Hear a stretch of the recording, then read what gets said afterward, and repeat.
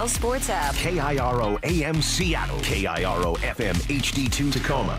This hour is brought to you by Goldberg and Jones. Give me a freaking auto! From the Quantum Fiber Studio, this is Brock and Salk on Seattle Sports. Brock Ewert is my hero. Jay Buhner just punched me in the kidney. We're going to accuse you of manager. Doesn't really work that way, Sherm. This is a show that has my name on it. It kind of does, though. Now here are your hosts, Brock Ewert and Mike Salk.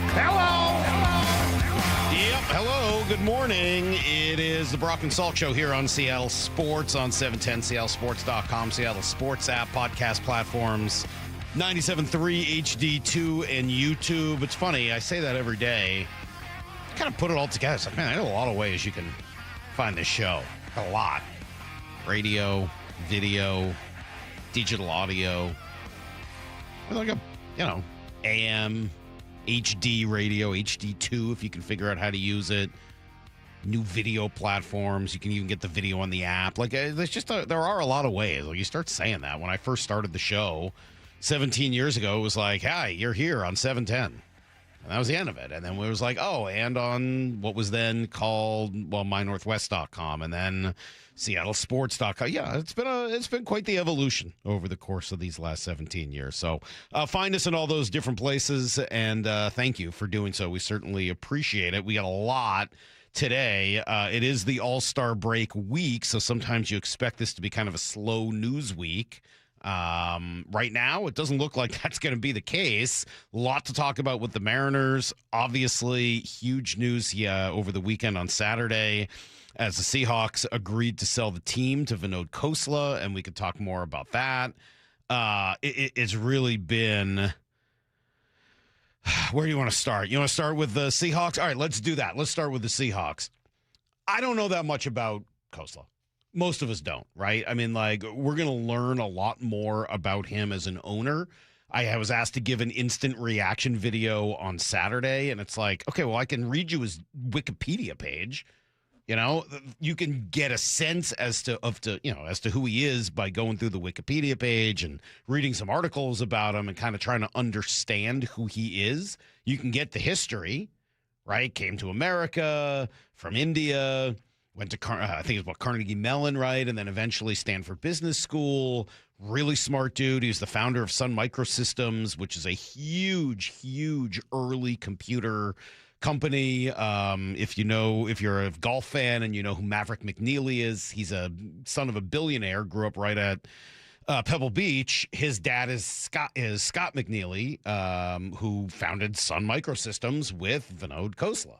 So, like, Sun is a big thing that's been around for a long time. Khosla took that money and turned it into a lot more money by getting into the venture capital world. He's been a part of all kinds of, the launches of really big companies over the years. He's an early investor. He's really into AI, early investor in OpenAI. He was an early investor in Square, which you probably use all the time when you're paying for things. He's an early investor in DoorDash, which you've probably used if you've brought food to your house without having to leave. He's Next Gen, which is, I believe, a big part of Intel's chips. I mean, like, dude's just made an ungodly amount of money. He's worth nearly $14 billion, according to Forbes. And it was just in the last year that he got into the Niners ownership. So it's not like he's been with the Niners for 10, 15 years. This seems to be a new passion of his, where he bought into the Niners a year ago. Smart decision for somebody who wants to ultimately own a team himself. And then, this weekend, we knew he was a bidder. We've known that for a while, but obviously became the high bidder over the weekend. It's with his family. His wife may be involved. His kids may be involved. He's going to be the managing partner, but we'll wait and see what role they will all have. And then they're going to be minority partners. Don't know who they are yet. And, in calling around and trying to get as much info for you guys as I could, talking to people who know a little more than I do, basically what I got is that's still being worked out. Could there be some local owners? Yes. Could they add some people that lost out on the bidding themselves? Yes, which is a very common occurrence. And I've heard some other names bandied about, but we'll wait and see who ends up being a part of the group when it's all said and done. he's not putting up 13 billion, or I'm sorry, 9.6 billion himself. The family's not doing the whole 9.6 billion. But they're going to put up a significant controlling share in that, and then they'll reach out and start to put together this group that will together own the Seahawks moving forward. Is it a perfect scenario? No, probably not. Like, I understand everybody who's upset that it's not a local buyer. Of course, I get it. Especially after being run by Paul and then Jody Allen for the last 30 years. Of course, totally get it. I wish it was a local owner too. Unfortunately, that doesn't really seem to be happening as much in sports anymore as the price tags get so high. Trying to find somebody and limiting yourself to that city, to that region, near impossible. So he wanted into the club. He's going to get into the club, and we'll see who else ends up joining him. My guess is, and everything I've heard, is that there will be some local names and probably names you're pretty familiar with. So we'll see. That, all of that is a we'll see. And then in terms of how it affects the team, I don't know. We're going to talk to Seth Wickersham at 8:30. Does it affect them this year? Probably not at all. My guess is for 2026, the answer to that question is 0. No effect on the team. 2027, I'm going to guess that, new owners like to put their stamp on things. So the Khosla family will probably put their stamp on things. I don't know what that means yet. So we'll talk about it a little bit more detail with Brock once he gets in. And as I said, Seth Wickersham, who had the story for ESPN, we'll talk to him at 8:30. I think, personally, just to finish this off here, and then I'll dig into the Mariners for a moment. Fun stuff. That $9.6 billion price tag, it means a couple of things. I mean, obviously, number one just means that it was a robust market for Seattle. Doesn't mean that they had as many bidders as they were hoping for, but obviously at least 2 of those bidders thought that this team was worth a tremendous amount of money. Essentially more than any other NFL team, right? And the second most after the Lakers? If I understand, yeah, more, in not sports? just more. So before this was the Commanders, but before that, 2022 was the Broncos. Mm-hmm. They paid more than double. Wow. More than double what the Penner family paid for the Broncos. So again, two quick takeaways on that. I'll dig into it more later. One, spare me with your stupid narrative about how Seattle stinks and the millionaire tax is not going to, is going to drive away buyers. None of that was true. Spare me. That's all just made up for clicks. Second, maybe more interesting takeaway. I think some of that has to do with the stadium being in good shape. I know we've talked about the need or the potential need for a new stadium. Maybe a new owner comes in and builds one. If I get it right, maybe I'm scared. The Broncos are built something new, right? Or didn't they just build something new? What did the Broncos do? I didn't think so. Or are they going to build something new? I know Washington is, right? So when you pay that price in Washington, you're going to then have to move that team ultimately. I thought Denver was making construction to begin in 2027. See, there you go. So if you pay $4, $5, $6 billion, you got to build a new stadium. Do you have to do that at $9.6 billion? My guess is no. So that'll do it there. We'll talk more about it today, and we'll try to learn a little bit more. I got some sound to play you guys as well. As for the Mariners, that's just a putrid road trip. Absolutely putrid. Ridiculous. Just awful. And look, do I care that they lost 5 out of 6? Yes, of course I do. And I believe that I said very clearly before the road trip, I wanted them to win 4. Not just split. Go on the road and show these 2 pretty good teams, very good teams maybe, who you are. And instead, they did, and that stunk. Going 1-5 on any road trip is awful, especially when you lose 5 in a row. But it's the way they did it that was much more upsetting. Right? It's the base running mistake by Weston Wilson. It's the lack of challenges. It's pulling or not pulling Logan Gilbert and then not having the righty ready. That whole thing was kind of a mess. It's, the Randy Arozarena, Luis Castillo stare down fest on Friday night. It's the balk from Davila. Put it all together. It's just sloppy, man. Just sloppy ball. Nobody wants to see sloppy ball. I swear, at 9:30, I will tell you, like, as bad as things are, they're probably going to work out. Honestly, like, look at who they play. They, as bad as they looked in there, they're going to come home. They're going to play the Giants and Reds. Those two teams stink. They're both like 11 and 15 games under 500. Look at their September record. They get like 7 against the Angels and 7 against the A's. Like, they'll probably end up being fine. And no, I don't think they're going to fire Dan Wilson, although if that kind of sloppy play keeps up, like, eventually you got to do something about it. There's got to be some kind of accountability, not just saying over and over again like a broken record. That doesn't work. Like, you got to have a little more than that. That's an awful road trip, absolutely awful, and exposed a lot of the problems on this team. But you're going to get Julio back on Friday. Probably going to get Brendan Donovan back on Friday. Going to play 2 bad teams. Like, the momentum will shift, which is why I don't think you're going to see a major change. Really, what we're going to find out about this team is what they do at the deadline. That'll give us a little better sense as to what they know and what they think in the top of the front office. But for a team as talented as this one to play like that, it's flat out inexcusable. I got nothing for you, man. That is flat out inexcusable. We'll be talking about it throughout the morning. Give you guys everything you need to know next. The sale of the Seahawks. $9.6 billion. For the future back-to-back champs, I'd hope it'd be $10 billion, but we'll settle with 9, yeah, for sure. This team in a championship window, does this affect it? No. The important pieces are still here. Sam Darnold, Coach McDonald, JSN. Please be like your predecessor. Totally committed to this team to do whatever it takes to win. That's all we care about, brother.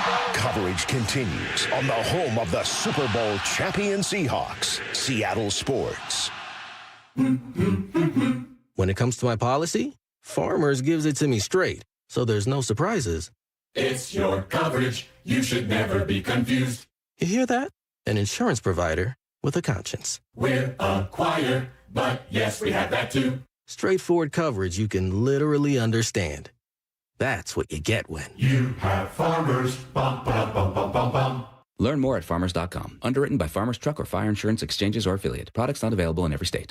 Your old water heater's starting to peter. DayandNight.net. Day and Night has $150 off installation of any new water heater, including tankless, backed by a free lifetime warranty. Hi, I'm Bruce. When your old water heater leaks or fails, the damage could be catastrophic. Whether you need an emergency replacement or you're planning ahead before it leaks, give us a call and we'll help you get into hot water again. Get $150 off installation of any new water heater. DayandNight.net.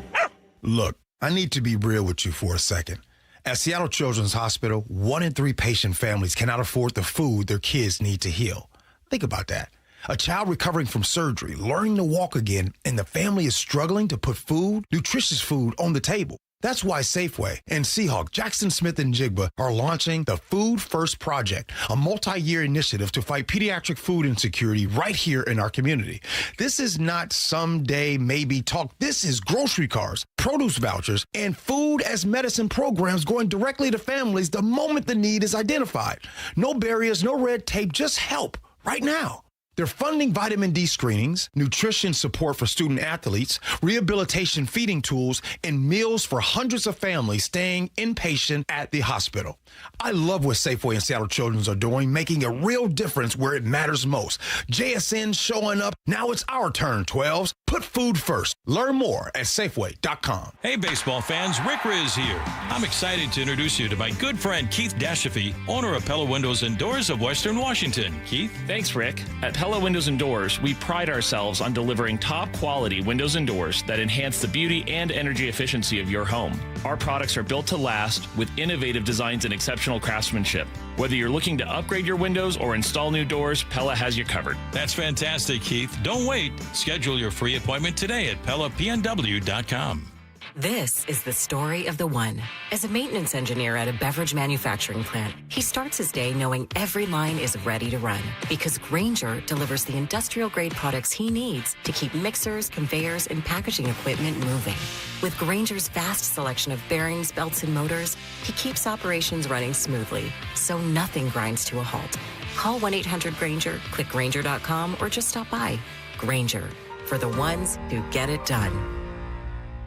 Rich Eisen here with some advice. If high-interest credit card debt is grinding you down, it might be time to call an audible with a SoFi personal loan. It consolidates your debt into one low monthly payment with no fees required. And with as soon as the same-day funding, you can make the right play fast. Call an audible on your debt today at SoFi.com/debtplay. Loans originated by SoFi Bank N.A., member FDIC. Terms and conditions apply. NMLS 696891. Fast funds terms apply at SoFi.com/debtplay. The home of the Mariners. It is gone! Cal Raleigh, 2-run home run! Hear every pitch on 710 and the Seattle Sports app. Progressive presents the Museum of You. We begin our tour with a unique piece, a relic from the early big screen television era. Remarkable. Next, we find a juicer, which historians believe has only ever been used once. And finally, compact discs from the emo era. A rare find indeed. Some things should be history, but until then, you could protect what's important to you and save by bundling your auto insurance with a renter's policy from Progressive. Progressive Casualty Insurance Company affiliates and other insurers. Not available in all states or situations. Get in the zone, AutoZone. The sounds of summer. They're great until they're not. Luckily, AutoZone has free battery testing and charging. Let me check that for you. To help make a rough moment smooth. Don't miss the Celebrate Free event at AutoZone. Free products with select deals until July 27th. And free services every day. Restrictions apply. Get in the zone, AutoZone. From the FIFA World Cup to competitive business environments, grand ambitions lead to game-changing achievements. At Bank of America, we're there to support businesses at every step, providing insights and expertise to help you gain an edge. He shoots, he scores! What would you like the power to do? Explore winning business solutions at BofA.com/gamechangers. Bank of America, official bank of the FIFA World Cup 2026. This is the story of the one who keeps multiple buildings running smoothly day after day. Plumbing that flows, HVAC that hums, cleaning supplies that keep surfaces sparkling. That's why she counts on Grainger. With easy reordering online and 24/7 support, Grainger helps her keep the products she needs on hand. So shelves stay stocked and buildings stay ready. Call 1-800-GRAINGER, click Grainger.com, or just stop by. Grainger, for the ones who get it done. This hour is brought to you by Goldberg and Jones. Need to know. 15 minutes past every hour with Brock and Salk. Presented by Marquee Data. Here's what you need to know. Up first. All right, well, for the first time in nearly 3 decades, the Seahawks will have a completely new ownership group. Paul G. Allen Estate announcing over the weekend they've agreed to sell the team to a group led by billionaire investor Vinod Khosla and his family. The family part is going to be important. The reported price, just over $9.6 billion, an NFL record, more than double what the Broncos were sold for just 4 years ago.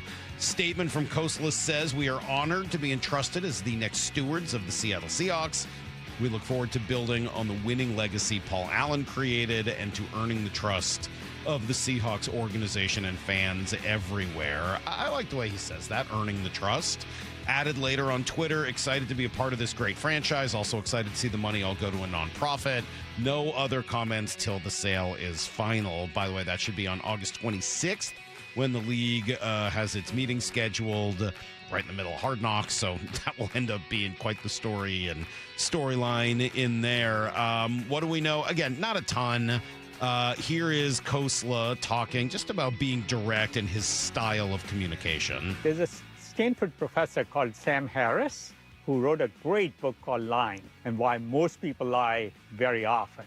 That book was a real test for me that I really never wanted to lie. I never want to politely say to you, hey, you're doing great, when you're not. And so I learned that being direct helps people more than being polite. So when we started our fund, I put on our website, we prefer brutal honesty to hypocritical politeness, because once you get the honest feedback, whether you like it or not, you can do something about it.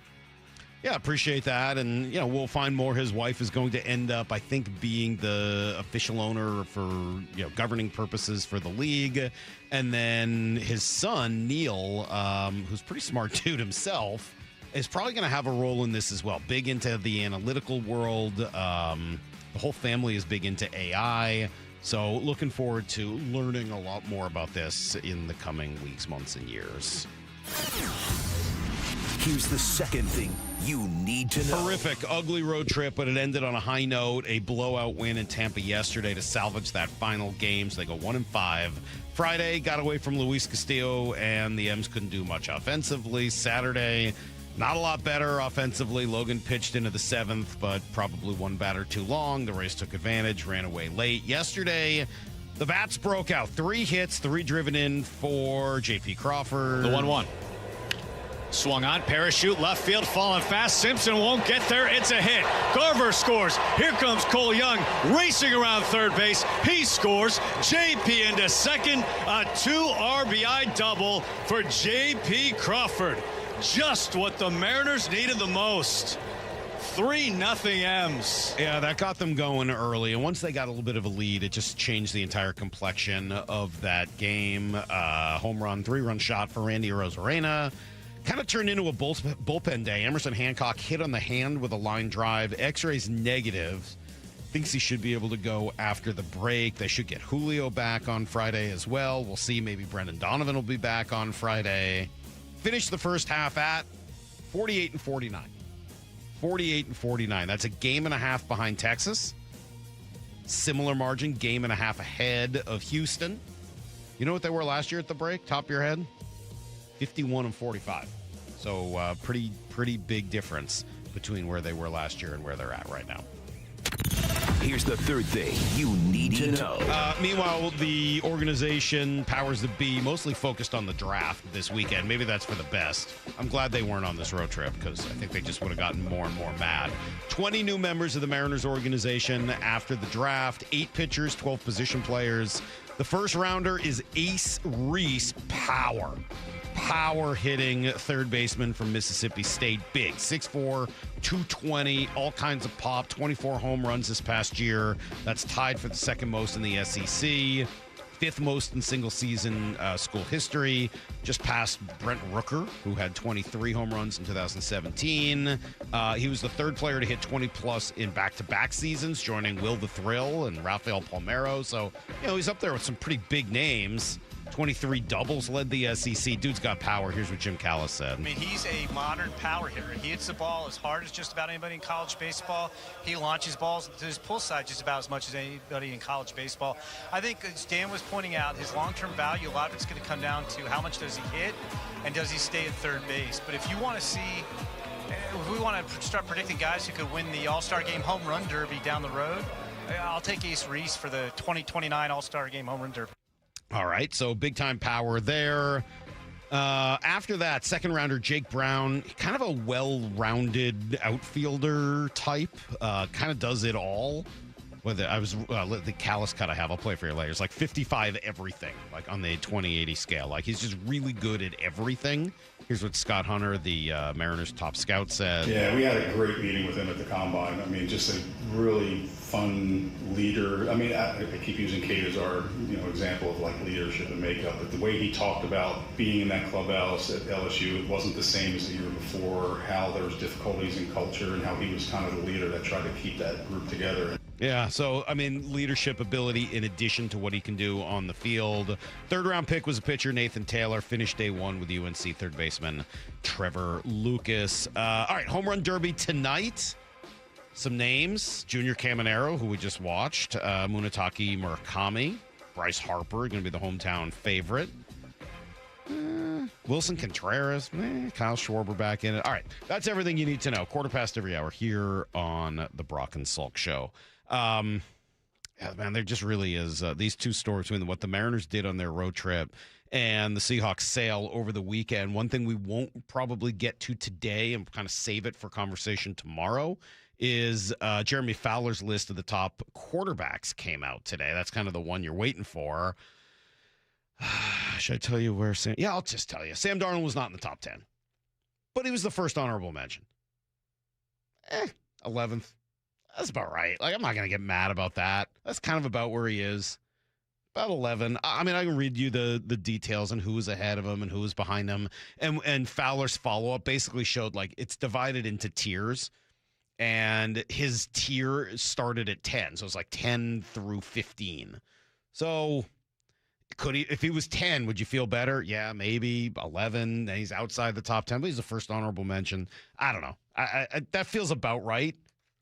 Feels about right to me. Not going to get too upset, but we'll discuss more tomorrow. Up next, it was a beautiful weekend. Spent a lot of it outside, the entire day outside yesterday. So if you were like me, maybe you missed things. Maybe you were watching the Love Island finale with your daughters the way I was last night. I don't know.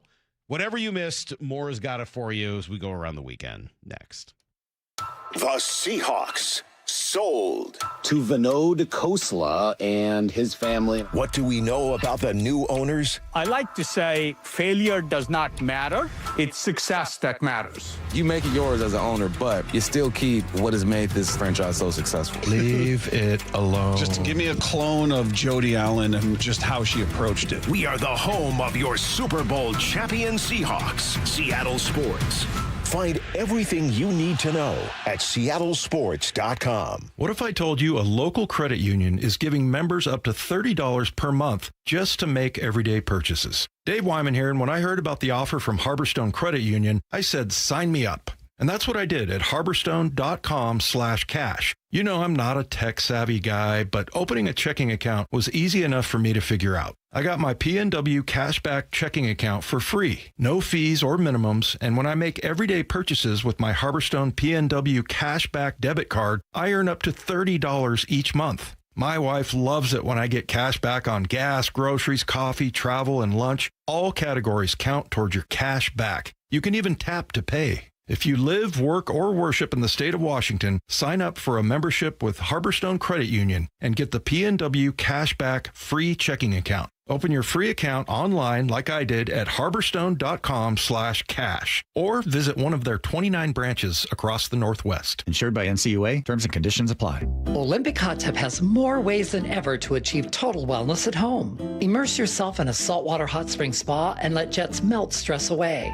Enjoy a refreshing swim in an endless pool swim spa. Retreat to healing warmth and detox in a Tilo sauna.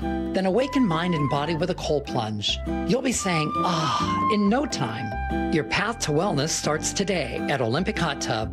Current specials with exciting savings at olympichottub.com. Better you, better life. We're kicking off a football frenzy that can net you up to $10,000 in cash. Don't stand on the sidelines. Get on the pitch and join the fun. Hourly hot seat drawings run every Saturday night from 7 p.m. till midnight in June and July. Take your shot at $10,000 every week. The field's wide open. Don't forget, your Reef Rewards card can save you up to 25 cents per gallon at Lummi Bay Market next to Silver Reef. Silver Reef Casino Resort, located off I-5 exit 260.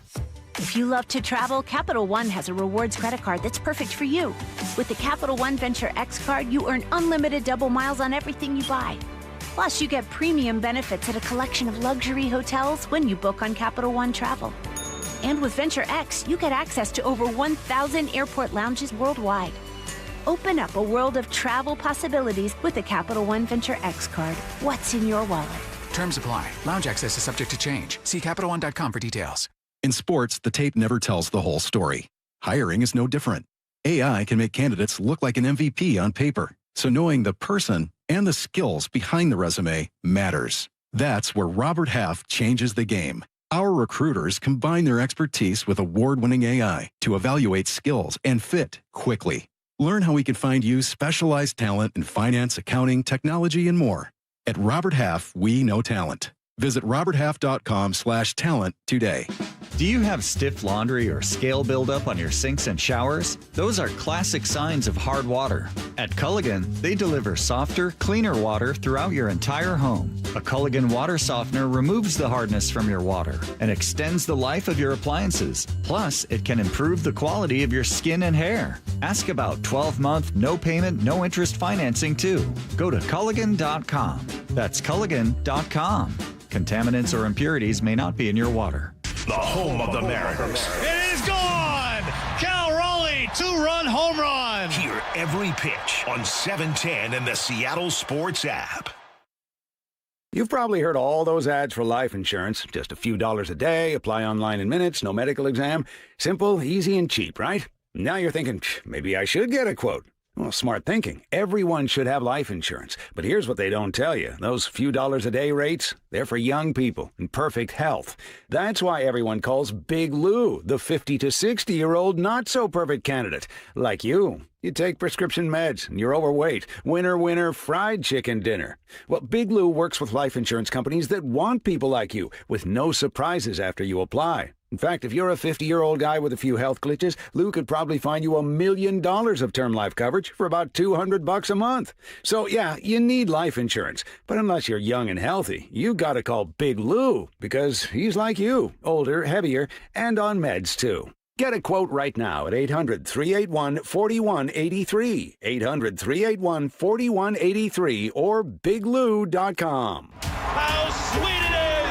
50 seasons of moments. 50 seasons of legends. A once-in-a-lifetime event. Join Mariners past and present at T-Mobile Park August 7th through 9th for 50 Season Celebration Weekend. The festivities begin Friday with a post-game slugfest, the Alumni Home Run Derby featuring Ichiro and other former Mariners sluggers, presented by Muckleshoot Casino Resort. Saturday will be a showstopper. 50 Season Celebration Night presented by Daktronics. Arrive early to witness the biggest gathering of franchise icons ever assembled as the 50 greatest Mariners from across all 5 decades are revealed. It just continues. My. The weekend wraps up on Sunday with a collectible 50 Seasons pin giveaway thanks to KeyBank. Seats are going fast. Get yours at mariners.com/tickets. Brock and Salk's Rewind is presented by Toyota of Kirkland and Toyota of Renton. From the Quantum Fiber Studio. This is Brock and Salk. Weekdays 6 to 10. On Seattle Sports and 97.3 FM HD2. So Brock told us last night he's got a confession to make at 7 o'clock, and I guess I now know what it is, thanks to a texter. It's brutal. It's brutal. I'm jealous and mad all at the same time. And disappointed. I hope it's not true. I think it is. I think it's true, Ian. I think it's true. It's not good.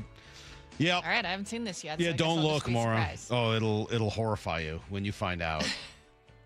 It'll really bug. I mean, it bugs me. I don't know whether it'll bug you as much, Maura. I think you might be more okay with it. But I was pretty upset. Did you do the wave? No, you'll see. It's really bad, but I think you'll be a little more understanding of Brock in a situation. Yeah. Was this at Tropicana Field? Yeah. Okay. Yeah, it was pretty bad. It was pretty bad. Well, Brock was in Tampa this weekend. Pretty bad. Pretty bad. So I watched the finale. We're going to get to around the weekend here in just a sec. So I watched the finale of Love Island last. This is the first time I've watched Love Island was this year. Finale was last night. Okay. Is it like inappropriate to spoil something like that the next day? Do you have to give people some time? I don't probably should. I guess I would just say so. I guess you plug your ears. Nobody was shocked by the winner. Okay, it was kind of what everybody expected. It was the couple my kids had voted for. Okay, I was going to ask if they were happy with it. They were very happy. Avery squealed. I was upset. The fourth place couple was the one that I wanted to win, which is a bit of a bummer. Anyway, none of that is particularly important. Here's the thing I found. So I didn't watch the whole thing. I didn't start early, but once my kids got into it, they kind of got us into it. And then, it's a bonding thing with my girls, something to talk. It's all Avery's talked about for the last month. So I wanted to be able to talk to her. So I figured I'd better watch this the same way she watches baseball with me in order to know what I'm talking about all the time. So it was, I'm trying to, model that behavior back. So I did. I watched it with them. And I told you, I've got like a million observations of this ridiculous show and the amount of time the guys spend shirtless, hugging each other and hugging, their girlfriend's parents. It's ridiculous. Well, without wearing a shirt. Put a shirt on. I've never hugged anybody without a shirt on. And the girls and what they're wearing as they decide. I mean, the whole thing was bizarre. All right, but at the end of this show, I probably watched the last, 10 episodes. I think they were like closer to 30. At the end of the show, the winning cup, you know what the winner gets? $100,000 to split. Oh, yeah, but they'll make 3 times that off of social media. All right, and there's like fine. a spin-off show now that they do. Fine. All right. Where they follow them around after. But I was like, $100,000 split 2 ways after taxes?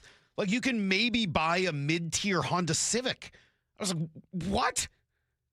You take your $50,000, you pay $25,000 almost in taxes. You can't even afford to buy a nice car. That's crazy. They were giving out $100,000 for winning Wipeout in like 2007. Right? I don't know. I'd sort now. My wife had a good theory that maybe because they don't give out that much, because the winning isn't really the key, it keeps them from being devious and nasty and sort of the whole like Survivor mentality. So maybe it's that. Maybe they're trying to keep it a little bit more positive. Back when that show first started, they used to pick one person in the couple and ask them if they want to split the money or steal it all for themselves. Oh, see, that's terrible. And apparently everybody was nice enough to split it, so they just stopped doing that. I'm sure they did because they didn't want to look bad because they knew they could make more. Not that $100,000 wouldn't be a huge change in my life. I would love $100,000 or $50,000, of course. But, you know, you're right. If you can make a whole lot more than that doing other things, why sully your reputation by saying, I'll take it all? Is that worth $50,000 to you to ruin your reputation and your chance to make hundreds of thousands more in the social media game? Probably not. Anyway, it was very silly, and that's what I was watching last night. And so, yeah, I don't know. Let's go around the weekend. All right, I figured we will start with the futures game. What the bed we have that's Get Money from Junior Mafia, what do we use that for? Buy or sell. Buy or sell. That's what it is. I heard that song twice over the weekend. Once the other day and then once on my drive to work this morning. And I was like, which bed what game do we use this for? All right, thank you. That was just bugging me. Sorry to interrupt. All right, the AL won the futures game 6-1 this weekend. Yes! Yeah, let's go. Yes! The AL did something right. Tampa Bay Rays prospect Nathan Flueling was named the MVP after hitting a decisive 2-run home run. Kate Anderson and Ryan Sloan each pitched a scoreless inning. Yeah, they did. Anderson retired 3 of the 4 batters he faced in a 10-pitch first inning. Sloan also retired 3 of 4 batters during a 17-pitch fifth. Apparently, I saw the National Baseball Hall of Fame social media account post that Kate Anderson's cleats from the game are being taken to Cooperstown. Jeez. Just in case. They must have high hopes for him as well. Yes, they should. Gabe Lackas of USA Today talked to Kate Anderson after the game and asked if he's, been keeping an eye on what's going on in Seattle and hopes that he could get the call up soon. I mean, yeah, I'd love to play, obviously, but I'm really focused on myself and just being patient through this process. I just feel like my time will come when it comes. I don't want to play this game for this season. I want to play this game for a long time. So just keep it happy. He's not here for a good time. He's here for a long time. So he'll wait. I wonder what he was thinking as he saw Emerson Hancock take that ball off his hand. Yeah. He's like, I might need those cleats back from the Hall of Fame. I think we were all thinking, oh, man, that they might not have to make a decision with the rotation after the break. But thankfully, it sounds like he's going to be okay. Phew. All right. Nice job, Cade. Nice job, Sloan. Yeah. Good to see them doing what we all have seen from them most of the year. I know everybody's just hoping that we're going to get to see them a little bit in September at the very least. I'm just excited that the AL won the game. I root hard on that one every year. They need something. Yeah. Let's see. Well, the Mariners weekend, as you mentioned, was rough, so I don't think we need to do a deep dive. But there were some moments, though. A couple of things that stood out. We're going to talk about them. Yeah. Friday with the Rays leading 2-1 in the fifth. Randy Arozarena didn't even really attempt to chase down a foul ball in left field. Here is the call. If you're the Mariners and you need help... Wait, that's not it. That's not it. That's Ken Rosenthal. That is Ken Rosenthal. Here we go. There's a pop down the left field line. It's a long run. And remember, Arozarena's hamstring is still a little tight. There's a ball in the corner last night in Miami, and he's still kind of protecting it. Yeah, and you could tell on that play, too. I think he just kind of gave up on that ball. Had plenty of room down there in that left field bullpen, that Mariners bullpen. So it's funny, I was listening to the game at the time. I don't know that we have the radio call. It was a little different because Gary and Angie were talking a lot about that bullpen, and they did not make it. I didn't know what had happened. Right? I'm just listening, and they were like, well, they ball into the corner. That's where the bullpen is, and you don't want to run through. They had been talking, I think, about that bullpen being in fair territory, or not fair territory, in foul territory, but on the field as opposed to behind the wall. And they're like, Randy's played here in left field, so he knows not to mess around too much in that bullpen area. You don't want to get hurt running up the mound. And I was like, okay. Like, I didn't think much of it until I got home and saw it and sort of saw the reaction from Luis Castillo and everything wasn't else. That close to that. Yeah, it was. I know he is dealing with a hamstring. And yet, I totally understand Luis's frustration. Well, yeah, because then on the next pitch, Cedric Mullins does this. Well, I mean, Why do I not have the... Oh, I'm sorry. I did not have the highlight, actually. I have Dan talking about it after. But yeah, Cedric Mullins hits a home run. Luis Castillo and Randy then, as you mentioned earlier, had a bit of a stare down. Yeah, it wasn't good. I mean, like, those guys kind of looking at each other. They were clearly... obviously, Luis was upset. He had sort of looked at him after the play happened, and then it was a much longer stare down after the home run. If I'm Randy, there's a part of me that's like, well, dude, take care of your own business. Sorry. Like, I couldn't get to it. It was a foul ball. It wasn't a double. Yeah. Like, you're the one who gave up the home run. It's not like, but I also completely understand where Luis is coming from. Like, hey, man, just give it your all. If you can't make the play, you can't make the play, and then I'll, take the heat for whatever happens next. But you're killing me here, man. I'm pitching for my life, and you're kind of killing me, and you're killing the team. Yeah, it's crazy because Randy is their best player right now. Yeah. He's their best player, almost without a doubt. I mean, like, he is their best hitter. He's been awesome for the whole first half. 3-run home run yesterday was huge. But those moments are divisive. Like, the lack of concentration moments are hard to deal with. And they make you mad. But lack of effort, lack of hustle is worse. I mean, they're connected, obviously. They're close.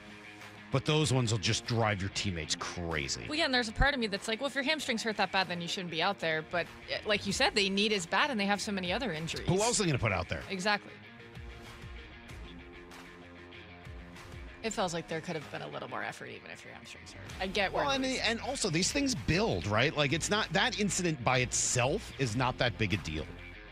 It's that incident on top of the Cal and Randy thing, on top of some weird base running plays, some other plays like that this year. 2 calls in your first Julio at-bat. and Randy and their conversation that led to Julio being a little late to his at bat because there was another issue like that in the outfield. I believe Brian Wu was on the mound for that one.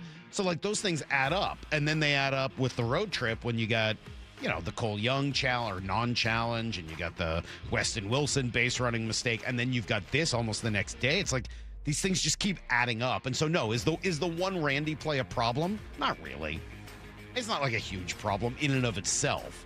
But when you add it on to all the others, is it a problem? Yes, it is a problem. Yes, of course. I think the word you use, divisive, is just you worry because it does kind of feel like the vibes are off right now, and maybe that's just because you're not playing that well. Yep.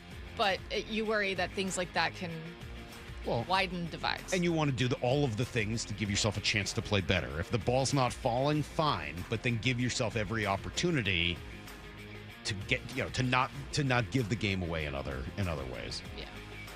I did have the cut of Dan Wilson talking about it. He mostly just, mentions the hamstring. He said, says that, and kind of says that that's probably the reason why he didn't run out. So you don't have to play that. Stop. Saturday, former. I do this all the time though, like watching Love Island. So the word on Love Island is genuinely. I don't know if this has always been a thing or if this is a Gen Z word. But they use the word genuinely every 6 words. It's crazy. Well, probably because there's nothing genuine about anyone on that show. Maybe. They have to. Like genuinely. They have to like genuinely, Maura? Genuinely. I genuinely think, oh my God, genuinely. So I just started repeating it after every time they said it. Genuinely? Yeah. Genuinely? Saturday, former Mariner Ben Williamson had a career-high 4 hits. Got a kid. Yeah. Logan Gilbert had allowed 2 hits through 6 innings and was still in for the bottom of the 7th when Dan Wilson went out there to talk to him. You thought that he was going to pull him, but Gilbert managed to talk his way into staying out there. He was eventually replaced by Gabe Spire after giving up a double to Aranda and intentionally walking Cam and Arrow. Spire gave up a 3-run home run to the next batter. Wilson was asked after the game about leaving Logan in. He's been so good for us, and like I said today, he was tough, and had a chance there to get out of that inning with him, and thought he really deserved a shot at that, and just Aranda was able to get a piece of it and drive it in the gap there, but otherwise an outstanding afternoon for Logan. Not. That was quite the sigh. That's about what I did as I was watching that on Saturday. So I was actually out when that happened, and I saw your text. I was going to Twitter to see what was happening in the Mariners game, and that's when I saw the Seahawks sale. Yeah. I was like, it's right whoa. about the same time.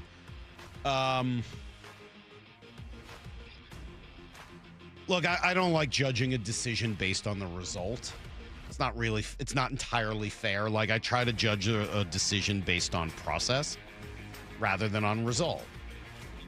But if you're going to do something like walk out to your starting pitcher and then opt to leave him in, then the result is going to dictate that decision, because that becomes a gut decision then, right? You're not making that decision based on process. You're not making it based on numbers. You're going out there and saying, I got to look my guy in the eye. I've got to see if he's got that fire left in him, something along those lines. That's generally why a manager would go out for a visit himself without making a call. And in this case, it didn't work. So I am going to judge the result. I don't usually. I try to judge the process, but I'm not going to this time. I think that's a result-based situation. And if you're going to go out there and use your gut, then your gut better be right, or else it was a mistake to use your gut. And unfortunately, his gut was wrong. And then, look, maybe it's worse, maybe not. I don't know. But, not having a right-hander available, now you got to walk Cam and Arrow. Maybe you would have walked Cam and Arrow anyway. I don't know. That's sort of, they would have more info on that than me. But it was a weird look that Bizzardo at that point had sat down. So you don't have a righty for Cam and Arrow. And then they end up bringing in a pinch hitter to hit righty against Spire. Now with 2 men on, when that guy hits a home run, the game's over. Genuinely. So, at that point, look, you're now going on essentially a road trip where in 4 of the 5 losses, you've done something to beat yourself.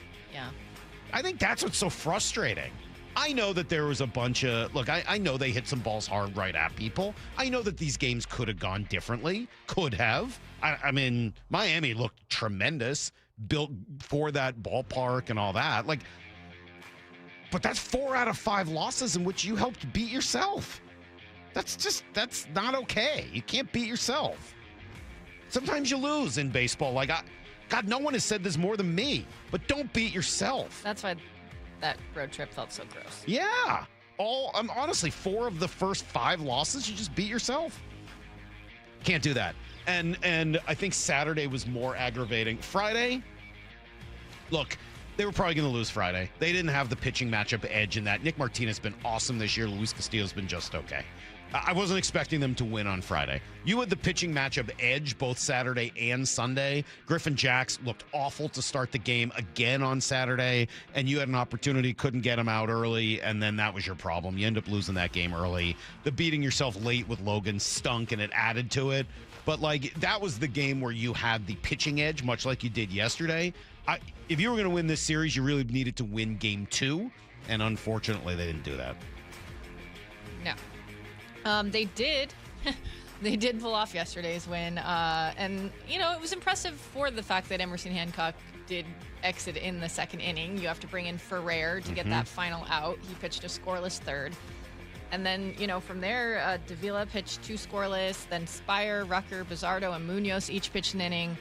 The 2-run home run Bizzardo gave up in the 8th. That was the only runs allowed. So kudos to all those guys for pulling together in a I think everyone had a pretty bad feeling with the way things have been going when Hancock had to leave that game early. Yeah, and again, it was a nice break for the M's. They got the Rays. We talked about this Friday. Rays have 3 really good pitchers. They only had to see 1 of them, so that helped.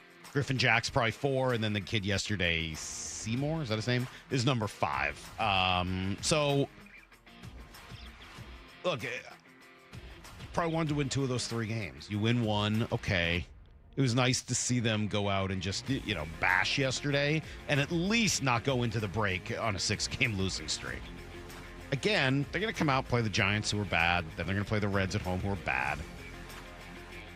They'll make some of these back up. It's not the end of the world, but it is ugly and really ugly to watch.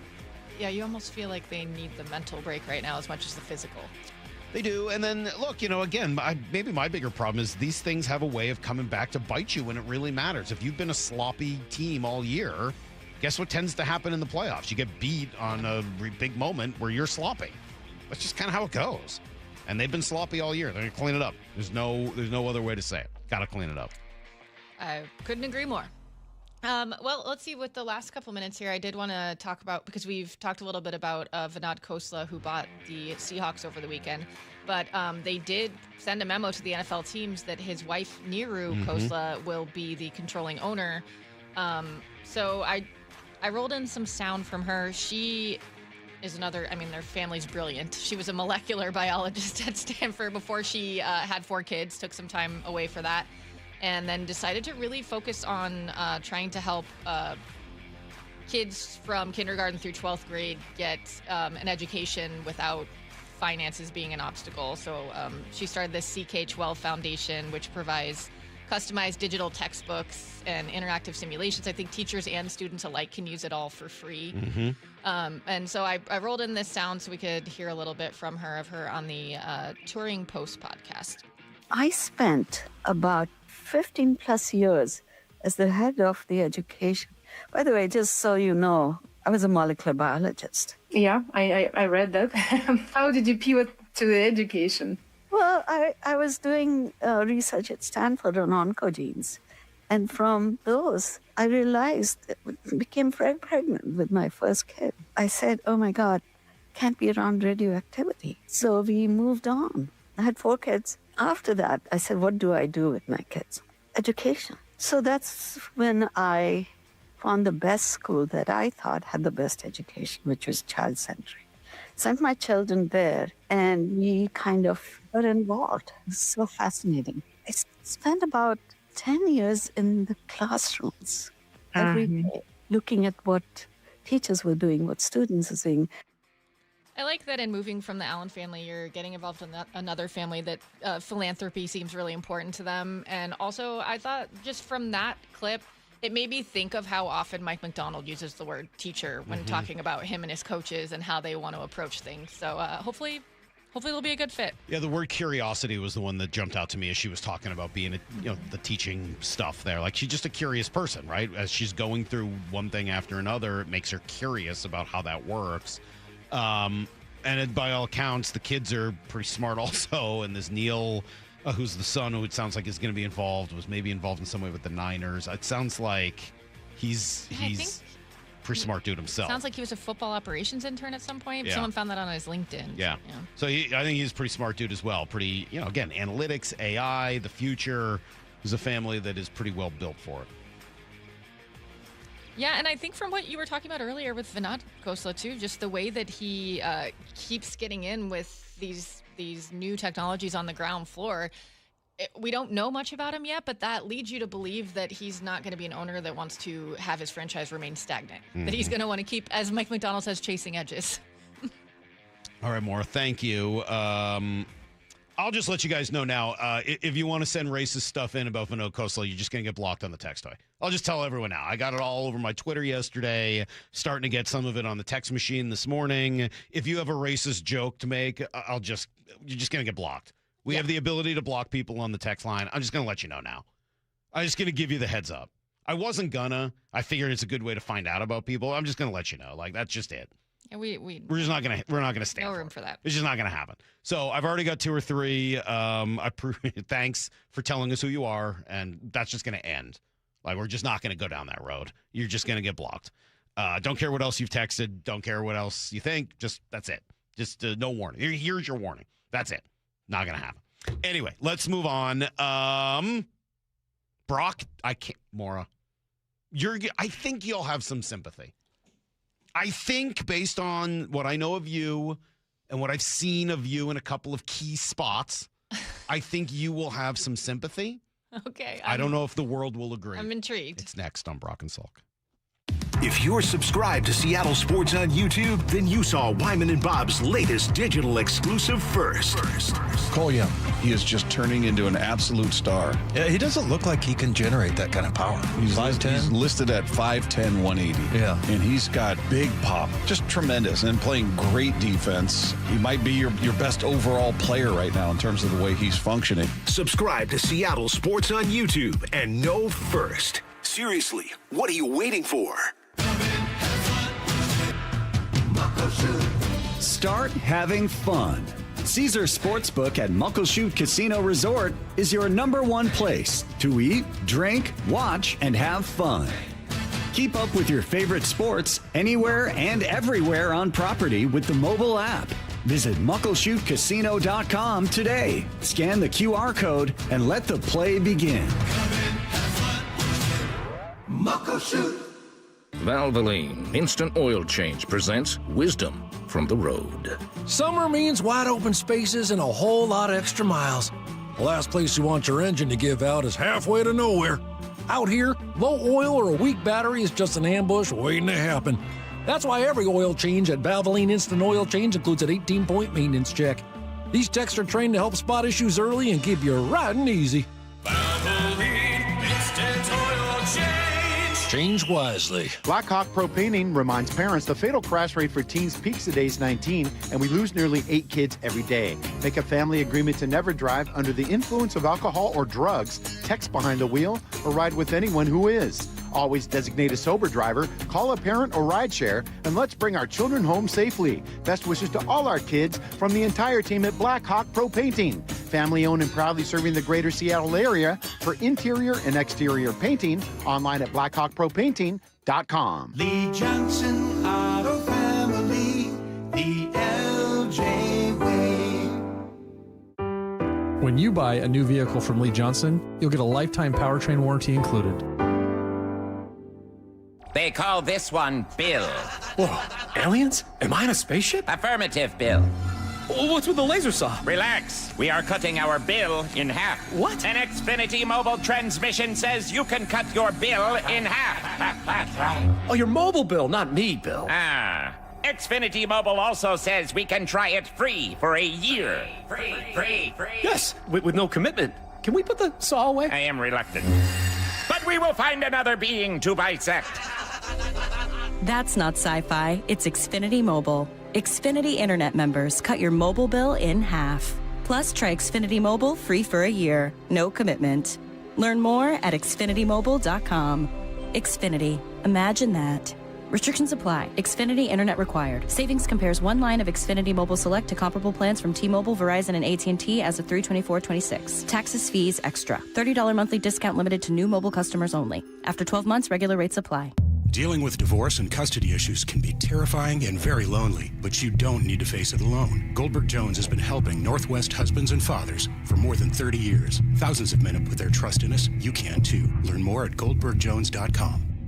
Klein Jewelers is all about celebrating big anniversaries. What's a big anniversary? Year 1, year 5, year 25. If you forgot about it, you'll find out just how big it is. No matter the year, Klein Jewelers is here to help you celebrate with something beautiful. Maybe it's a 3-stone ring that honors your past, present, and future. Maybe it's a new band to stack or the diamond upgrade you've been dreaming about. And while we love anniversaries, we're here for all life's special moments too. Klein Jewelers by the Fountain in downtown Edmonds. Your jeweler for life. Not all roofs are created equal, and not all warranties are either.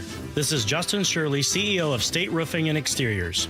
Right now, take advantage of free lifetime Golden Pledge warranties on all GAF shingle installations. And save up to $3,000 or choose 0 down, 0 payments, and 0 interest up to 24 months. Summertime savings won't last forever. Protect your home with a roof you can count on for decades. Call 866-ROOF-ROOF or visit stateroofing.com today. Held to a higher standard since 1968. Kenny here to help you ignite your taste buds with Firework Freeze 5-hour energy shots. Juicy cherry, citrus lime, and blue raspberry. It's that iconic freezer pop flavor, but with none of the guilty sugar aftermath. The perfect summer kick. It's a delicious, portable, zero-sugar energy shot bursting with flavor. Bring on summer with Firework Freeze 5-Hour Energy Shots. Available online at 5hourenergy.com or on Amazon. When's the last time payroll was the easy part of your week? With Gusto, it can be. Gusto is the all-in-one platform designed to take the hassle out of managing your team, from payroll and compliance to hiring, onboarding, and more. With Gusto, you can get back 2 full days each month with all the time you've saved. Go to gusto.com today and learn why over 500,000 small businesses choose Gusto. That's GUSTO.com. Gusto.com. Let's go! This is Seattle Sports. Streaming through the Seattle Sports app. KIRO AM Seattle. KIRO FM HD2 Tacoma. Home of the Seahawks, Mariners, and everything Seattle sports. Get in the freaking auto! From the Quantum Fiber Studio, this is Brock and Salk on Seattle Sports. I don't read the internet, guys. Take the bull by the hands. And Brooke, you are. And Brooke, you are. Now here are your hosts, Brock Eward and Mike Salk. Oh, good morning, Brock. Good morning, Michael. How are you? I'm so good. You so good? Well, I was good. I mean, look, we got a lot to talk about today. Some of it's good, some of it's bad. We're going to talk a lot about Vinod Khosla. We'll dig in deeply to that at 7:30 and new Seahawks ownership. Seth Wickersham will join us at 8:30. I got a lot to say about the Mariners today. We've been talking about them already quite a bit. And again, just the continuation of the sloppy play that is beyond frustrating and bordering on unacceptable. Well, no, not even bordering. Right up there. It's unacceptable. Mm-hmm. But then I came in this morning, and I know you said you had something to admit. Yeah. And somebody texted us and told us what happened. Maura doesn't know yet. At the Trop. I'm disgusted. I think Maura will have the most grace for you when you tell us what happened here. I think Maura, of all of us, just, again, knowing some of the moments in her life that we've witnessed, I think she'll have a fair amount of grace for you. I don't think the rest of the world will. I think everyone else will be pretty disappointed in you and what happened. Yeah. Well, my son-in-law certainly was. Right? I don't blame him. Yeah, Dylan was like, wow, really, Dad? Or he calls me Pops. Really, Pops? Yeah. Wow. Your son-in-law calls you Pops? Calls me Pops. Yeah, no. Oh, yes. That's a hard pass. Oh, it's a hard yes. I'm in.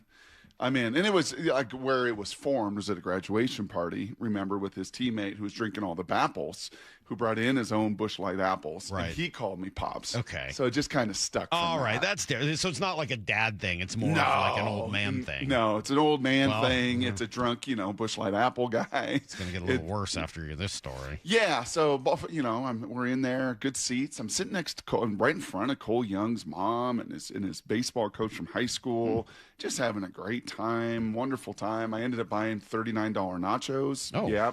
Wow. Yeah, they were in a boat, Salk, like an enormous boat. And was there caviar on them? Oh, no, there's some pulled pork on there, Maura, but it was very large. The Young family very enthralled with it, so they end up going and getting it. Wow. So imitation, finest form of flattery, and then a foul ball comes. And, I think at that point the boat is on maybe the chair in between Dylan and I, so I don't even have an excuse of food or drink in hand. Oh, no. Foul ball comes up. It goes above us to the 200 level, and then it bounces down. Oh, so it wasn't even moving that fast. No, it was moving pretty fast. But it hit but it had already bounced. Yeah, but as you know, it gets that top spin coming down from the 200 right, level. but it wasn't like a whistler right at you. No, it wasn't a whistler Nor was right it at a me. mile high. No, not a mile high. It bounced. It bounced. It's skimming. I'm like, oh my gosh, this is right at. I got a shot right now. Oh, no. And I put my hand up. Oh, no. Put my right hand up, and it just bounced right off. Bounced right off. Oh. Here I have a chance to be a hero. Oh. Dylan's first professional sporting event. Dylan is from Whitehall, Montana. First time to Hawaii. It's a life of firsts with my son-in-law, Dylan. He had never been to any pro event in his life. It's his first time. So we didn't have to pay for parking at the Trop. You had his first we didn't have to pay event of his life be at of his life. Tropicana Field. It's just how fate fell. Come on, man. Salk, it's how That's terrible. Destiny fell. And I couldn't believe it. We pull up, like, free parking at a pro event? What is this? I have never in my life. They didn't pay you to park there. Dylan, this isn't normal. The Trop is very odd. It's a very, very strange building. We can get into that later. But yeah, man, I had a chance. It went right off my hand. Just embarrassing. And so what do? Just kind of the sit of shame. Yeah. The SOS. And I pull my phone out. I'm like, oh no. Oh no. I hope the cameras weren't on me. I was going to say, do we have video of this? I hope the cameras aren't on me. That'd be a bad meme of me dropping a ball after all these years of saying, don't drop it. Right. Don't drop it. So is there? Thankfully, my phone did not blow up. Okay, good. No. The only person who texted us was at the game, said they were sitting about 15 rows from you. Yeah. I was listening to that on radio at the time, so I didn't. I don't know if there's video. No, there must be no. If there was video evidence from anyone. Let's be clear. Yeah. If there was video evidence, Ryan, I think Goldie was out, so maybe if there was any semblance of video, it'd have been out there. All these years, hot shot. Don't drop it. I can't believe you paid $34 for nachos, but nothing for parking. Yeah, like that, you're kind of burying the lead. That's kind of why I bought the nachos. Kind of like, you know what? All right. I didn't pay for parking. I had to pay for parking. So let's get these 34. They were $39 nachos. So I'll keep $39, which, by the way, we didn't finish. I don't think the Young family finished either. So very, very embarrassing. Kind of like the Trop. Very embarrassing. Well, kind of like the Mariners on this road trip. Yeah, kind of like pretty embarrassing. Ball dropping, not using. Look, we'll dig more into this later in the show. I just said a few minutes ago, you lost 5 out of 6 on a road trip where I was really hoping you were going to show your medals, kind of show who you were. And not only did you lose 5 out of 6, 4 of those 5 losses had significant self-inflicted wounds. Mm-hmm. 4 of the 5. Or selfishness. Yeah, again, some level of self-inflicted wounds. Mm-hmm. Something that you yourself could have prevented either by being more heads up, better concentration, better decision making, better hustle, but something that was on you, not just didn't hit. Like they hit some balls hard that were right at people. That's a fact. It did happen. I watched it. Mm-hmm. But I'm not. I'm talking about things you did to hurt yourself. And in 4 of your 5 losses, you contributed to the loss. That's a problem. Yeah. It is. And I've said it. I'll say it again. When that happens across as many games as it's happened this year, Brock, because none of those things in and of themselves are the end of the world. But the way they build on each other and the way they build on things that have happened throughout the year, this is where the manager needs to step up and make this his problem. He needs to deal with this. Mm-hmm. This is the manager's job. One mistake? Not really. One player over and over again? Okay, that's the player. Mm-hmm. Series of players, pitchers, position players, everybody making mistakes and self-inflicted wounds. This is the job of the manager to fix it. That's the gig. I know what is the old thing about causation? And correlation? Yeah, and correlation. I know this is kind of tricky and it's easy to use in these situations, and it's very easy when you're not hitting. It's very easy when you're 1 for 28 with runners in scoring position and not executing. So it gets really, really easy at that point then to go, this looks like a team of independent contractors. But having been there Friday night, honestly, having been there and watching it and you see it, and you get a lot more of it. You get him on and off the field. You do get to see Luis glaring at a Rosarena when he doesn't run, nor does he dive, nor does he put any effort in getting to a foul ball. And then the next, batter or 2 batters later is a home run. Same batter. Right? Yeah. So Same next batter was pitch, a home run. Yeah. Next pitch or 2 is a home run. And it's had those kind of, instead of the Gino Suarez good vibes, where everybody is jumping out of the dugout together, where everybody's celebrating everybody. And again, causation, correlation, you're struggling, you're not scoring, you're not getting it done, guys are injured, Julio's guys are worn down. Your best good vibes guy's not around. Force multiplier of that energy every day is not there. But it did, man. Friday, it felt like a team of independent contractors. Because, again, it's the culmination, right? It's not just what you watched on Friday, nor is it for them. Randy, not getting to that foul ball, is it the end of the world? No, it happens. Again, he's got a hamstring issue. He's running up into the area where the bullpen is. I'm not excusing it. I'm just saying, those plays happen. But it's not that play in a vacuum. It's that play on top of the play a couple of weeks ago where Julio talked to him afterwards. It's that play on top of the WBC stuff and the reaction to, like, it's not one thing. It's a culmination of things. And it's the culmination of the week. It wasn't just that moment after you had won 2 out of 3 in Miami. It's that moment after you lose game 1 in Miami where you have a base running mistake, game 2 in Miami where you have a challenge issue, right? Then a loss, then that, and then the next day didn't go a whole lot better with Dan using his gut on Logan Gilbert and getting burned on it. Not to mention the balk in there as well. Like, these are self-inflicted wounds and they add up. And I totally get that. I get what you're saying. It really paints an ugly picture. Yeah. It does paint an ugly picture. The good news is they get 5 days off, and then they're going to come back, and they're going to play the Giants, and they're going to play the Reds. Those two teams are a combined 26 games under 500. Yep. Right? And then, September, you look at the schedule, and it's Angels, A's, Rockies. Like, there's enough horrific teams in baseball that the record probably isn't going to crumble. And Julio should be back, and hopefully Brendan Donovan eventually does some kind of rehab. We're waiting on that. And yes, Maura Dooley just texted us. Those are the nachos.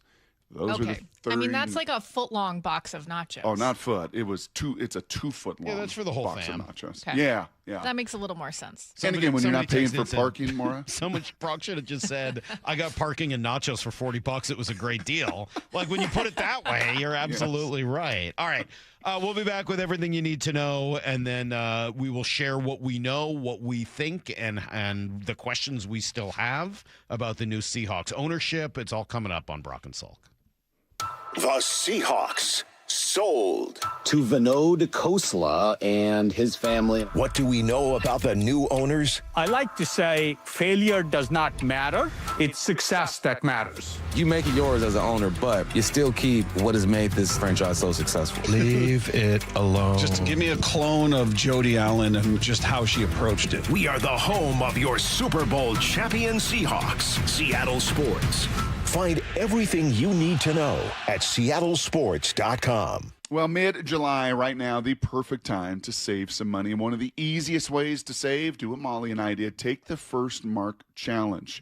And you know what? We saved thousands of dollars the very first year with First Mark, and you got a good shot to as well. And we've been saving ever since. Here's how they do it. First Mark goes to work for you, not one insurance company. They compare rates and coverage from dozens of the top-rated carriers. Then they go to work to find you the right coverage at the lowest possible price for your needs. And when you need them, you'll talk to a real person who knows you and is there to help you.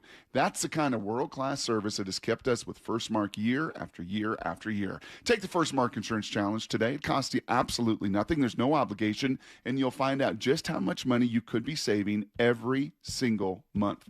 You could be the next First Mark Challenge victory. They've had over, 11,000 of them. Go to firstmarkinsurance.com. What are you waiting for? Your savings start tomorrow. firstmarkinsurance.com.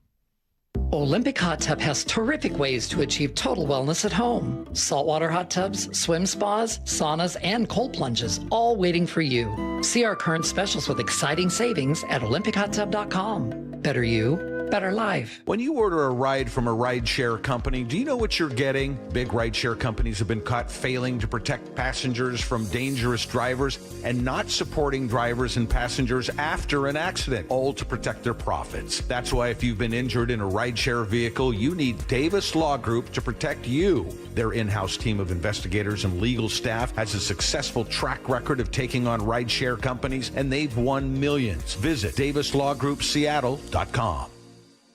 Every summer, homeowners wait too long to find a house painter. All Covered Painting is accepting a limited number of exterior projects this season. Ask about a designer-led complimentary color consultation. Get your free estimate at allcoveredpainting.com. It's summertime and the living is easy. If you're like me, you're spending nights on the patio listening to the game and enjoying what makes our area so beautiful.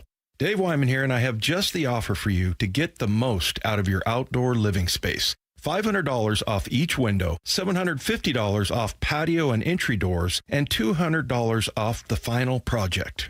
I've loved working with Harley Exteriors. They're a local company right here in Bothell, down-to-earth people who enjoyed the same things we all do, rooting on our local teams and doing the best job we possibly can day in and day out. Use Harley Exteriors to complete your home space and receive 12 or 18-month promotional financing. Qualified buyers only. Subject to credit approval and lender terms. Minimum purchase of 4 qualifying windows required. Windows must be 36 by 36 inches or larger. No size minimum on patio or entry doors. Financing subject to approved credit. Offers cannot be combined with other promotions. Offer expires July 31st, 2026. Go to harleyexteriors.com. 1-877 Cars for Kids. KARS Cars for Kids. 1-877 Cars for Kids. Donate your car today. Call 877 Cars for Kids to reach a friendly live agent. Donation is super easy, and your car can be picked up as soon as tomorrow. Call us now or go to carsforkids.org. 7 Cars for Kids. Donate your car today. Did you know you can donate real estate too? The home of the Mariners. It is gone! Cal Raleigh, 2-run home run! Hear every pitch on 710 and the Seattle Sports app. Patrick was way behind on his IRS taxes. I was in way over my head. The total amount ended up being somewhere just over $30,000. $30,000. Then the IRS came to collect. Started getting letter after letter. A lien had been filed against me. They were going to basically hang me completely out to dry. He had to do something. That's when I reached out to Optima Tax Relief. Patrick's life quickly got a lot easier. It was very easy. Pretty much hands off, They picked up the ball and ran with it. And how'd it go? I couldn't believe it. I had to ask 2 or 3 times. I saved an incredible amount of money. How does Patrick feel about Optima? Couldn't be happier. They definitely helped me. Optima Tax Relief, the best place to call. They're the best in the business. Do what Patrick did and call Optima Tax Relief for a free consultation. Call 800-343-6460. 800-343-6460. 800-343-6460. Optima Tax Relief. Testimonial from an actual client. Some restrictions apply. For complete details, please visit OptimaTaxRelief.com. Get in the zone, AutoZone. The sounds of summer. They're great until they're not. Luckily, AutoZone has free battery testing and charging Let me check that for you. to help make a rough moment smooth. Don't miss the Celebrate Free event at AutoZone. Free products with select deals until July 27th. And free services every day. Restrictions apply. Get in the zone, AutoZone. From the people who brought you It's the Dog Park comes. Your dog is limping, but she seems fine. Plus, you've heard they can fake it just to get what they want. So what's the deal now? You're being gaslit. Protect your dog from injury and illness with Progressive Pet Insurance. Oh, now she switched legs. What a diva. Progressive Casualty Insurance Company and affiliates. Not available in all states or situations. Coverage subject to policy terms. Need to know. 15 minutes past every hour with Brock and Salk. Presented by Marquee Data. Here's what you need to know. Up first. Well, Brock, for the first time in nearly 3 decades, the Seahawks will have new ownership, completely new ownership. Paul G. Allen Estate announcing over the weekend that they've agreed to sell the team to a group led by billionaire investor Vinod Khosla and his family, who will have a pretty significant role here as well. Reported price tag just over $9.6 billion, NFL record. More than double what the Broncos were sold for just 4 years ago. I think that number is relevant. We'll dig into it a little bit later.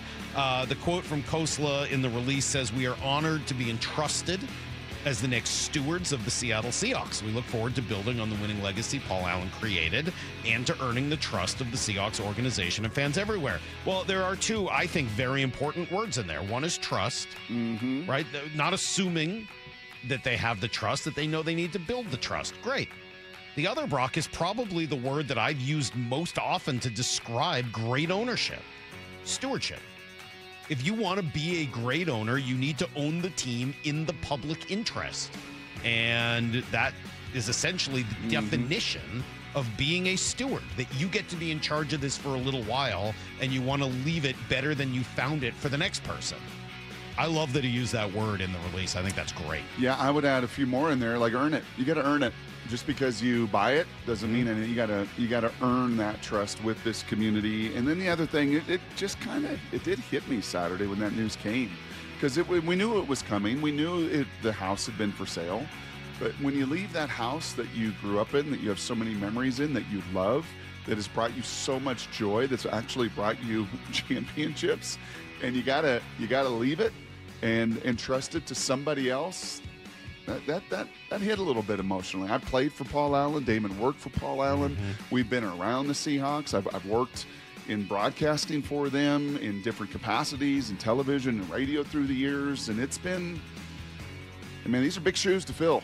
Not just financially. These are big, big shoes to fill as one of the Allen family, one of the greatest to ever do it, certainly in this community. All right, well, it's not going to go through here for a little over a month. August 26th is the date of the NFL owners' meetings. Hey, you know what's going on then, Brock?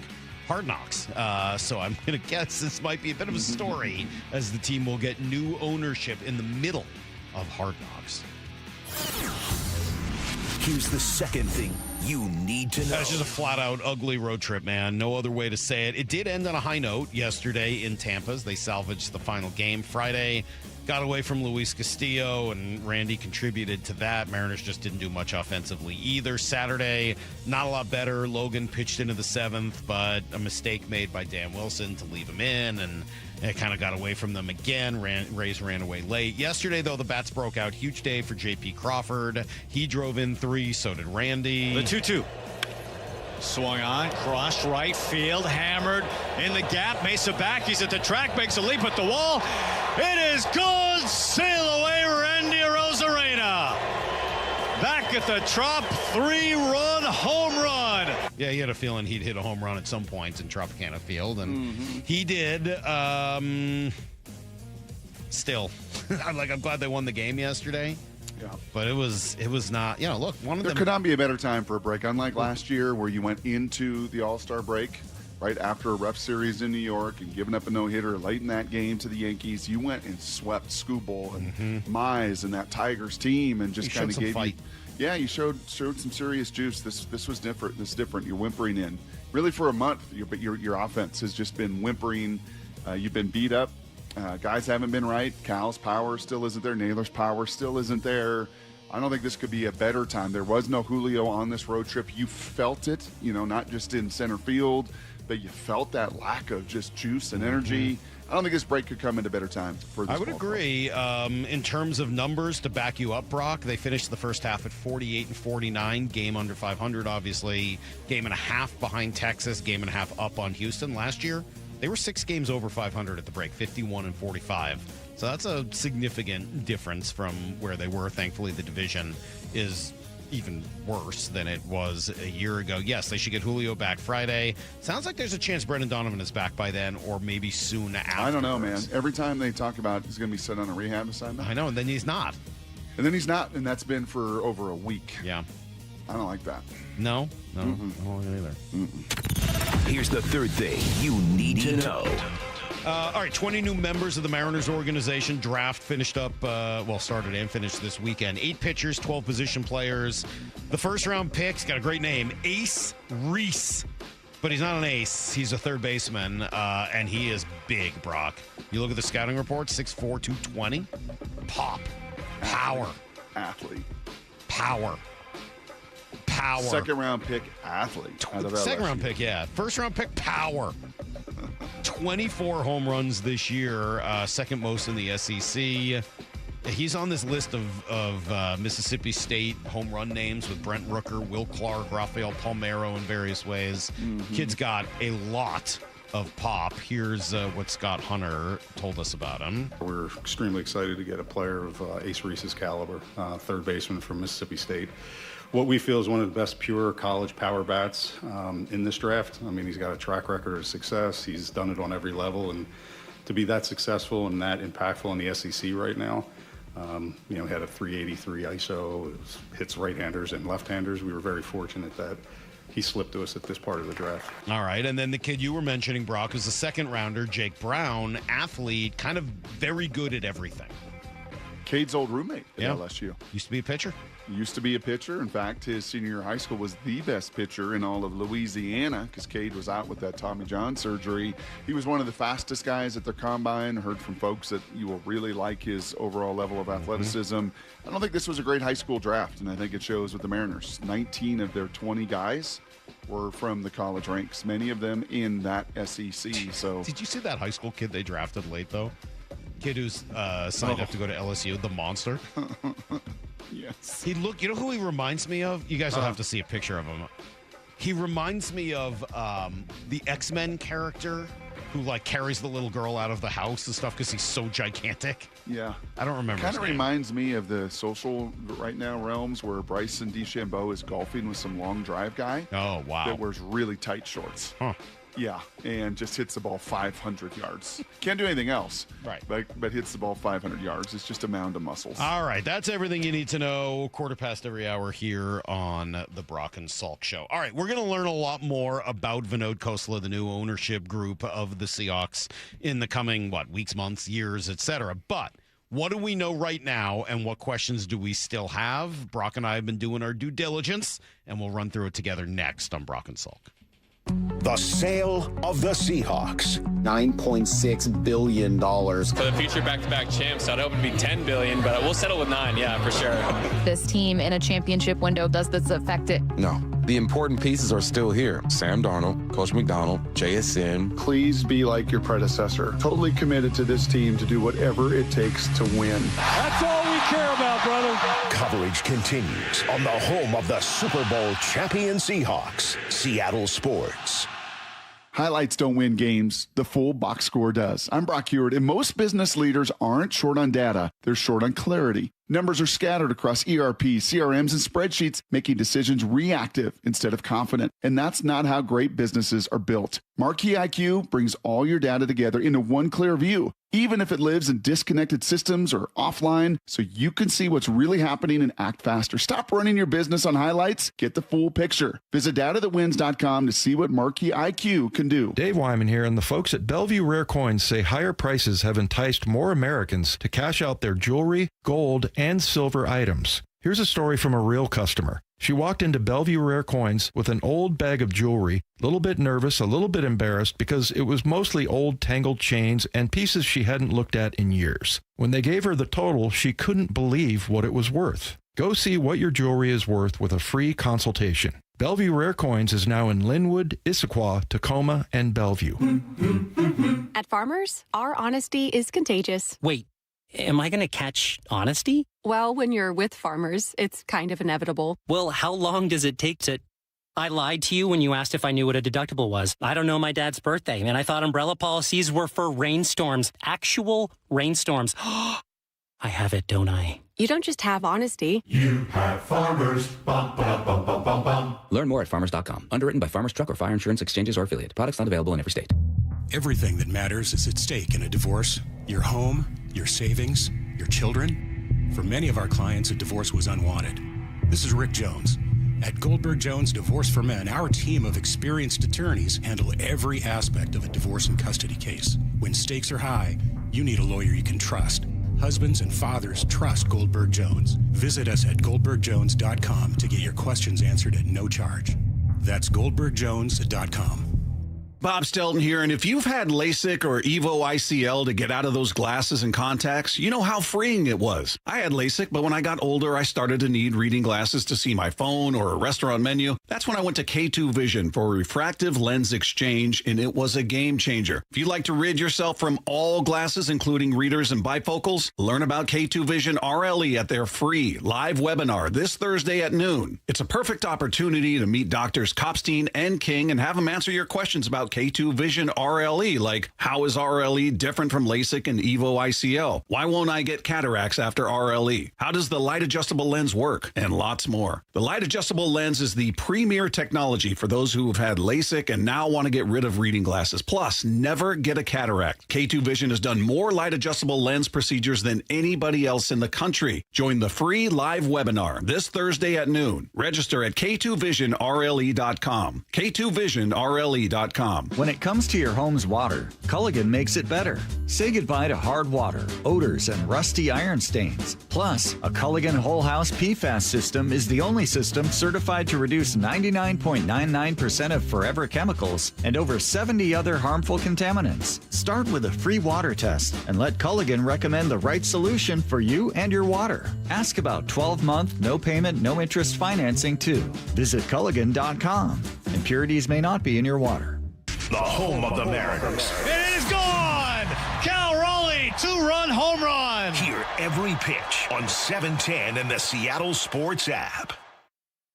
This is a special alert to all Americans who own a vehicle with less than 200,000 miles with an auto warranty about to expire or with no warranty coverage at all. Due to a decline in the economy, CarShield is announcing a low-cost month-to-month vehicle protection plan that is now available to the public to save any driver out-of-pocket expenses on future auto repairs. Call now to find out how you can pay almost nothing for covered auto repairs. Yes, you heard that correctly. Pay almost nothing for covered auto repairs. An open phone line has been established for all drivers to call for a free quick quote. Call 800-330-8323 now. Drivers who are covered will not have to pay for covered repairs again. This protection plan is at an all-time low. Additionally, drivers who activate this vehicle protection today will also receive free roadside assistance, free towing, and car rental options at no additional cost. Call us for your free quick quote today. 800-330-8323. That's 800-330-8323. What do you have to lose? Call 800-330-8323. Again, 800-330-8323. Your neighbors at 3 Tree Roofing love telling you no.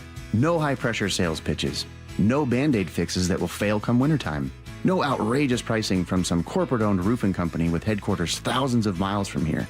3 Tree Roofing is local, family-owned, and their team will build you a worry-free plan for your roof replacement, completely free.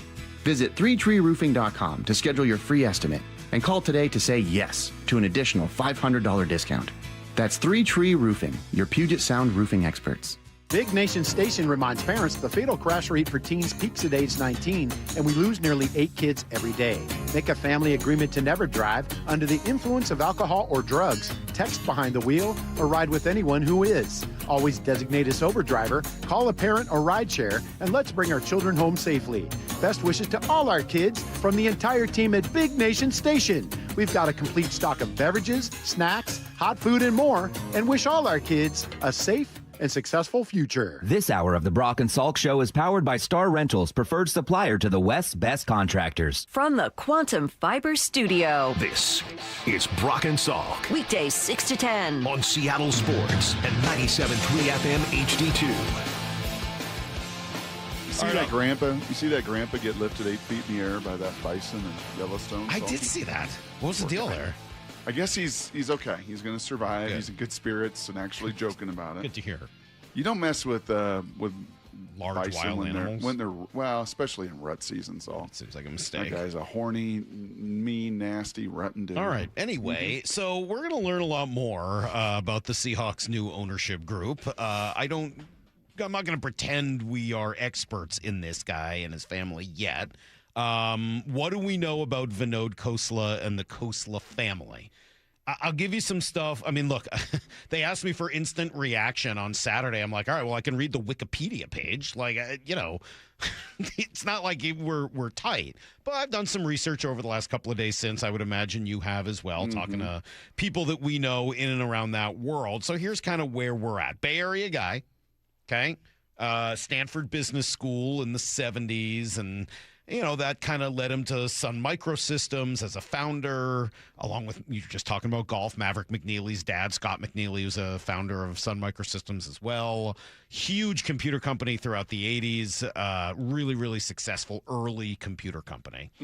And, amassed a big wealth through that, and then took that wealth and turned it into venture capital, investing in a ton of other companies, DoorDash and Square, NextGen and Square, like some really, really successful companies, OpenAI, and he turned that into a fortune somewhere between $13 and $14 billion, according to Forbes. So that's sort of the very basic background on him. Not local, doesn't really have any local ties to Seattle, other than that it's a tech hub in some way.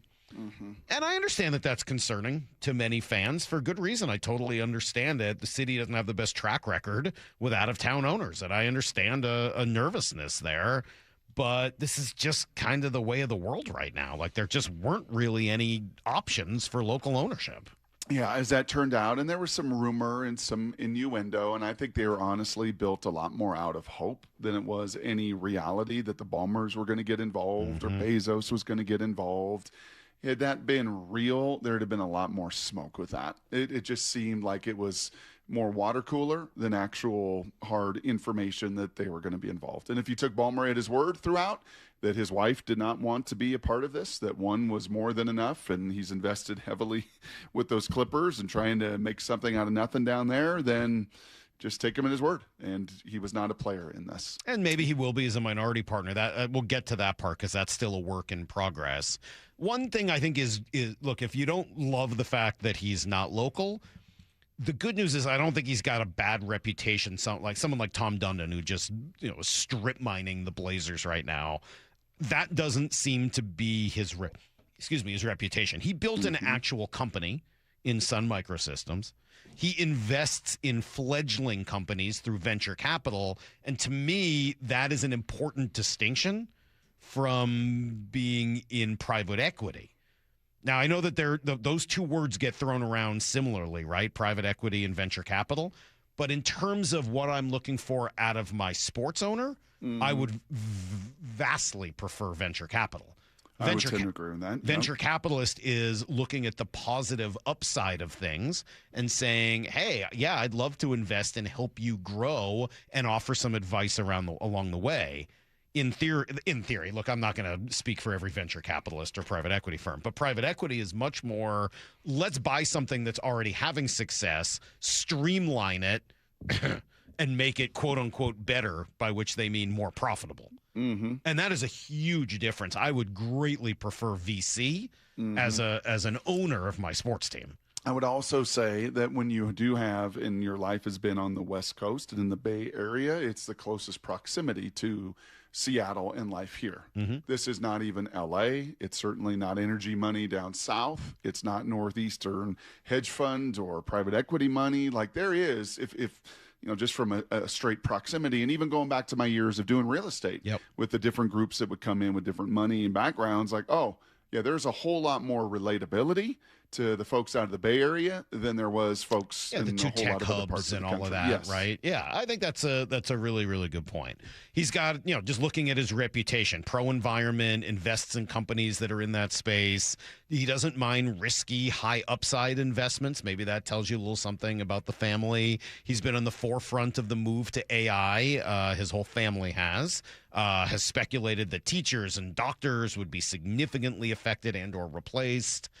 His son, Neil, is a very tech savvy, started a healthcare company himself, may very well be involved here as well. His wife is brilliant. She's a molecular biologist who's also gotten into some of these spaces over the years. She's going to be the governing partner, according to the NFL. So it is a family affair with a family that is essentially known to be brilliant across the board. Yep. So I think that's a lot of the background. That's the background. I kind of have 6 have-tos here. I don't know how you put together your, right? This is one of your topic trees with all the different little tentacles here. So yeah. Let me finish up with a little information first and then go, because I'll give you a few things I'm hearing after calling around. Those are all the things that we know. That's all the public info. Here are just a couple things I'm hearing, and then, yes, I want to hear what you think, has to happen. One, quickly, the minority partnerships, according to 2 different people I talked to, are still a work in progress. So there are going to be more people associated with this group. There could very well be some significant local ownership, as well as some other billionaires that are invested in other leagues. Maybe even some of the people that lost bids, right, will now join on to the winning bid to add more cash to it. So that is still developing over the course of, I don't know how long. People around the Seahawks building, from what I've heard, are pretty happy with the choice in terms of this compared to what it could have been. Obviously, not all of their jobs will be safe, and I'm sure want to bring in some of their own people, but they do seem to like the Khosla family.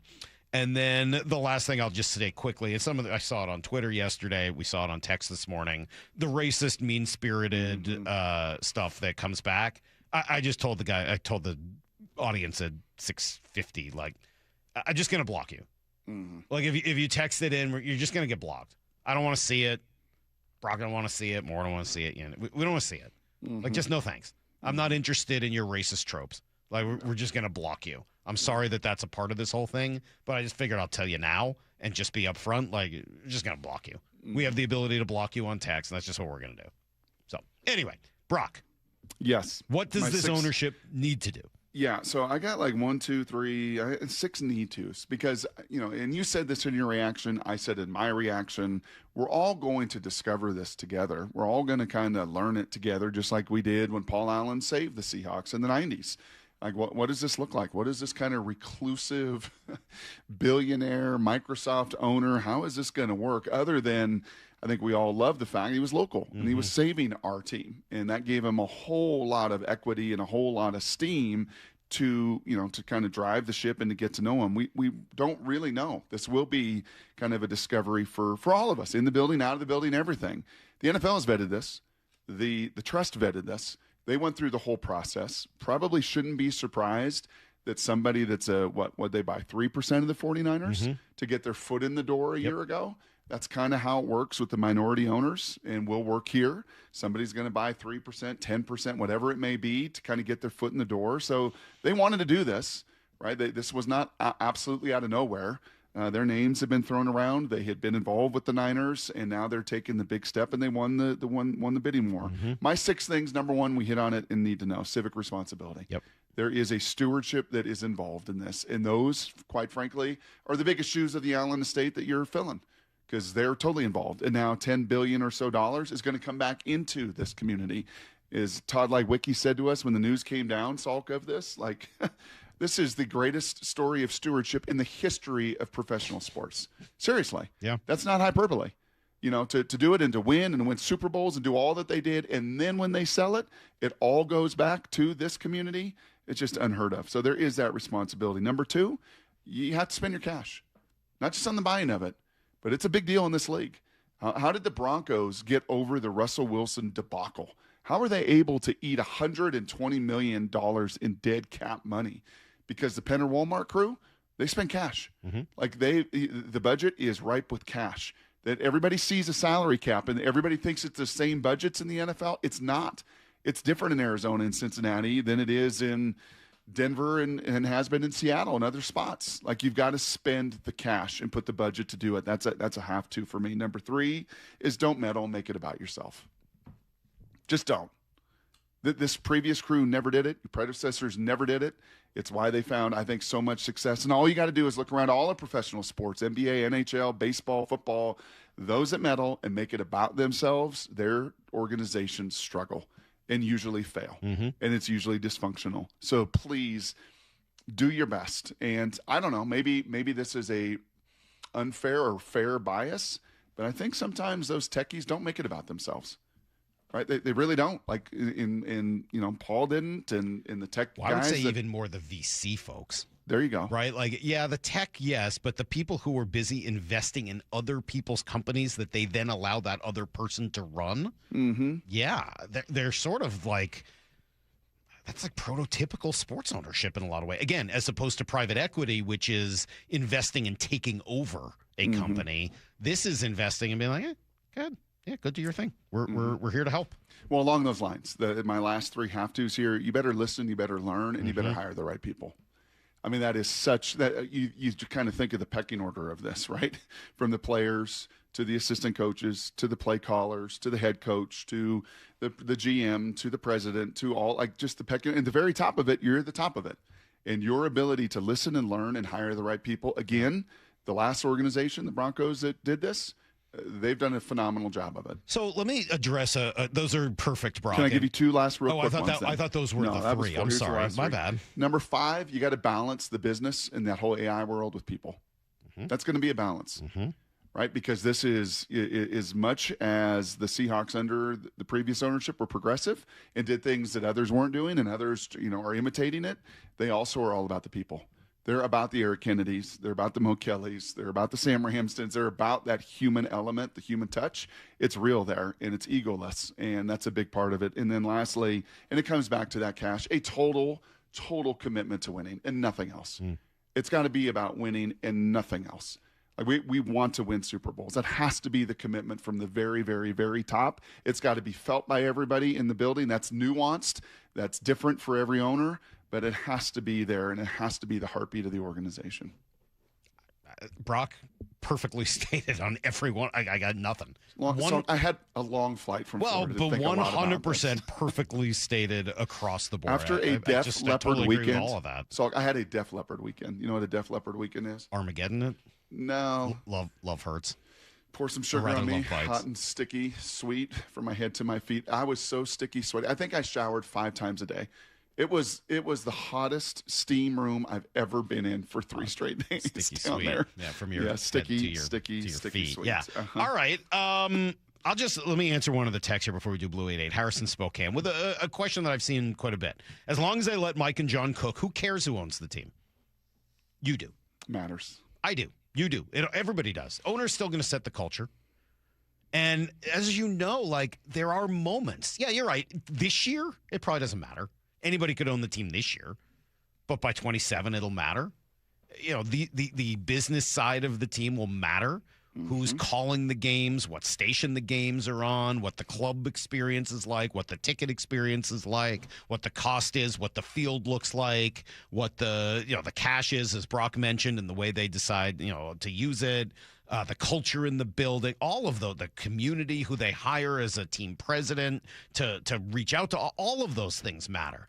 And if you don't think it matters on the football operations side, go back to the difficult decisions that Jody Allen made in her short tenure on both Pete Carroll and Russell Wilson. Those are going to happen again eventually. Maybe it's not this coming year, but you're going to have those again. And this ownership group is going to be in charge of making those decisions. Sam Darnold going to be a $60 million quarterback? Right.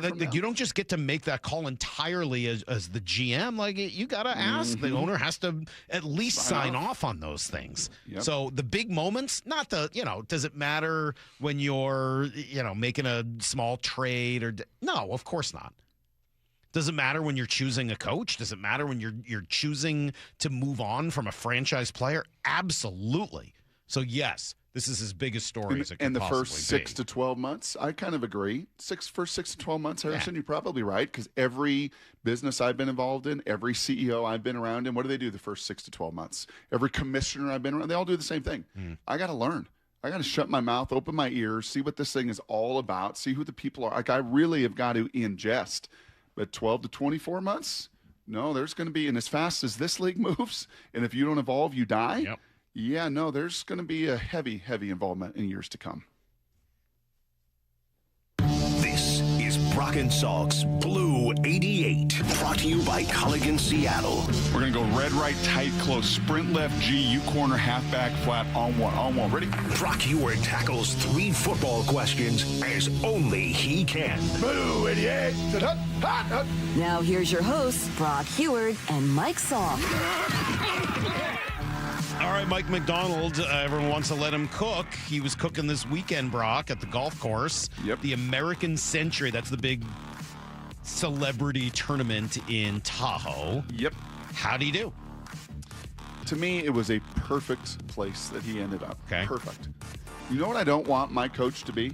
The best golfer. I don't want him to be the best golfer. Well, he said that. Remember, he said, especially as an assistant coach, you don't want to be too good at No, you don't. No, you probably even sandbag when you go out as an assistant coach with the head coach or the GM or the AD or whatever. Like, no. Shanks. Usually I used to be great, but it's Shank. I just don't get the time. Don't get the time. Oh, my short game's a mess. Well, you got to play a lot to have a great short game. So he ended up in a tie for 38th.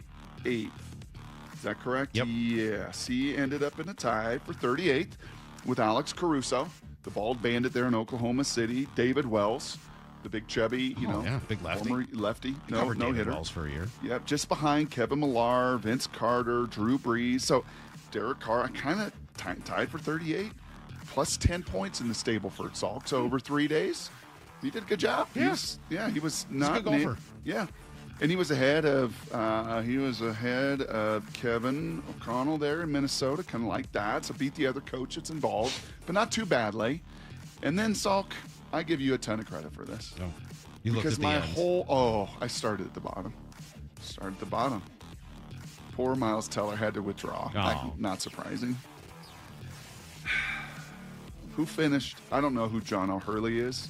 Actor or something. Ray Romano. John O'Hurley, isn't he the guy who played I'm sure he Mr. is. Peterman? Probably is. Seinfeld? He was minus 76. I mean, he was atrocious. Yeah. Well, okay. You know who may have to give some of this up? God bless him. Is Rich Eisen. Oh. You can't run a 6.8 40 for St. Jude and then shoot a minus 61. He was 88th. And then, of course, the hits just keep on coming. Kathy Engelbert, commissioner of the WNBA, she was right there as well, tied for 86 with negative 54. Yeah. You don't want to be in that range if you're Mike McDonald. You don't want to be at the top. You want to beat the other NFL coach, but not by too much. Honestly, it's kind of like last season with Mike McDonald. Everything he did was just about right. All right. And how he finished in this thing. And John by the way, O'Hurley looked is good. 71 years old. I mean, like, let's give the guy a break. He's 71. He's been around for a while. Probably time. He's been around for a while. Question number 2. Competitively. So the whole conflict of interest thing, Brock, I talked about it on Friday. Mike McDonald saying that he talked to somebody with the Patriots leading up to the game, but there was a conflict of interest. We didn't want to say who it was. Somebody was helping him. It's not Belichick. He said it's not Brady. Yep. I said on Friday, I think it's Diana Rossini. No. Who else would have inside knowledge of what's going on with Mike Vrabel's team?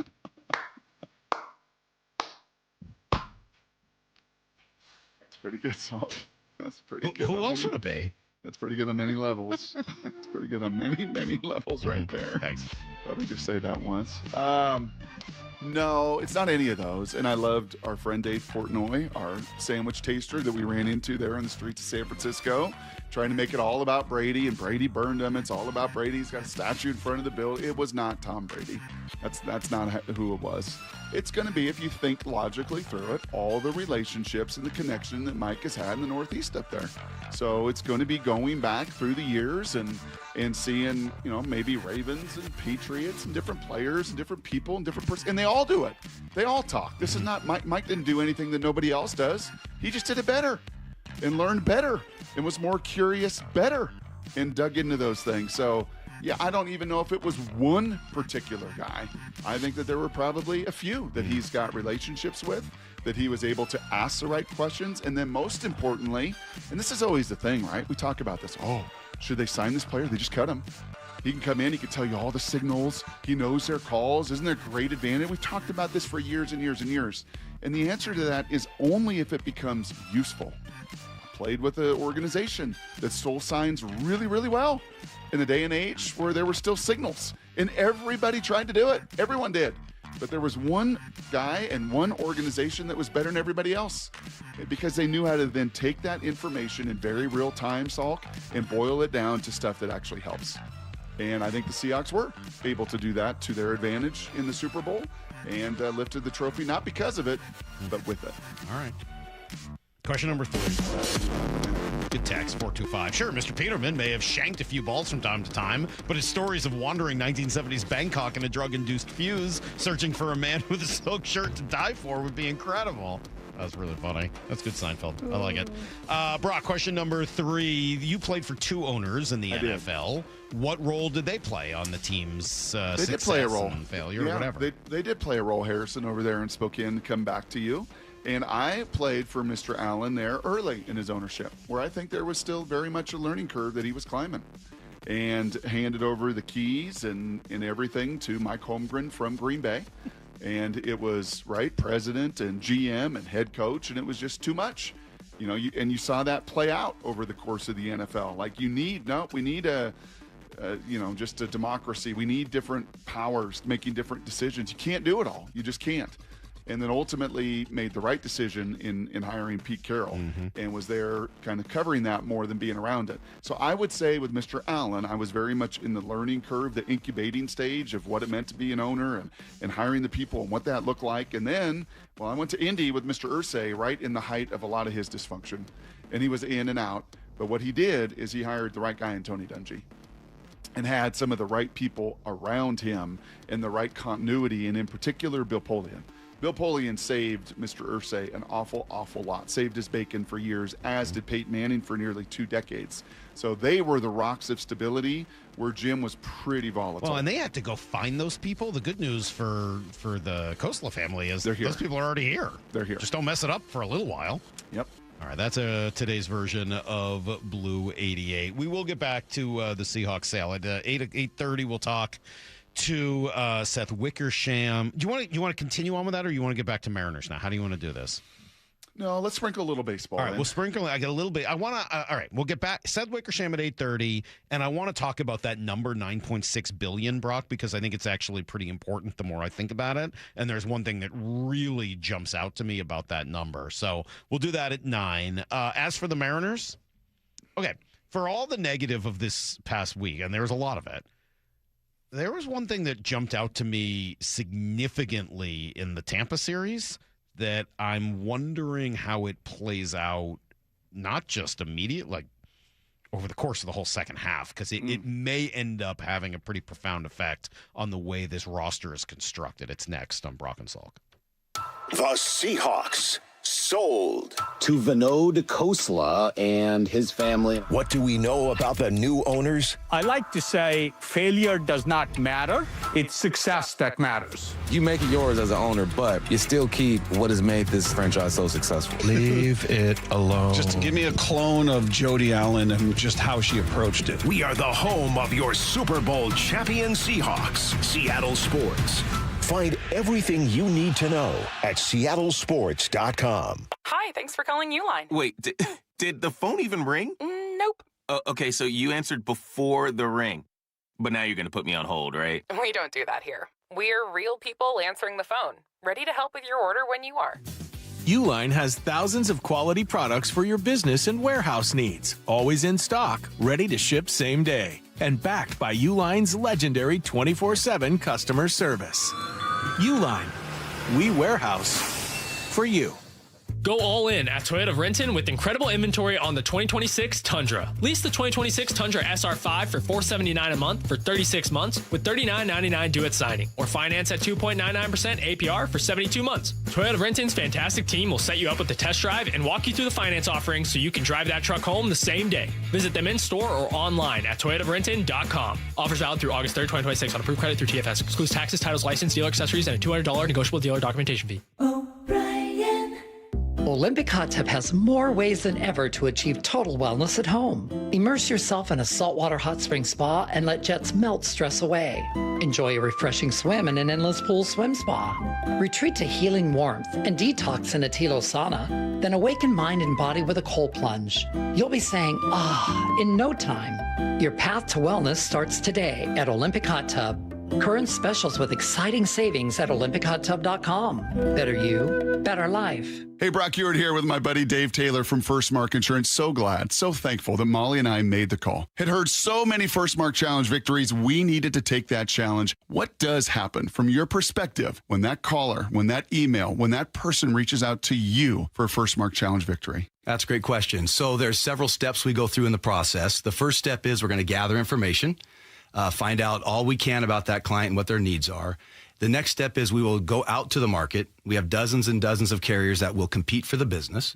At the end of that process, we will then bring those findings back to the customer, show them what we found, and who the eventual winner was in that competition. And it may be who they're with. It might be, yes. And sometimes that's the best we can do is recommend they stay where they are, but maybe modify a few coverages to put them in a better position. So go take that challenge today. Go be the next First Mark Challenge victory. It costs you nothing, and they will be there with you every step of the way. FirstMarkInsurance.com. FirstMarkInsurance.com. Look, I need to be real with you for a second. At Seattle Children's Hospital, 1 in 3 patient families cannot afford the food their kids need to heal. Think about that. A child recovering from surgery, learning to walk again, and the family is struggling to put food, nutritious food, on the table. That's why Safeway and Seahawk, Jackson Smith and Jigba are launching the Food First Project, a multi-year initiative to fight pediatric food insecurity right here in our community. This is not someday maybe talk. This is grocery cards, produce vouchers, and food as medicine programs going directly to families the moment the need is identified. No barriers, no red tape, just help right now. They're funding vitamin D screenings, nutrition support for student athletes, rehabilitation feeding tools, and meals for hundreds of families staying inpatient at the hospital.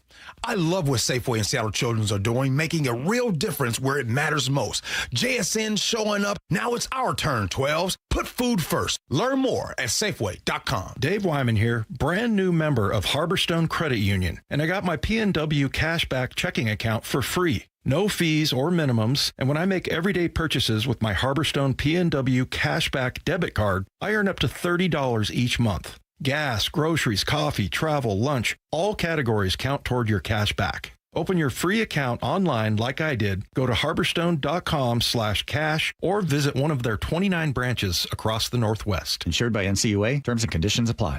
Indeed presents hires you can't afford to get wrong, like public works supervisor. Hey, this waterman is under a ton of pressure. Did you ever fix it? Yeah, 3 layers of duct tape. Wait, should I have added a 4th layer?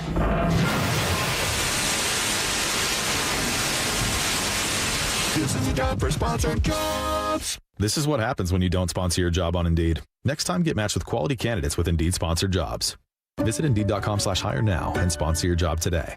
My name is Whitney Allen, and I'm a widow. My husband, Ryan, died. We never thought we'd ever have to use life insurance, but the unexpected happened. With Ethos, signing up was fast and 100% online. You can get a quote in seconds, apply in minutes, and get same-day coverage. No medical exams, and you can get up to $3 million worth of coverage. I'm grateful we were prepared. Get your free quote at ethos.com/play. That's ethos.com/play. Paid spokesperson. Time spent on application may vary. Online health questions required.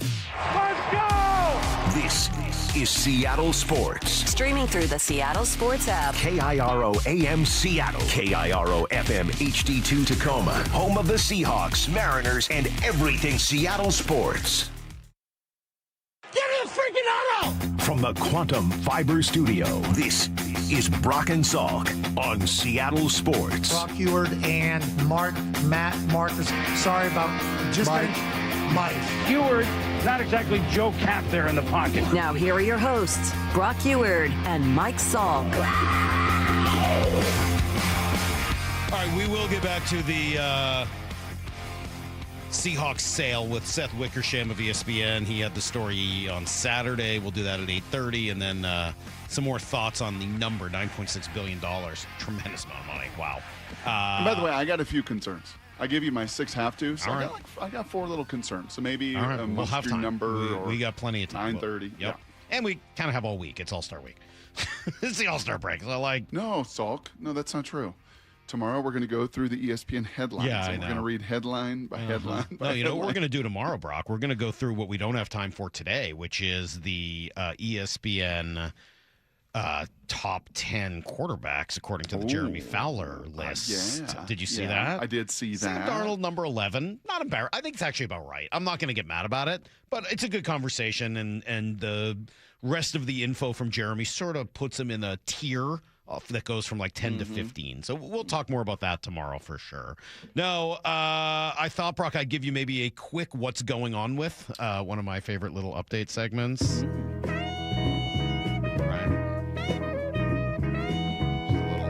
We haven't done this one in a minute. It's been sexy to me, Salky. What's going on? All right, what's going on with Colt Emerson? Because he didn't play in 2 of the 3 games in Tampa. He hadn't really been hitting.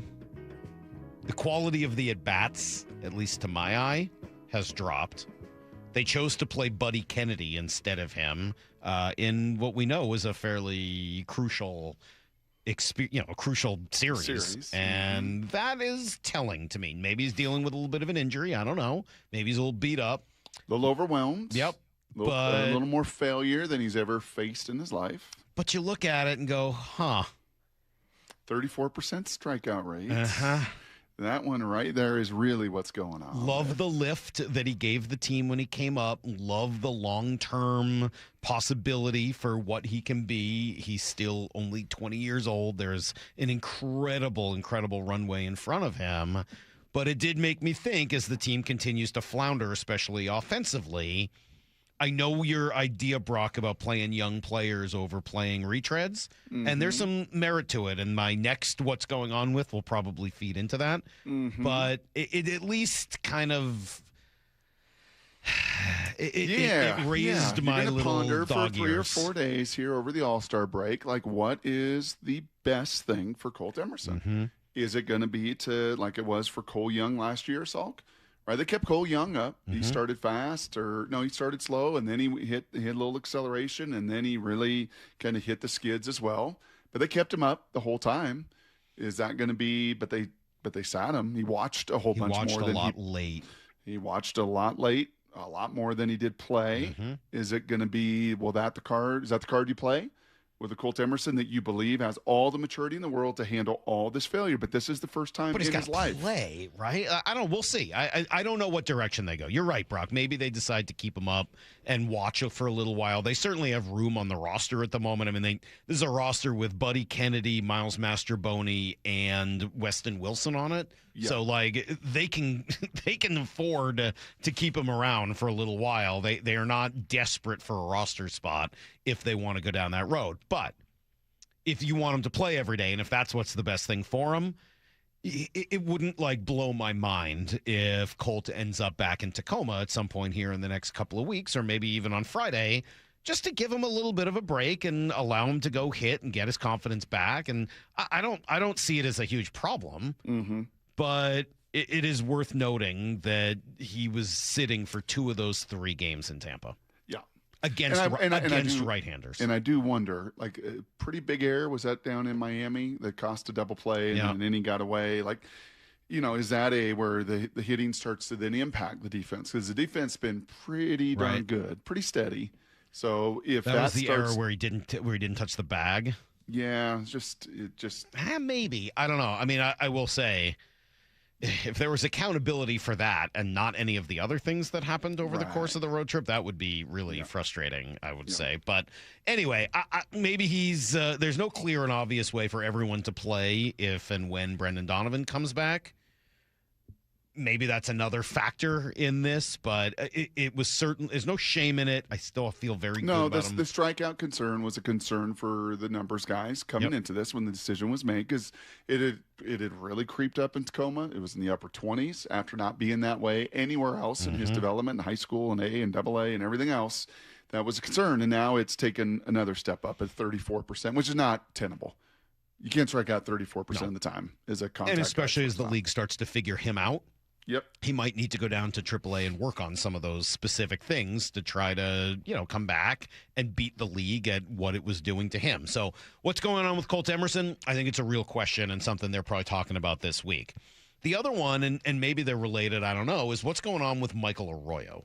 One of their top prospects. He was called up to AAA along with Las Montez last week. I'm not going to make this a conversation about Montez because I don't think he fits the roster at the moment, but it certainly is a conversation about Arroyo. You made a good case, Brock. Bringing up young players sometimes makes more sense than letting the retreads play. And I don't know if you've noticed his start at AAA. It is Vegas enhanced. There's no doubt that's a bandbox. But in 6 games in AAA, he's slashing .346 with a .406 on base, .731 slug for .1137. Yeah, that's kind of a lot. It's been augmented in Vegas, for sure. Just said it's definitely augmented in Vegas. By the way, he's stolen a couple of bags in there. He's hit a couple of home runs in there. He's got a triple. He's got 2 doubles. Well, most importantly, he's doing that all from the right-handed batter's box, which is something this team desperately needs. And he's only struck out 6 times in those 6 games, which have involved a lot of at-bats. I mean, that's, 32 plate appearances. So there is something to note there. I don't know if it means he's going to come up immediately, but high contact guy, right? The defense maybe is a problem. But as we said, if you're looking at this, you've got a roster that right now is including Kennedy, Wilson, Masterboni, and Colt Emerson. Like, there may be room for him. There might be. And then you're going to have to make a decision because I believe our guy went on the 10-day IL with a knee, Mr. Ref Snyder, with a knee. So that's probably coming due here pretty soon. You can stay there as long as you want. Well, then you put him on another 10-day or you put him to a 60-day? The 10-day just means a minimum of 10 days. Oh, a minimum? Yeah. Oh, okay. Oh, you can stay there all year, but it's a minimum of 10 days. Okay. Yeah. Ultimately, quickly, the difference between the 10-day and the 60 is being on the 40-man roster. Gotcha. Right? Remember, that's the second. You got the 26-man roster and the 40-man roster. If you're on the 60, it clears a roster space on the 40-man. Gotcha. And you got to be on it for 60 days. Which is what Vargas has been on. Yep, That's gotcha. right. Okay. If you're on the 10-day IL, you can stay there as long as you want. It just, But they will have to be make. 10 days. Ultimately, they're going to have to make it. They're going to have to make a decision on him, right? I mean, he's making a little bit of money. Maybe. I mean, you can leave him there for a while. There's no need to bring him back until you want to. Okay. Well, the fact that Mr. Arroyo is doing all of this from the right-handers matters box, it leads to what's going on.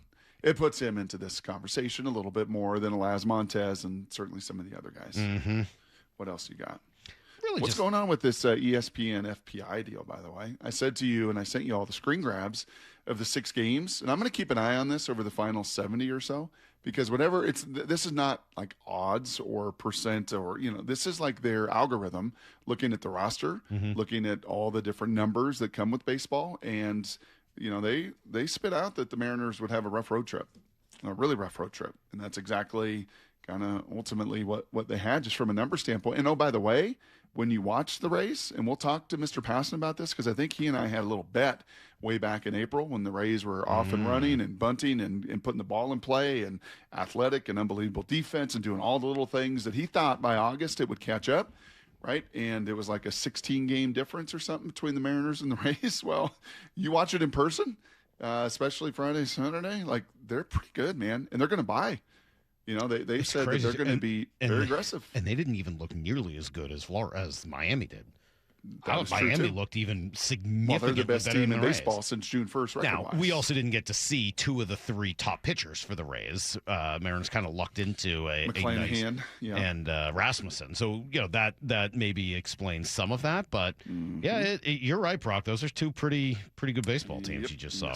Yes, they are. All right. Well, those are conversations for this week as well. I'm sure you're going to want to talk about the style that you saw and the differences. So, this is not going to be a quiet all-star break. I will say what was ridiculous about the Trop, that stupid swimming pool.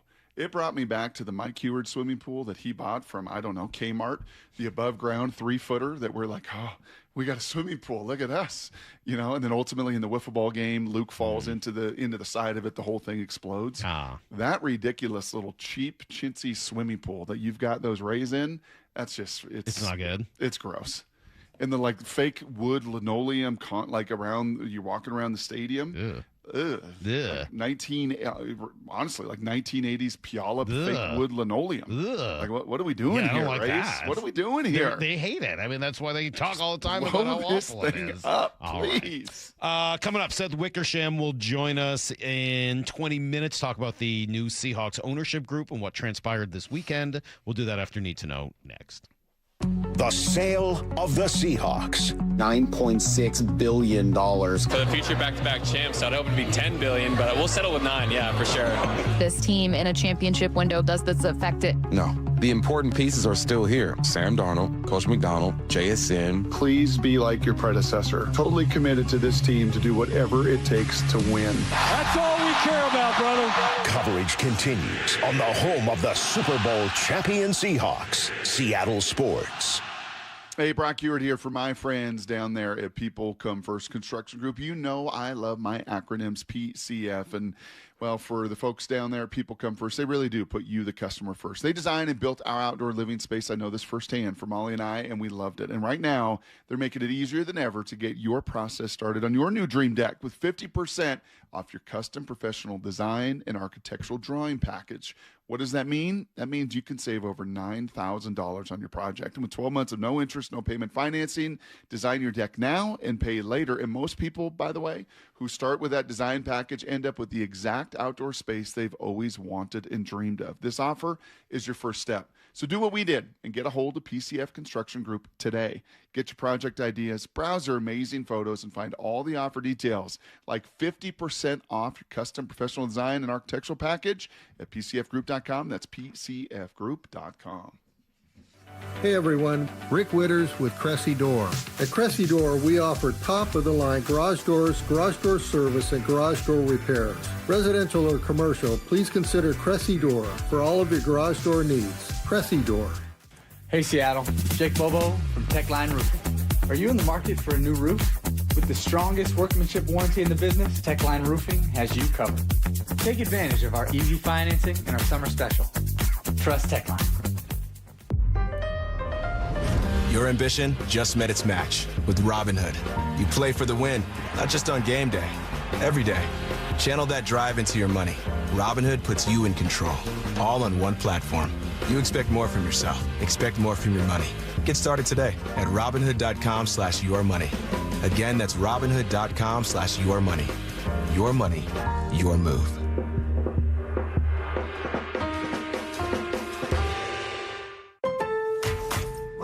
With the new My Lowe's Pro Rewards American Express card, earn 3 points per dollar spent on Lowe's qualifying purchases for the first 6 months after card account opening. Plus, save 5% every day on eligible purchases at Lowe's and earn points on eligible purchases everywhere else Amex is accepted. Card members get more at Lowe's. Subject to credit approval. 5% can't be combined with any other offer. Exclusions and restrictions apply. Points subject to loyalty terms at Lowe's.com/terms and credit reward terms at Synchrony.com/MLPRA-terms. Visit Lowe's.com/business credit. We all know a cancer diagnosis is physically and emotionally draining, but it can be financially draining too. That's why Northwest Hope and Healing is here to help. I'm Dr. Suzette Miranda, a plastic surgeon who is proud to be part of Northwest Hope and Healing's mission. We provide a lifeline for breast and gynecologic cancer patients. We cover essentials like food, utilities, and childcare so patients can focus on healing. Since the year 2000, we have distributed over $3 million in direct financial assistance to thousands of local cancer patients. And you can make a direct impact.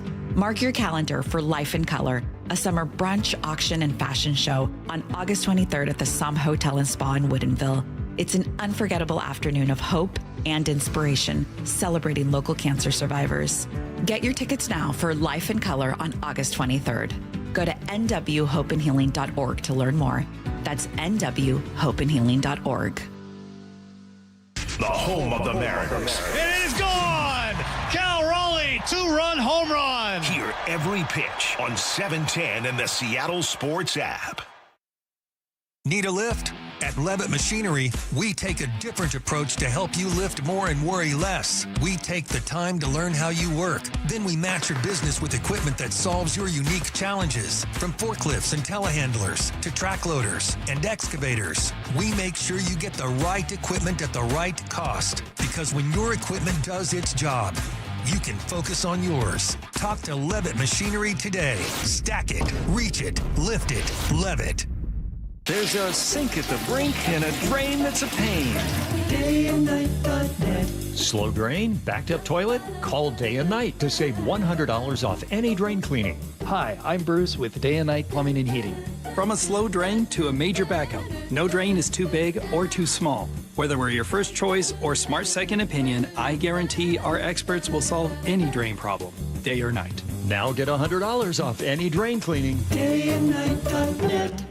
This is a special alert to all Americans who own a vehicle with less than 200,000 miles with an auto warranty about to expire or with no warranty coverage at all. Due to a decline in the economy, CarShield is announcing a low-cost month-to-month vehicle protection plan that is now available to the public to save any driver out-of-pocket expenses on future auto repairs. Call now to find out how you can pay almost nothing for covered auto repairs. Yes, you heard that correctly. Pay almost nothing for covered auto repairs. An open phone line has been established for all drivers to call for a free quick quote. Call 800-330-8323 now. Drivers who are covered will not have to pay for covered repairs again. This protection plan is at an all-time low. Additionally, drivers who activate this vehicle protection today will also receive free roadside assistance, free towing, and car rental options at no additional cost. Call us for your free quick quote today. 800-330-8323. That's 800-330-8323. What do you have to lose? Call 800-330-8323. Again, 800-330-8323. Need to know. 15 minutes past every hour with Brock and Salk. Presented by Marquee Data. Here's what you need to know. Up first. All right, well, the Seahawks are going to have new ownership. Paul G. Allen Estate announcing Saturday that they've agreed to sell the team to a group led by billionaire investor Vinod Khosla and his family. The family is pretty important here, as it sounds like his wife is going to end up being the governing partner, according to the league, and then his son is going to be involved, maybe other family members. They're still looking and determining who else is going to be a part of this group, and we're just getting to know them. Khosla was one of the founders of Sun Microsystems. He's been in venture capital for a long time, invested in a ton of companies that have been very, very successful. Here he is, Brock, on Bloomberg, talking through being direct in his style of communication. There's a Stanford professor called Sam Harris who wrote a great book called Lying and Why Most People Lie Very Often. That book was a real test for me that I really never wanted to lie. I never want to politely say to you, hey, you're doing great, when you're not. And so I learned that being direct helps people more than being polite. So when we started our fund, I put on our website, we prefer brutal honesty to hypocritical politeness, because once you get the honest feedback, whether you like it or not, you can do something about it. Yeah, and that tends to be the NFL, Salk. The NFL. Pretty brutal. It can be brutal communication. Brutally honest. Yeah. And when you try to be a nice guy and be liked by everybody, it usually doesn't go very well. No. So I loved his quote. We are honored to be entrusted as the next stewards of the Seattle Seahawks. We look forward to building on the winning legacy Paul Allen created and to earning the trust of the Seahawks organization and fans everywhere. Again, some really important words there. Stewards, entrusted, right? That's what we always talk about. We want from our owners, earning the trust, understanding the fans. Like, I don't know. Look, maybe that's just a line. Maybe it means nothing. Maybe when it's all said and done, he strip mines this thing the same way Tom Dundon has done in Portland. But sure doesn't feel that way. That's not the vibe I'm getting at all. No, and Mike McDonald filled some really, really big shoes. He had bunions. He had to wear those oversized Nikes. They were big shoes that he had to fill, and he filled them unbelievably and impressively in ways that none of us saw coming in just 2 years. These are some very large shoes from the Allen Estate, from Paul to Jody, and hopefully they can fill those shoes the same way Mike has had success on the field doing. Won't be official for a little while. League meets on August 26th, right in the middle of Hard Knocks. So if you're looking for storylines on Hard Knocks, I'm sure HBO will be intrigued. Here's the second thing you need to know. We'll get back to the Mariners in more detail at 9:30, but really a horrific road trip. I mean, it was bad. It ends on a high note, thankfully, as J.P. Crawford kind of saved the day yesterday early. The 1-1. Swung on, parachute, left field, falling fast. Simpson won't get there. It's a hit. Garver scores. Here comes Cole Young racing around third base. He scores. JP into second. A 2 RBI double for JP Crawford. Just what the Mariners needed the most.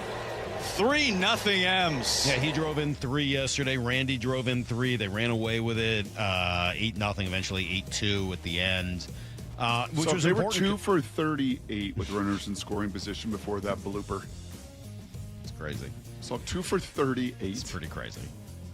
I think one of those was even a Cole Young single. They got a runner from second to third, so not even a scoring hit. Right. 2 for 38. Yeah, it was pretty bad.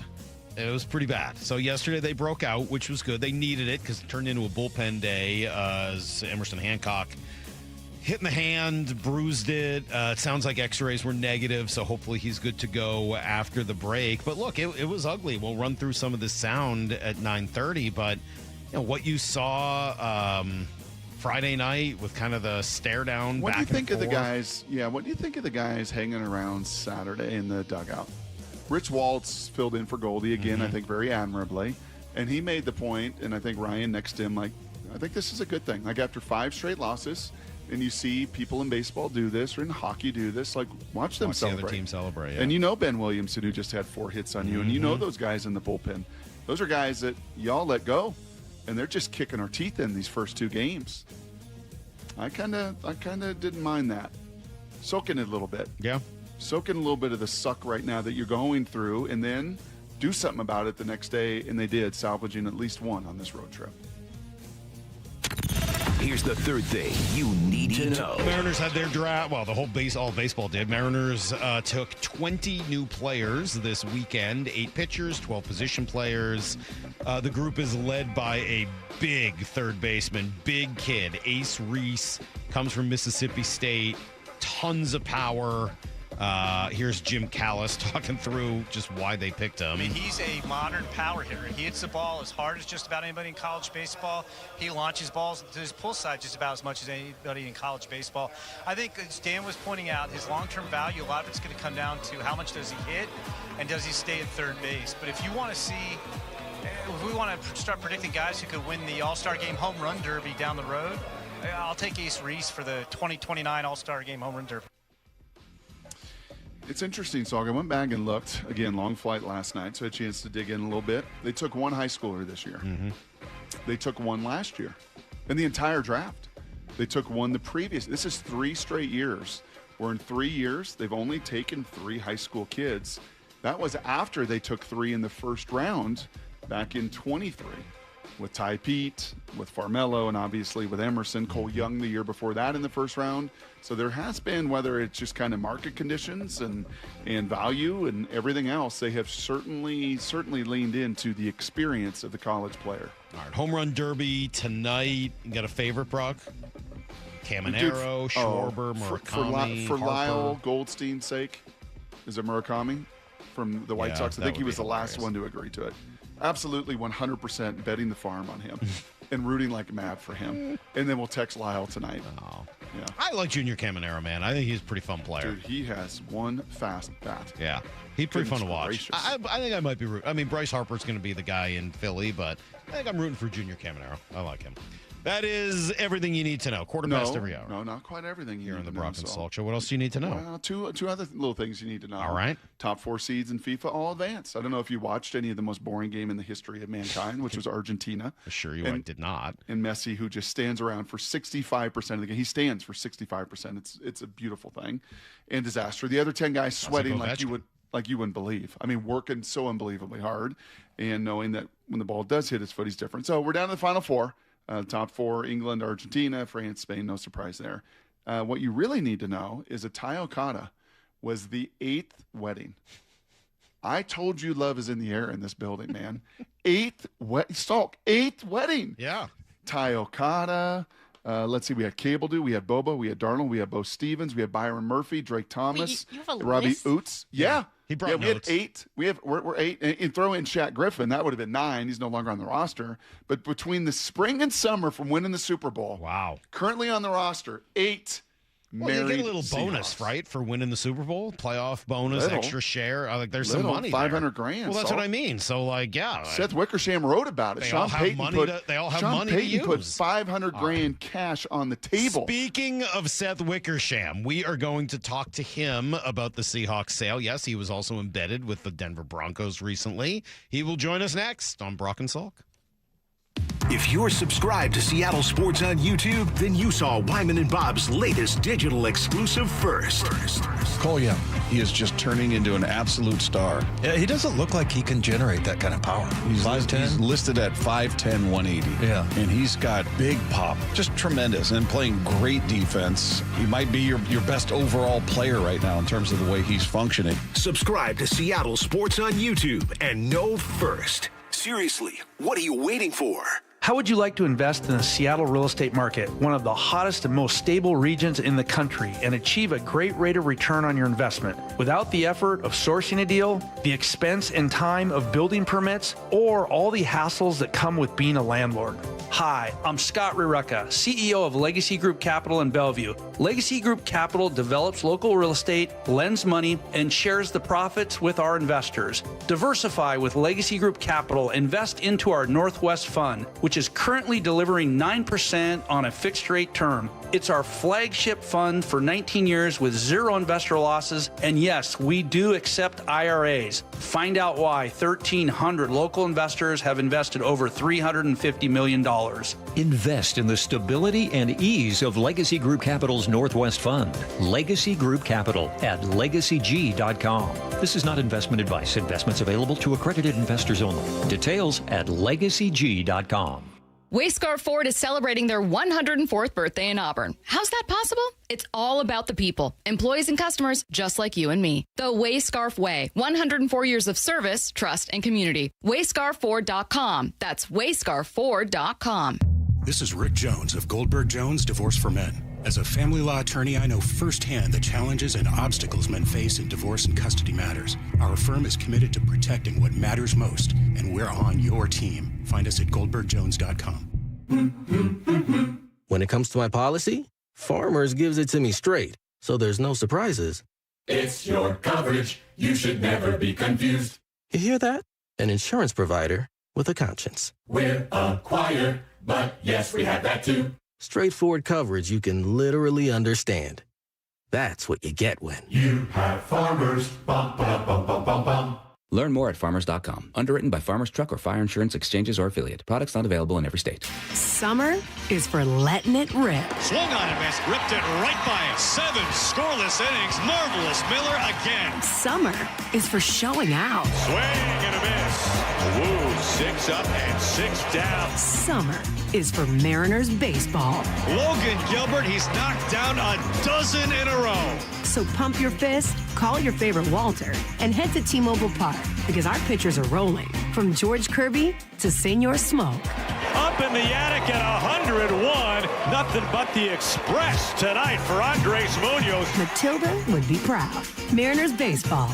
Tridents up. The Mariners are back in town this weekend for a West Coast showdown against the San Francisco Giants, including 2000's fireworks night this Friday, presented by T-Mobile. Plus, don't miss a 3-game series against the Cincinnati Reds with value games on Monday the 20th and Tuesday the 21st. Get your tickets today at mariners.com. Ooh, that face. Quantum Fiber Internet loves that face. That's Jamila. Gage Jamila. She's thinking outside the box from inside the box. Quantum Fiber Wi-Fi keeps her meeting game strong. From the back door to the front lawn. Rushing all of her video calls. Back to back to back video calls. Quantum Fiber Internet blowing the soxies up all those people in all those boxes. Yay to you. Switch today at quantumfiber.com. Additional pods may be needed to achieve Wi-Fi coverage in some locations. Limited availability. Service in select locations only. The home of the Mariners. It is gone! Cal Raleigh, 2-run home run. Hear every pitch on 710 and the Seattle Sports app.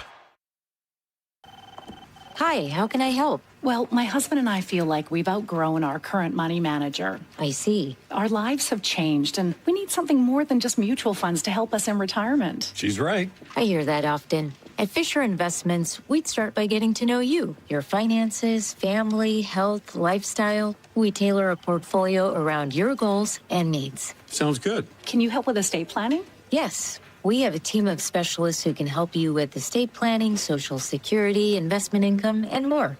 We'll get to know your whole financial picture and help keep you on the path to a comfortable retirement. And your fees? We have a simple, transparent fee that's a percentage of the value of your portfolio. So we do better when you do better.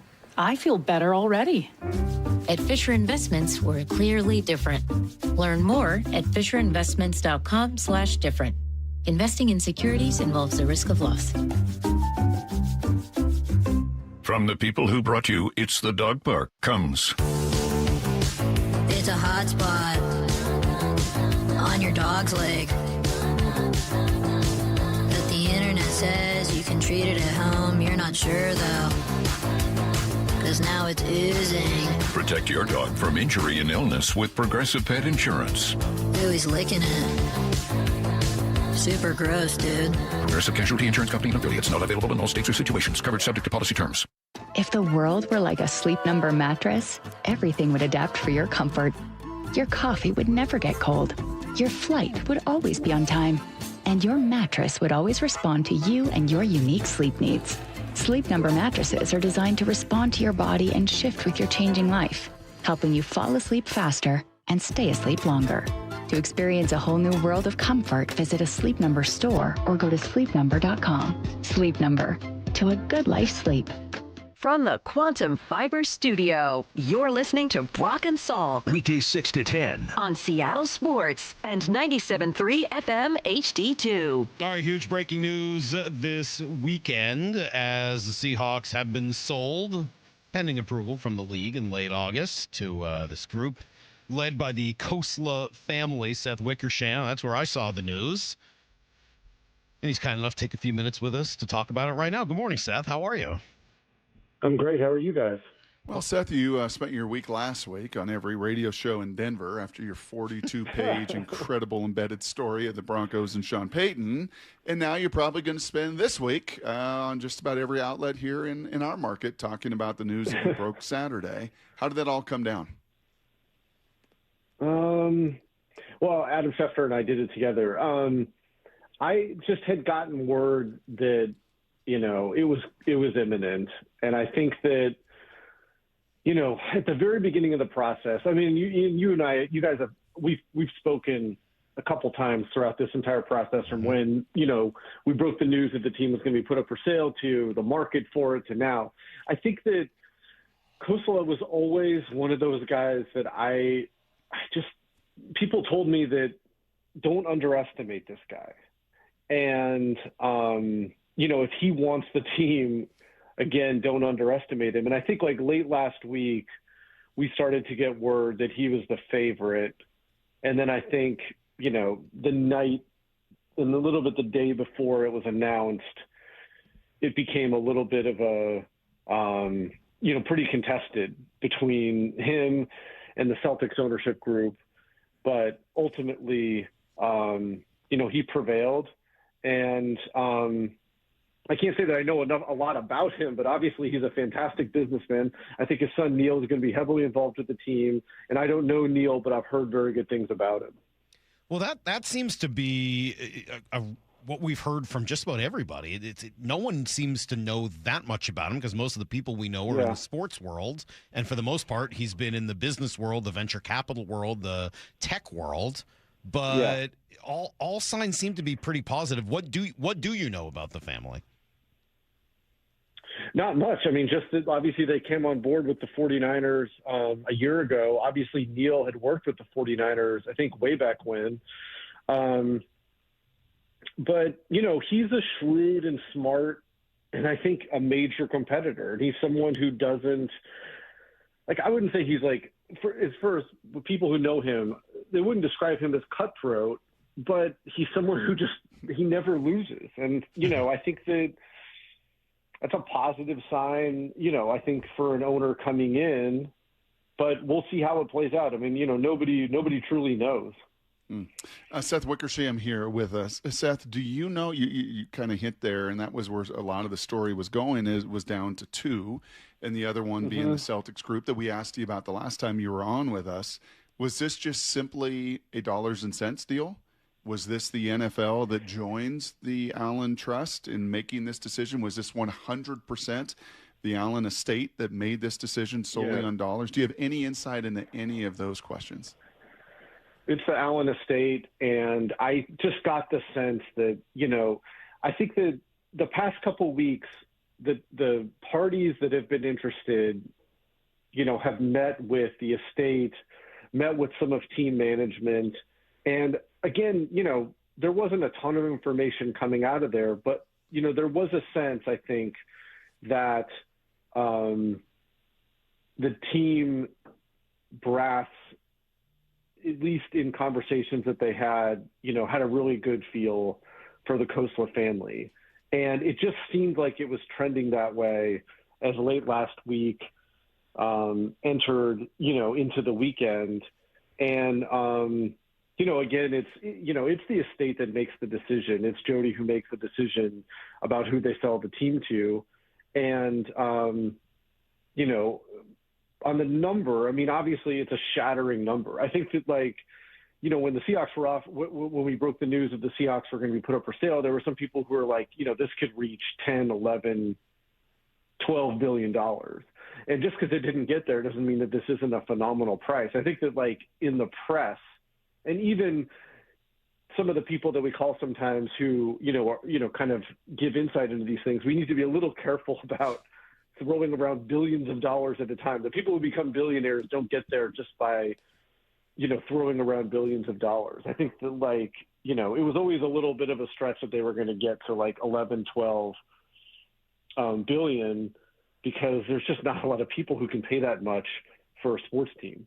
It's still double what the Broncos got in 2022, yeah. 4 years ago. I mean, that's pretty crazy. Yep. Absolutely. And, it's a great situation to come into, like for all the reasons that we've been talking about. And so, I think that, like, it's good for the Seahawks. It's good for the league. I mean, obviously, every owner around the league just made a ton of money based on this sale price. And, my gut tells me that they will be good owners. Like, I think that, like, people have a misconception about what makes, people always ask, what makes a good owner and what makes a bad owner? It's hard to say what makes a good owner. It's very easy to say what makes a bad owner. And they always talk about, meddling or being involved. Ownership can be incredibly helpful involved in the football operations process, not in the weeds on who you pick in the draft, although Steve Biscotti might argue otherwise. We'll see how his draft pick this year turns out.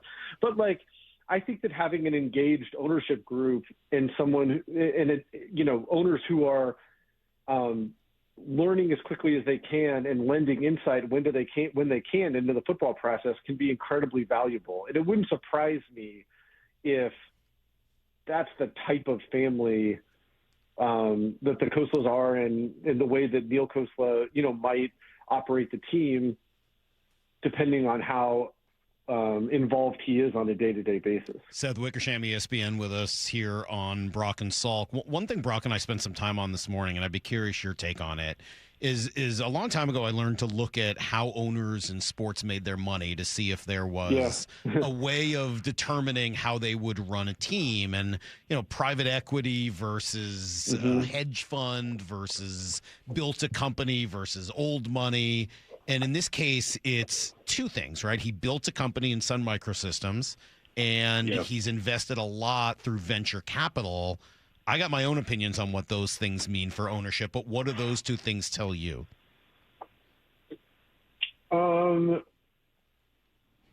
Not a lot, to be honest. Like, I think that one of the things, ownership is important in the NFL, but how someone makes money outside of the NFL and how they make money within it, are two totally separate things, because of the broadcast deals,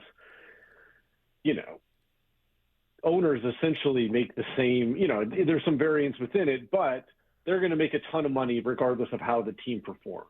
And I think that the aspects of this that we don't know are, did Vinod Khosla buy this for his son, Neil? And how does his son manage a team? And, his son, has done a lot of, he has a lot of good experience to be a sports executive relative to his age, but, nobody knows how you'll run a team. And so I think that, like, those, to me, those are different questions, but I think that, like, having some insight into the NFL will help the Khosla family kind of understand the best way to run a team, which is, I think, to be engaged, but to trust your decision makers to make decisions. And, again, we don't know till it happens, but I think that, like,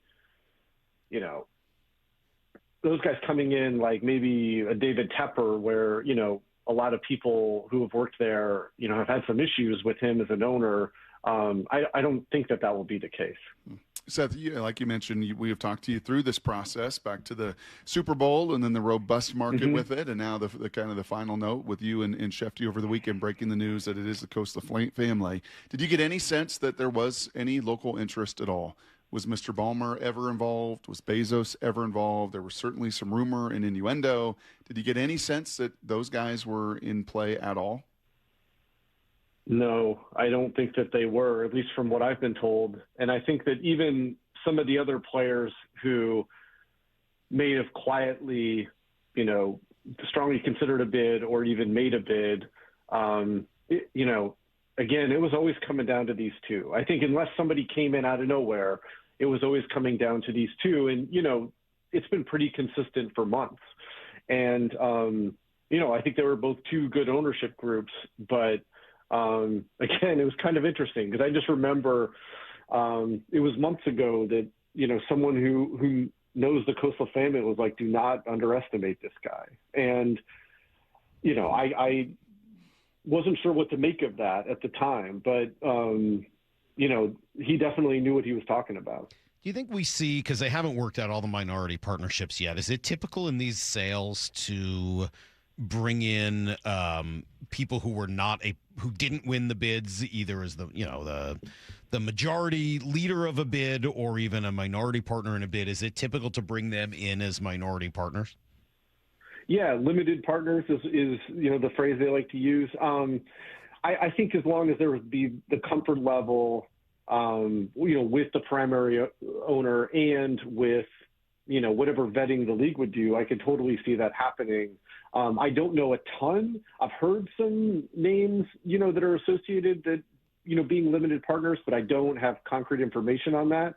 But look, it's the majority partners team. I mean, if you're a limited partner in the NFL, you get a really nice suite and parking spaces at games, and hopefully a nice return on investment. But I think that it's their team and they're going to run it, the Khosla family. And what is typical as far as a percentage of that majority owner? Is there a standard number around the league that the guys like and gals like to have?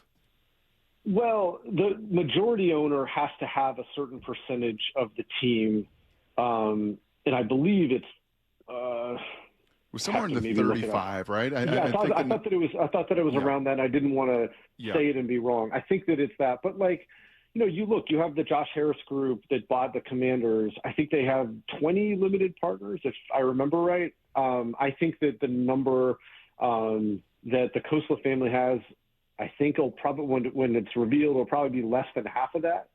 I think,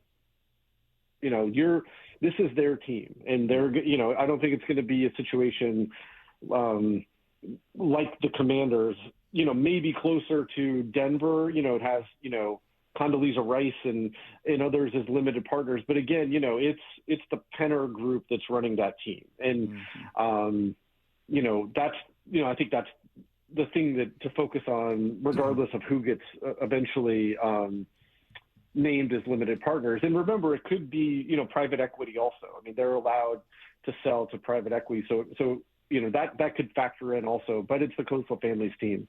Seth Wickersham here with us for a few more minutes. You've been around this organization a long time, Seth. The piece dating back to Sherm and all that fun that we had with you through those years. And you've been around the Allen family from Paul to the transition with Jody. I would love if you would, from your more national scope and perspective. I can do it locally here. I played for him. I know the family and I know the estate. Yeah. But I would love for you to kind of eulogize, now that it's done, now that they're no longer owners, now that it's in the past, from your perspective, put a little epilogue on what the Allens meant to the Seattle Seahawks. Oh, that's a great question, and one that I was not necessarily prepared for. I mean, I think that there are different types of owners. And I think that, there are some who inherit their team. There's some who buy their team and it's their primary thing. And for someone like the Allen family, I mean, they bought it and they cared about the team, but it was one piece of a huge, huge portfolio. And, I think that there's been a lot of strong hires, top to bottom. There's a reason why that team has been good. And some of it you can tie to, coaching and obviously GM John Schneider, who's, the best in the game, and the players themselves. But you have to have a foundation that resources the team, trusts them to make decisions, knows that sometimes decisions don't work out and sticks by them regardless. And I think that the people that the Allen family hired to run the team, have panned out phenomenally well. And the Allen family deserves a ton of credit for that. And, just because the last, dating back to last fall, the last, 10 months or so, have been a little messy with the sale of the team and, when that was going to happen. I don't think it subtracts from what they've accomplished. And, I think that you look around the league and, if it's not a model organization, I'm not exactly sure what is. Last thing for me here, Seth, would just be a message. If you were a Seahawks fan today, how should you feel about the future of the franchise? Again, you don't know till it happens, but from what I've heard, and I think that it's people who I can trust, I would be really positive about it, And I think that, number one, you're the defending Super Bowl champs. These guys are taking over a team that is already running incredibly well. In 10 years, that will be, a good perspective to judge ownership. I think that, again, we talked about this a couple months ago. Do they eventually decide that, a new stadium is needed or significant upgrades to the stadium is needed, how that's financed? That could be a little messy, but again, those are questions that came up during the ownership process from prospective buyers and from league executives and from other owners. But we got to let those things play out a little bit. I think that this family deserves a fresh start. They deserve, the benefit of the doubt from fans. And, I think there's a lot to be positive about. Okay, last three really quick questions here for you, Seth. Number one, any fear of moving? That's natural for fans when an owner from out of market buys them and obviously, I think Mike. Yeah, that trauma runs deep. I can't see it. I just can't see it. You never know, but I cannot see that happening. Stadium. So the lease, right? Part of the reason of this sale is the poison pill ended. As far as money they would have to give back, that being the estate to the city and everything else with the lease. So that's all done now. The odds of a new stadium for these Seahawks within the next 10 years? I don't know. Within the next 10 years, will they start to make a push for it? Again, this is not coming from the family, but around the league, I think there is a sense that, you buy a new team and there's all kinds of the reasons to want a new stadium. And it doesn't, this isn't like the Commander situation where their stadium, was literally falling to pieces. It could be a situation that is more like, the Patriots, where they just put a ton of money into renovating it and trying to modernize it. We'll just see. I really don't know. And then lastly, just because the announcement has said, well, it's got to get approval from the league a month from now. Yeah. There is 0.0 chance that it's not. This is a done deal, right? Yeah. He was already vetted to be a limited partner of the 49ers. So I think that, obviously his limited partners will need to be vetted. They have their process, but I can't see this not getting approved. Well, good stuff. Thank you, sir. We appreciate it. It's always good to catch up with you, and thank you for all of the conversations we've had on this. And that league meeting is going to be right in the middle of Hard Knocks, so I guess they'll have a little something to new for Hard Knocks this year. It'll be that'll be interesting. It's been an interesting 6-7 months here of watching this unfold, and I appreciate the chance to come on and talk to you guys as always. I love talking to you guys. And hopefully we'll do it in person one of these days. Well, small world too, Seth. Is this weekend I was down at this big Under Armour QB 7-on-7 event with my son and the high school kids, having dinner with Nate Peterman, who is from Jacksonville, and we're just chatting about QB development. And he's like, "Oh, man, there's this story of this kid in Jacksonville, Colin Lacey." I'm like, I know the whole story. It's an American Kings. You got to read the book by Seth Wickersham because it is awesome. So I was promoting your book to him. I appreciate that. Yeah, you got it. It was a great read, and you do amazing work, man. You're just embedded. You dive deep. You're awesome, and we appreciate the time.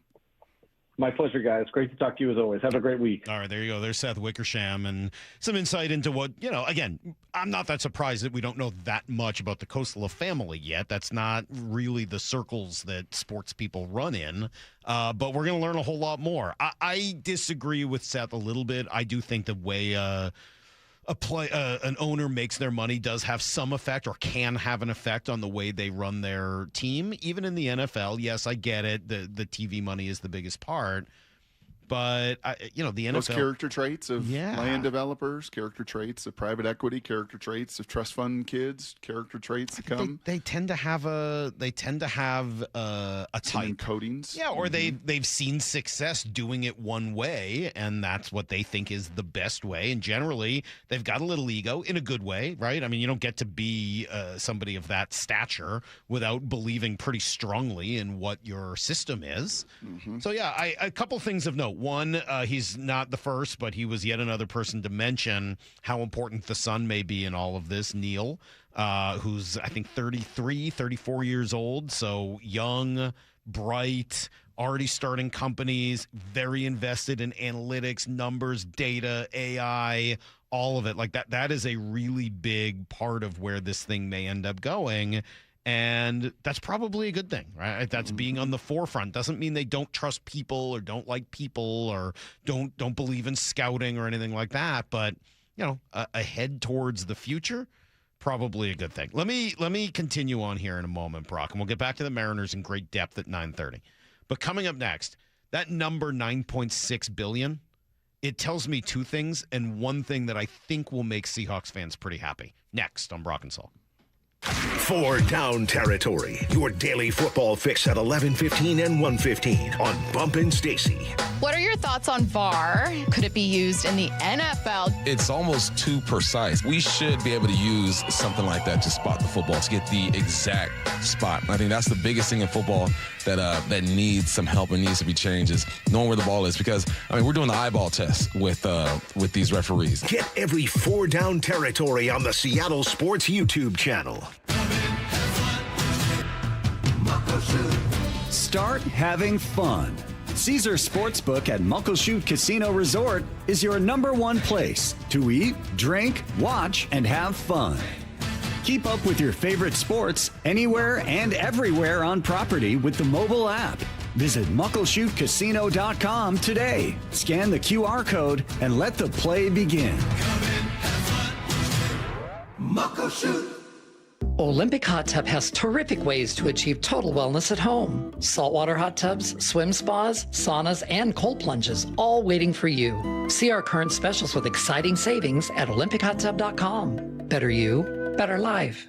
Toyota of Kirkland is going all in on the Corolla Cross. This July, lease a 2026 Corolla Cross L for $319 a month for 36 months with just $29.99 due at signing. Their incredible dealership is worth seeing in person. And with this offer on the Corolla Cross, their fantastic team will set you up with the test drive, and you can drive it home the same day. Visit them in person today or online at toyotaofkirkland.com. Offers valid through August 3rd, 2026 on approved credit through TFS. Excludes taxes, titles, license, dealer accessories, and a $200 negotiable dealer documentation fee.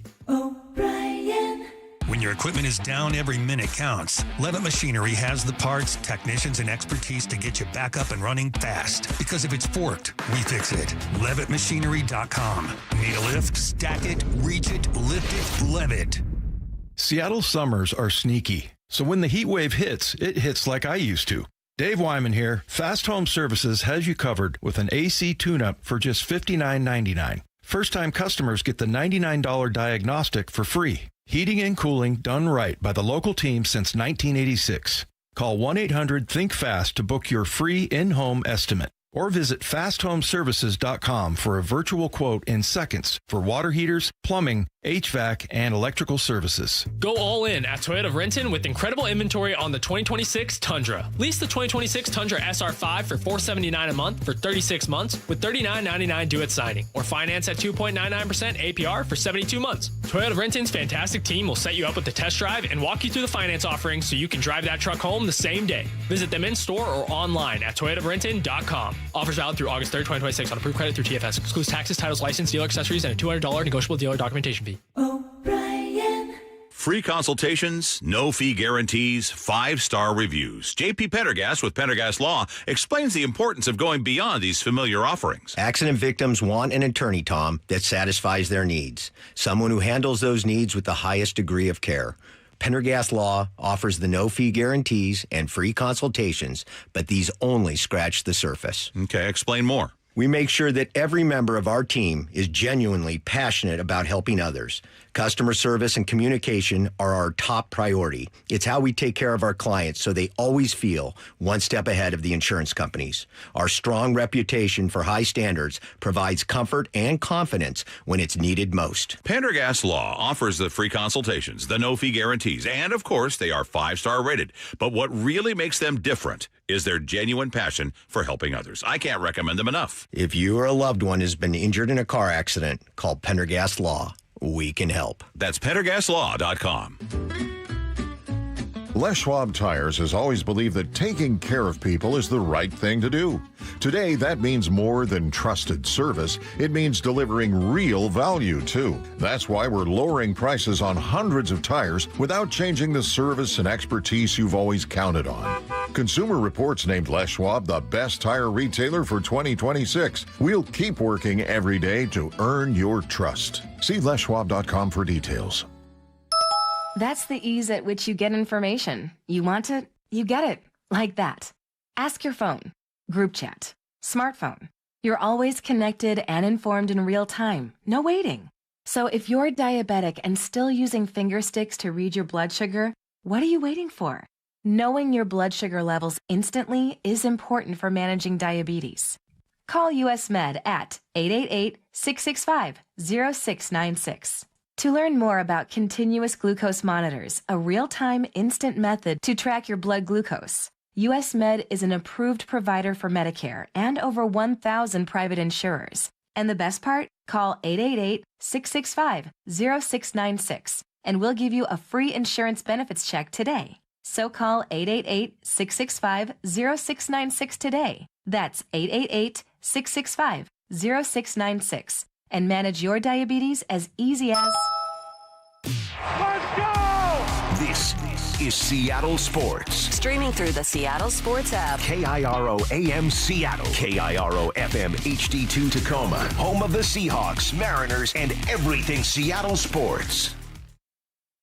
Give me a freaking auto! From the Quantum Fiber Studio, this is Brock and Salk on Seattle Sports. Brock Ewert is my hero. Jay Buhner just punched me in the kidney. We're going to accuse you of minute. Doesn't really work that way, Sherm. This is a show that has my name on it. It kind of does, though. Now here are your hosts, Brock Ewert and Mike Salk. Hello!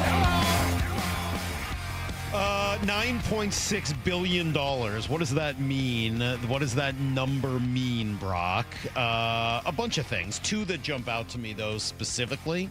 I mean, the first one is just that, look, it means that all of those conversations about the city of Seattle, the region, the tax structure, the state, that stuff does not have an effect on something of this magnitude, and especially, not when the price is going to be in the billions of dollars. I don't know what people thought was going to happen. I know that there were some folks trying to generate clicks off of that story, but what do you think? A $10 billion, $9 billion team is going to sell for $2 billion?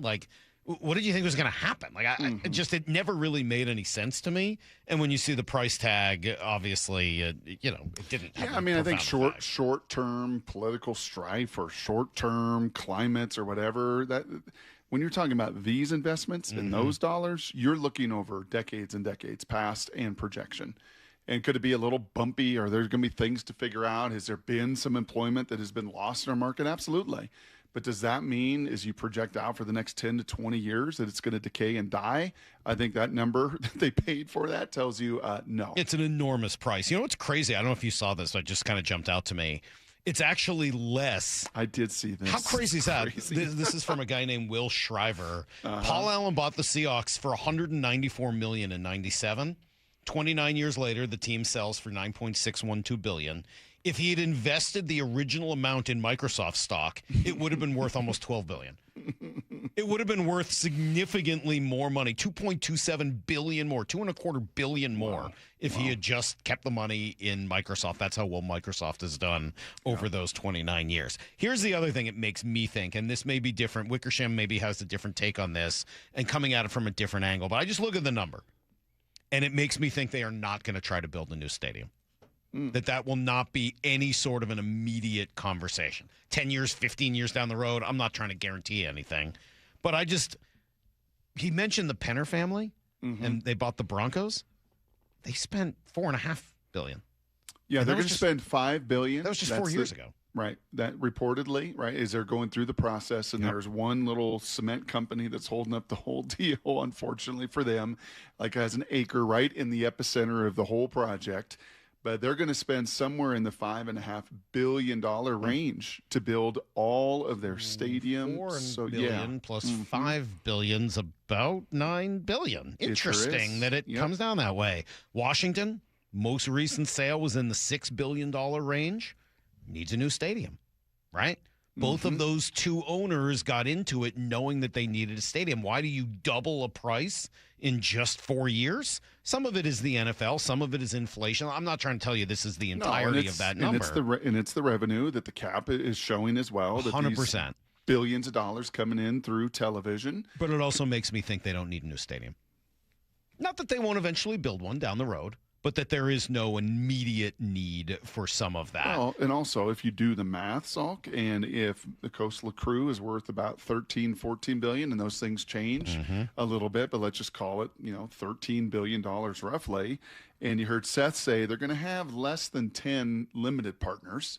So, as far as the $9.6 billion, does that mean half? Do they want 51%? Do they want half the of NFL, that? Or do they want it, or does the NFL want it? No, do they want as kind of majority owners, like, we'll own 51%, and then we'll split up the other 49% 10 ways and what have you, or however that's going to work. But you look at it, this is not the Penner Group that's worth, what they're worth in the 60, 70 billion. This is not the Allens that were worth what they were worth. This is, when you're talking 9.6 of their 13 billion, that's a substantial amount of their estate. Now, that doesn't mean that they couldn't use some of that for renovation and that there isn't room to improve the club level, suite level, some of the fan-related money-making experiences for the team. Owners generally want to put their stamp on a product and show that, they brought something new to the table. So I would expect that, and you may see some change to some of the business people that work there within the next year or so. Heck, look, we're a partner with the Seahawks. We're going to at some point have to renegotiate a new deal with them, and that could be changed just based on the fact that there will be new people involved in making some of those decisions. But the biggest thing it made me think, so if you're the new owner, you just paid, $9.5 billion, you think you're going to build a new stadium? Why? What are you going to get back for? You're going to get the Super Bowl? Okay, maybe you do. You don't make that much money off of the Super Bowl. Are you going to be able to turn the building into a 12-month-a-year facility? Maybe. But what would you be using it for that you can't already use it for? You're going to use it for more concerts in the winter? Final Fours, maybe a couple? Right. There might be a few events over the course of a year you could bring in, but is that worth the expense of and the whole process and everything that goes with it? I don't see all of that happening. That doesn't make sense to me. Yeah, and unlike Mile High and unlike the RFK or Washington State, they were crumbling, they were old, they were falling apart. They were nowhere near the crown jewels that the stadium is. That both the World Cup once again exposed, that every time a commentating crew, and we have them in every week on our show, when they come in and say, this is one of the best to broadcast from. That broadcast booth is state of the art. The Sweet Salk, you mentioned that. They've already done that. The Allen crew consistently and constantly upgraded that building. There's nothing decaying there. I honestly think the first place will be the facility. And I've heard rumblings about VMAC, that. yeah. Yeah, that, maybe that berm, and just from a space standpoint, and you're kind of running out of room, and the footprint's a little, if there's going to be a place that you're going to see maybe some significant investment and construction and change. I wonder what they could do. Go up, maybe? I've heard that whole kind of berm situation, that's kind of where the space is. So What does that look like? What does that mean? I don't see them going camp? towards the lake. There's not a lot of room that way. No, you can't really do that. Yeah, that makes it. Although there is a part of me that wants to see like a practice field on a dock out there and kind of see what they could do. And I've told you the reason that berm is there, by the way, right? You know this from my time way back in doing some real estate is super fun site. That area, one of the most contaminated that's where all the railroad ties and the creosote and everything soaked into the ground. So, to remove that, even with the Allen money, was pretty substantial. So let's bury it and bury it and bury it, and we'll put a berm above it, and that way protect against it. So if there's going to be some money spent, that would be the first, I think, logical place to put their fingerprint. Like, no, this is what we want to do. This is how we're going to adapt. This is how we're going to grow. This is how we're going to provide more resources and more technology and advance this. And I will say there was one thing Mr. Wickersham said there, and he dropped in a couple times about this new ownership group and Mr. Khosla. He doesn't like to lose. And when you heard the rumblings that you had heard and some of the feedback of why, and Seth echoed that, by the way, that the team members that vetted him kind of like this crew, because it was that dog mentality, like, yeah, we don't lose. Yep. We're not going to lose. We're going to be in this thing to win it, which, as you remember, of my 6 have-tos, that was number 6, which was really in reverse. That's really number 1, is that total, utter commitment to winning. Everybody says it. Everybody talks it. Not a lot of people walk it. The Allen estate did. Paul Allen did. And based on winning this first battle in a dogfight, it sure sounds like, between the two groups in the end that were going back and forth and jostling for a couple months, yeah, he was true to his word that he wasn't going to lose this bid, and he ended up not doing so. Tech forward. I mean, Paul Allen was obviously tech forward, right? Yes, I mean, you're talking about somebody who was part of the most successful tech company of all time. Outside the box thinker. Yeah. It sounds like in those, there seems to be some similarity. Now, family a little bit different, right? Paul did not have family outside of his sister Jody, and obviously the Khosla family is exactly that. I mean, you're talking about 6 members with he, his wife, and their 4 kids, especially the son Neil seems to want to be involved. So there's a difference. Both had taken the pledge to give away all their money by the time they've died. Both were very concerned with environmental causes. Both were tech forward, tech forward, West Coast. Yeah, I mean, I do think that there are some now there's differences, right? Paul obviously grew up here. Khosla is a immigrant story, comes from India, and he told a little of that story. I could play it for you, but maybe we'll do it tomorrow or later this week. They're not. I'm not saying they're exactly the same, but as you look there, I would say that the similarities strike me more than the differences do. And his Bert Cold and Jody Allen and the decision makers there kind of hammered it out in Sun Valley and kind of made their final decision. And you hear very clearly from Mr. Wickersham, it was their decision. The league vets these people. They have been in the league, so they'd already been vetted, right? Both sides. But ultimately, it was going to be Jody. Right, because this is a sale. This isn't an expansion.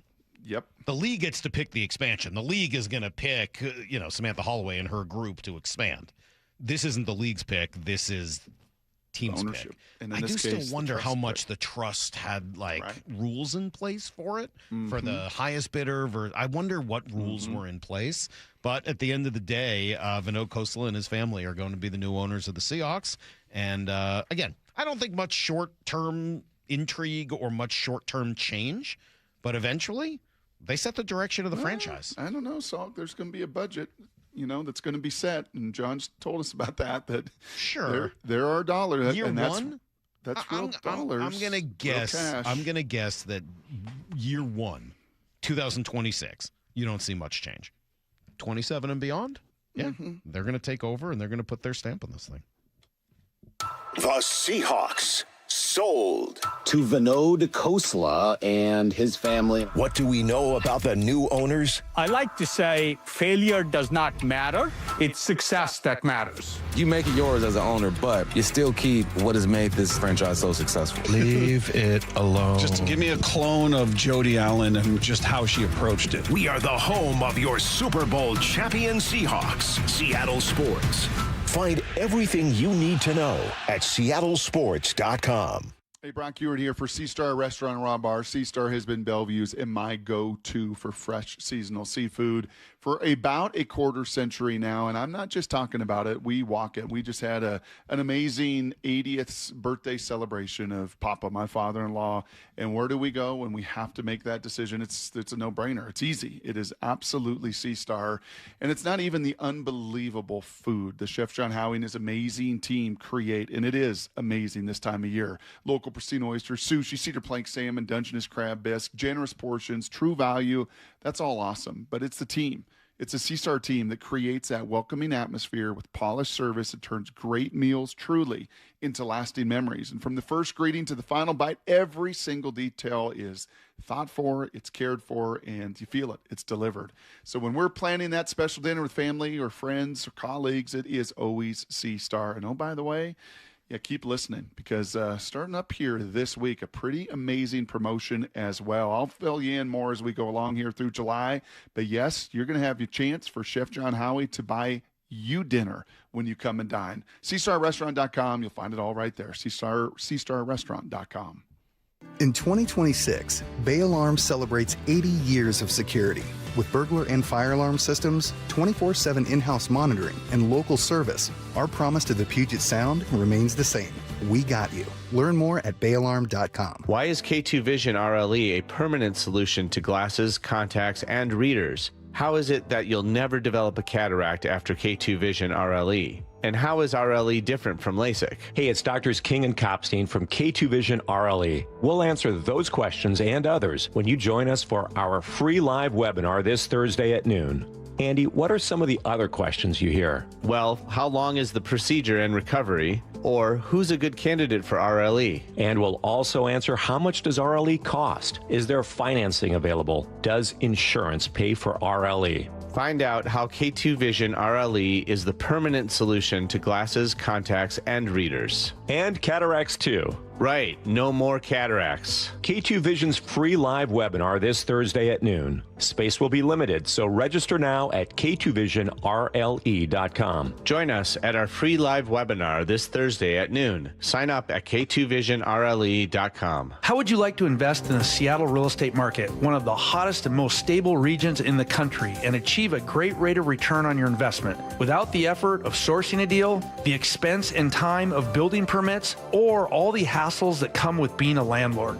Hi, I'm Scott Rirucka, CEO of Legacy Group Capital in Bellevue. Legacy Group Capital develops local real estate, lends money, and shares the profits with our investors. Diversify with Legacy Group Capital. Invest into our Northwest Fund, which is currently delivering 9% on a fixed rate term. It's our flagship fund for 19 years with zero investor losses. And yes, we do accept IRAs. Find out why 1,300 local investors have invested over $350 million.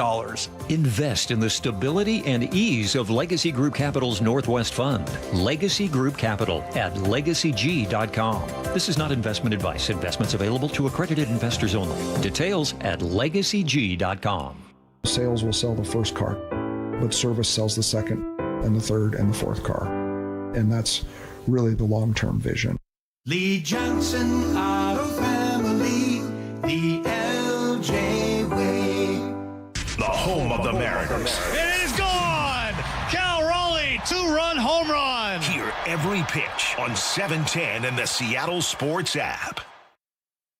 This is a special alert to all Americans who own a vehicle with less than 200,000 miles with an auto warranty about to expire or with no warranty coverage at all. Due to a decline in the economy, CarShield is announcing a low-cost month-to-month vehicle protection plan that is now available to the public to save any driver out-of-pocket expenses on future auto repairs. Call now to find out how you can pay almost nothing for covered auto repairs. Yes, you heard that correctly. Pay almost nothing for covered auto repairs. An open phone line has been established for all drivers to call for a free quick quote. Call 800-330-8323 now. Drivers who are covered will not have to pay for covered repairs again. This protection plan is at an all-time low. Additionally, drivers who activate this vehicle protection today will also receive free roadside assistance, free towing, and car rental options at no additional cost. Call us for your free quick quote today. 800-330-8323. That's 800-330-8323. What do you have to lose? Call 800-330-8323. Again, 800-330-8323. At Farmers, our honesty is contagious. Wait, am I going to catch honesty? Well, when you're with Farmers, it's kind of inevitable. Well, how long does it take to... I lied to you when you asked if I knew what a deductible was. I don't know my dad's birthday, and I thought umbrella policies were for rainstorms. Actual rainstorms. I have it, don't I? You don't just have honesty. You have Farmers. Bum, ba, bum, bum, bum, bum. Learn more at farmers.com. Underwritten by Farmers Truck or Fire Insurance Exchanges or affiliate. Products not available in every state. When the heat's an 11, cool AC would be heaven. DayandNight.net. Stay cool this summer with a new AC or heat pump from Day and Night. And with installation, you'll get a free furnace. Hi, I'm Bruce with Day and Night Plumbing and Heating. Call us about installing a high-efficiency cooling system or servicing your existing one so you're cool when you need it. Get a new AC or heat pump now from Day and Night to stay cool this summer. Plus, with installation, you'll get a free furnace. DayandNight.net. Need to know. 15 minutes past every hour with Brock and Salk. Presented by Marquee Data. Here's what you need to know. Up first. Well, Brock, we've got new ownership here in Seattle for the first time in a long time. 29 years for the Seahawks that the Paul G. Allen estate has owned the team. First with Paul, then with Jody, and now it'll be the Khosla family. Vinod Khosla, his wife, 4 kids.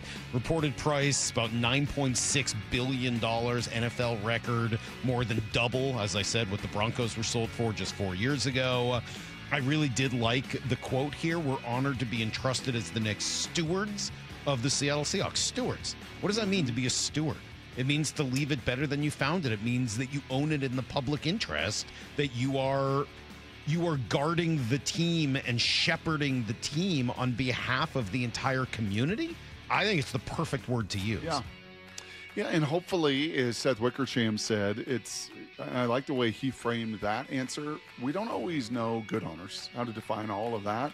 But we know how to clearly define bad owners, and we've had them in this market.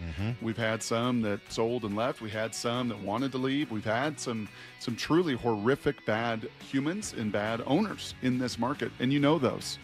And I don't get the sense that the Allen estate was going to sell this thing to one of those bad groups. And they don't. I mean, nothing that we've read so far gives off that vibe. I got a text here wondering whether or not it's a problem that they've been 49ers season ticket holders. No, doesn't bother me. Not at all. Actually, I think and they've been a limited partner. They bought 3% into it last year. They'll sell that now, but the fact that they actually got engaged in it and were involved in it, embedded through it with the league to be a limited partner last year, to me, that's actually more of a positive. Yeah, I would tend to agree. Being in it, like, I don't know how many owners across sports started as fans of that specific team. I'm not saying none, but I don't think it's like anywhere near 100%. I'd be shocked if it was 50. So I don't know. That doesn't really bother me at all. We'll find out more in terms of confirming this. August 26th will be the league meeting. Here's the second thing you need to know. I'm going to dig a little more deeply into this road trip for the Mariners here in about 10 minutes. It was bad.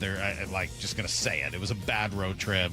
It ended on a high note, thankfully, as they scored 8 runs yesterday. J.P. Crawford, a big part of that. You know, a good at-bat stayed inside of it, able to kind of get it. I think it's so fitting in baseball when that happens because, we have run into a lot of bad luck, and it's just, to get that, as you said, kind of a sigh of relief, and the guys continue to roll from there. And by that, he means actually scoring with runners in scoring position. Yeah. And maybe actually delivering. And they did not hit a million balls hard. They were 2 for 38. And out of those 36 failures with runners in scoring position before that, there was multiple bad at-bats, a lot of bad swings, check swings. That bad luck one doesn't work for me there. They didn't just have bad luck on the road trip with runners in scoring position. Like, they made a lot of their bad luck. Baseball has some bad luck and good luck up and down, of course, and there was some of that. But I don't know. I didn't get watching the game. The games here over the last week did not feel like bad luck. And most of them weren't very competitive. I mean, they had the lead were in until one. You made mental or preventable mistakes. They had the lead in one, the first game in Miami, and that's sure been nice to at least get one there, so you're not swept. And then 3 becomes 4 and 4 becomes 5, and yeah, you salvaged one. This break could not have come at a better time. I've said that 2 or 3 times this morning. I fully believe that. From the people you're going to get back, from the doldrums they've been in, especially offensively, really the last month collectively, the power outage largely over the whole team. I think this break, physically, mentally, emotionally, could not come at a better time. Well, and getting Julio back Friday should matter. Not only that, they come home, they play really bad teams, the Giants and then the Reds. So some positives here for the Mariners as hopefully things will trend upwards after a brutal last week. Here's the third thing you need to know. All right, 20 new members of the Mariner organization draft this past weekend. Ace Reese is the big power hitting third baseman from Mississippi State they take with their first round pick. He has a lot of pop. You just look at some of the names he's associated with records-wise at Mississippi State. It's Brent Rooker, Will Clark, Rafael Palmeiro. Like, okay, that sounds pretty intriguing. That. Yeah, I'll take any of those guys. He can really, really pound the baseball, and he's big, 6'4", 220. The second pick is more of an athlete, kind of a guy who can do everything. That's Jake Brown. Here is Scott Hunter on the second rounder. Scott Hunter, by the way, the Mariners' top amateur scout. Yeah, we had a great meeting with him at the Combine. I mean, just a really fun leader. I mean, I keep using Kate as our example of like leadership and makeup, but the way he talked about being in that clubhouse at LSU, it wasn't the same as the year before, how there was difficulties in culture and how he was kind of the leader that tried to keep that group together and during a tough year. Stood out, but it was more about the player. He came in as a two-way guy, was a pitcher, and then wound up becoming a hitter. So you've seen the progression of his offensive game improving. We've always had a little intrigue by him since early in the season. Then he goes to the Combine. He's one of the fastest guys there. So made us question, like, maybe he should have been playing center field.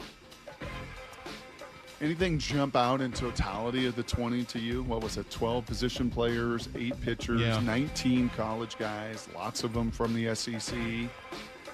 Anything jump out in totality? I know we don't cover this individually, we won't see them largely for years. I think the athleticism for me, like your first few picks, kind of fall in line with a trend that's now been pretty common. A little more athletic, yeah. Yeah, it's just but a little, still just a hear little that bit swing more and athletic. miss. Like, both guys still have, swing and don't miss. seem to mind a little swing and miss.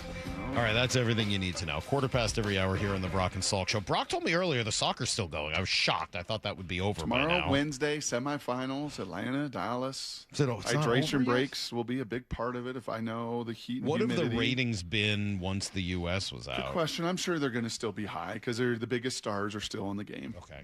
Harry Kane and Mbappe and all the big stars are in it, and Messi, and it's Argentina, and it's the 4 biggest brands in soccer on paper and the 4 highest rated teams. Honestly, we were in a restaurant Saturday night with the Denmark-England, and that had some juice. And then we got back to the hotel room. It was like 8, 9 o'clock. Start on the East Coast for Argentina. So that was death. I mean, it was so slow. It was so boring. Like because Messi stands for 65% of the game. He stands and walks for 65% of the game. Argentina just plays kind of keep away, and then they try to get it to him. And then there's like this little burst of action. Like it is, and it went to extra time and extra time. It was 100 minutes of largely standing around. Oh my gosh. 1 shot on goal each the whole first half. Horrible injuries. A guy flopped, got a red card, got booted out. So they had to play a man down, they being Switzerland. The guy was crying. And I'm like, don't cry. There's no crying in soccer when you faked it. They did the whole, like, what's it called when they do the replay of the fake, when they fake the injury? Something about, we saw. Sorry, I fell asleep a minute VAR. ago. What are you talking about? No, not VAR. No, we saw that in the very first the mistaken game. Identity? Yes. The case of mistaken identity? Yes. So mistaken identity. This guy, before he got kicked, he fell. Ah. That's the second record. That's a second yellow, and 2 yellows equals a red. That'll get you. Yeah, you don't want to fake it like that. That was Mistaken terrible. identity. Terrible watch. Can't have it. Can't have that mistaken identity. All right. The Mariners are not where they were at this time last year. Mistaken identity themselves, Salk. Mistaken something. 3.5 games behind last year's pace at the deadline. Why? And what did we learn from this road trip? There's a lot in here next on Brock and Salk. Stick around for Bump and Stacy. Trademark pending. That's right. Coming up next at 10. I feel like I'd solved a crime. You did. Wow. Your defense, playing like trash, allowed the Seahawks to claw their way back into the game. When I read about it and I start to break it down, it's about your overall team. And I think that's the way people have to look at it, because there was nothing offensively that felt dominant. Bump and Stacy, next at 10 on Seattle Sports. Summer is the time to feel and look your best, but I'm not talking about your abs or tan. Guys, I'm talking about your hair. Restore that bald spot, reverse your receding hairline, or add volume to thinning during Advanced Hair's once yearly summer savings event. Advanced Hair's simple one-day treatment begins to regrow your very own hair the very next day, and they guarantee your new hair will grow. They are the team that addressed my hair loss, and I recommend them to everyone. Take advantage of your flexible summer calendar and get the most hair for your dollar. Advanced Hair's summer sales event is on for a limited time. So get the details and schedule your free consultation today. 425-449-8185. One-day treatment, life-changing results. With Advanced Hair, your new hair is guaranteed to grow. Check out the incredible before and afters and make the call now while their summer savings event is still on. That's 425-449-8185 or advancedhair.com. Hey, Seattle. Jake Bobo from Techline Roofing. Are you in the market for a new roof? With the strongest workmanship warranty in the business, Techline Roofing has you covered. Take advantage of our easy financing and our summer special. Trust Techline. Yay to Bruce, the streaming king. With quantum fiber internet, he's gonna binge. He wants more, he's got to have more. More bedtime true crime. More podcasts in the shower. Quantum fiber Wi-Fi has the power. More. Fast internet speed. He's got the gigs to blow big, bring him the game. Right now. And his royal we. More sports non-stop. His quantum fiber's on top. Yay to you. Switch today at quantumfiber.com. Limited availability, service, and speed in select locations only. Well, I'm sure by now you've heard interviews with a whole lot of people who took the First Mark Challenge and saved so much money on their insurance and got better coverage too. We call them First Mark victories. Well, I took the First Mark Challenge too, and I'm thrilled to say that First Mark is saving us thousands. Now that's what I call a victory. You know, I was with the same agent for so long, I simply assumed they were working hard to get me the best coverage and save me money. But it wasn't the case, and you should find out too by taking the First Mark Insurance Challenge. First Mark works for you, not the insurance carriers. First Mark will fully analyze your current coverage, making sure you're not overpaying for the wrong coverage, which could leave you at risk for financial loss. Then they carefully search the market, dozens of major carriers to find you the best fit, and that's it. First Mark Insurance has helped thousands of families successfully manage the complicated world of insurance and save them thousands, me included. Be the next First Mark Challenge victory. Take the First Mark Challenge right now. It's totally free. Go to firstmarkinsurance.com. First Mark Insurance. They work for you. Hey everyone, Rick Witters with Cressy Door. At Cressy Door, we offer top-of-the-line garage doors, garage door service, and garage door repairs. Residential or commercial, please consider Cressy Door for all of your garage door needs. Cressy Door. Dave Wyman here, and the folks at Bellevue Rare Coins say higher prices have enticed more Americans to cash out their jewelry, gold, and silver items. Here's a story from a real customer. She walked into Bellevue Rare Coins with an old bag of jewelry, a little bit nervous, a little bit embarrassed because it was mostly old tangled chains and pieces she hadn't looked at in years. When they gave her the total, she couldn't believe what it was worth. Go see what your jewelry is worth with a free consultation. Bellevue Rare Coins is now in Linwood, Issaquah, Tacoma, and Bellevue. The home of the Mariners. It is gone! Cal Raleigh, two-run home run! Hear every pitch on 710 and the Seattle Sports app. Onyx, I keep having stomach issues. Please make me a doctor's appointment. Okay. Are you suffering from diarrhea, bloating, gas, or oily stools? If so, you may want to ask your doctor if it could actually be a problem with your pancreas, called exocrine pancreatic insufficiency, or EPI. My pancreas? How is EPI treated? A prescription medicine like Creon, pancrelipase, is used to treat people who can't digest food normally because their pancreas doesn't make enough enzymes. Creon is the #1 prescribed treatment for EPI. Creon may increase your chance of fibrosing colonopathy, a rare bowel disorder. Tell your doctor if you have a history of intestinal blockage blockage or scarring or thickening of your bowel wall, if you are allergic to pork, or if you have gout, kidney problems, or worsening of painful swollen joints. Call your doctor if you have any unusual or severe gastrointestinal symptoms or allergic reactions. Take Creon as directed by your doctor and always with food. Do not chew capsules, as this may cause mouth irritation. Other side effects may include blood sugar changes, gas, dizziness, sore throat, and cough. These are not all the side effects of Creon. You can learn more at 1-800-633-9110. Before your appointment, visit creoninfo.com. That's CREON info.com. Progressive provides protection for your boat and other outdoor vehicles so you can explore new things. Oh, I can finally try pesto. We meant like water skiing. I've just never had pesto. Or maybe take the boat somewhere new. I mean, is pesto spicy or sweet? Oh, guess we'll find out, right? Right. Bundle home or auto insurance with your boat, RV, or motorcycle and stay protected with Progressive while you explore. I don't know. Maybe I'm not ready for pesto. Progressive Casualty Insurance Company and Affiliates. Not available in all states or situations. This is the story of the one. As a maintenance engineer at a beverage manufacturing plant, he starts his day knowing every line is ready to run because Grainger delivers the industrial-grade products he needs to keep mixers, conveyors, and packaging equipment moving. With Grainger's vast selection of bearings, belts, and motors, he keeps operations running smoothly, so nothing grinds to a halt. Call 1-800-GRAINGER, click Grainger.com, or just stop by. Grainger, for the ones who get it done. This hour is brought to you by Davis Law Group. From the Quantum Fiber Studio, you're listening to Brock and Salk. Weekdays 6 to 10. On Seattle Sports and 97.3 FM HD2. I want to be critical and I want to be realistic all at the same time, and that may be difficult. So by the end of this next 20 minutes, I'm guessing everyone will be mad at me for one reason or another, but so be it. That was a bad road trip. It was terrible. It really was. You lose 5 out of 6. You showed the real juxtaposition between the way the Mariners were playing and the way both the Marlins and Rays played. It was really obvious and evident to anybody who watched those games. The two home teams played with a lot of energy, with a lot of contact, with a lot of confidence, with a lot of swagger. And the Mariners did not do any of those things. And more than anything, it was sloppy. A lot of sloppy play. Lousy at-bats, bad decisions, potentially dangerous vibes. All of those things jump out to you while you watch that road trip. The Weston Wilson play, to me, was the worst thing. That's just ridiculous, right? That was worse than Randy? Oh, yeah. Why? I mean, it was unfathomable. Where are you going? No, honestly, of all of them, the Cole Young one might have been the worst. I don't know. One of those two.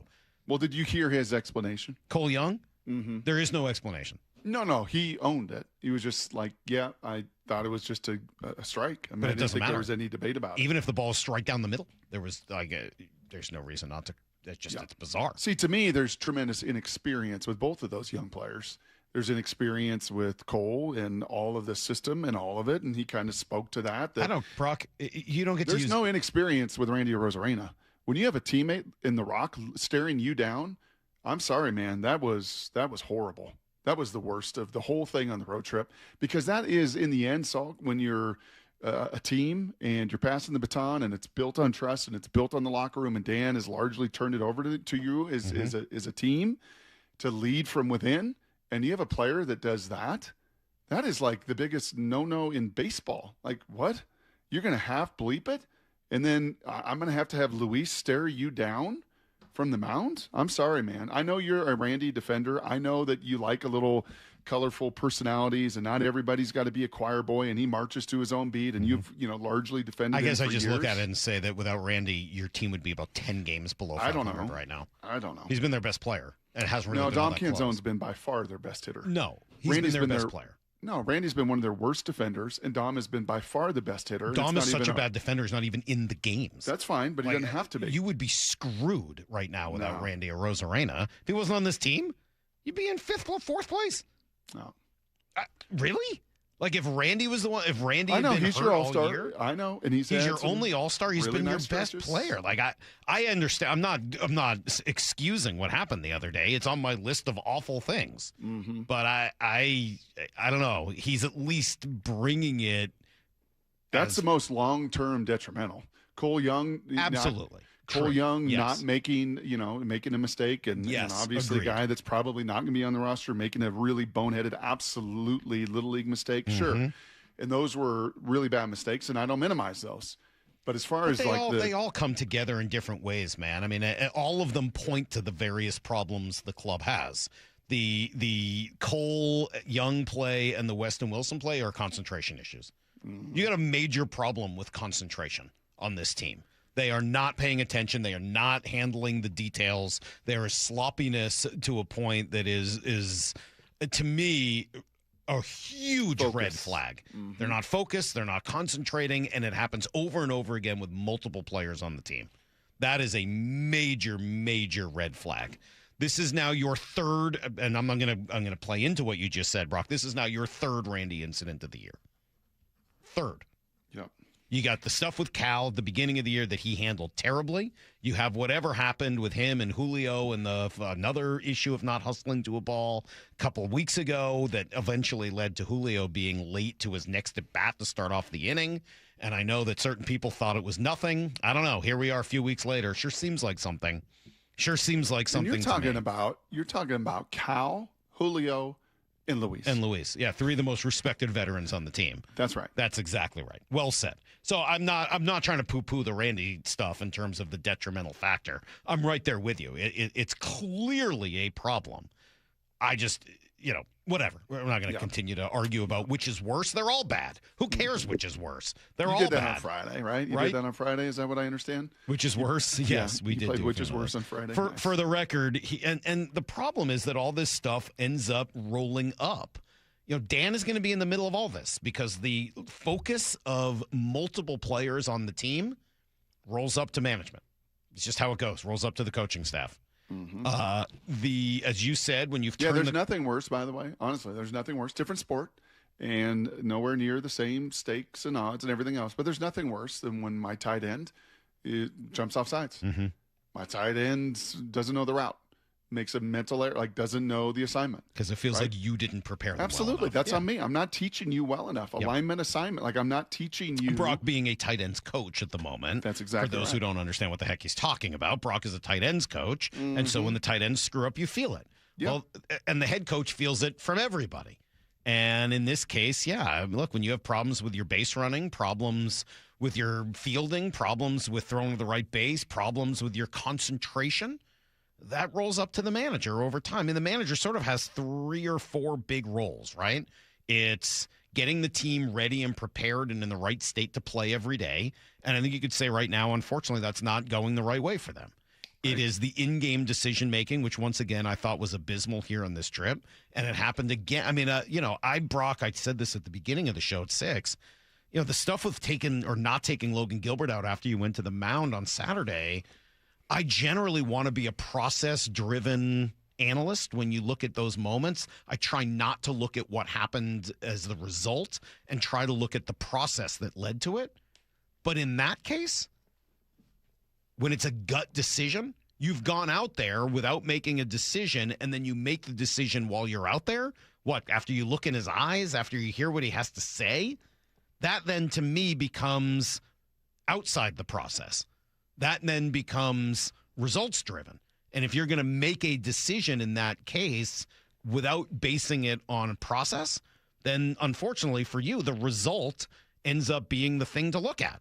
And in that case, the result was horrible. Logan gives up a double. Then you've sat down the right-hander, so you can't pitch to Caminero if you were planning to. You end up walking Caminero intentionally, and the next guy crushes a 3-run home run, righty on lefty.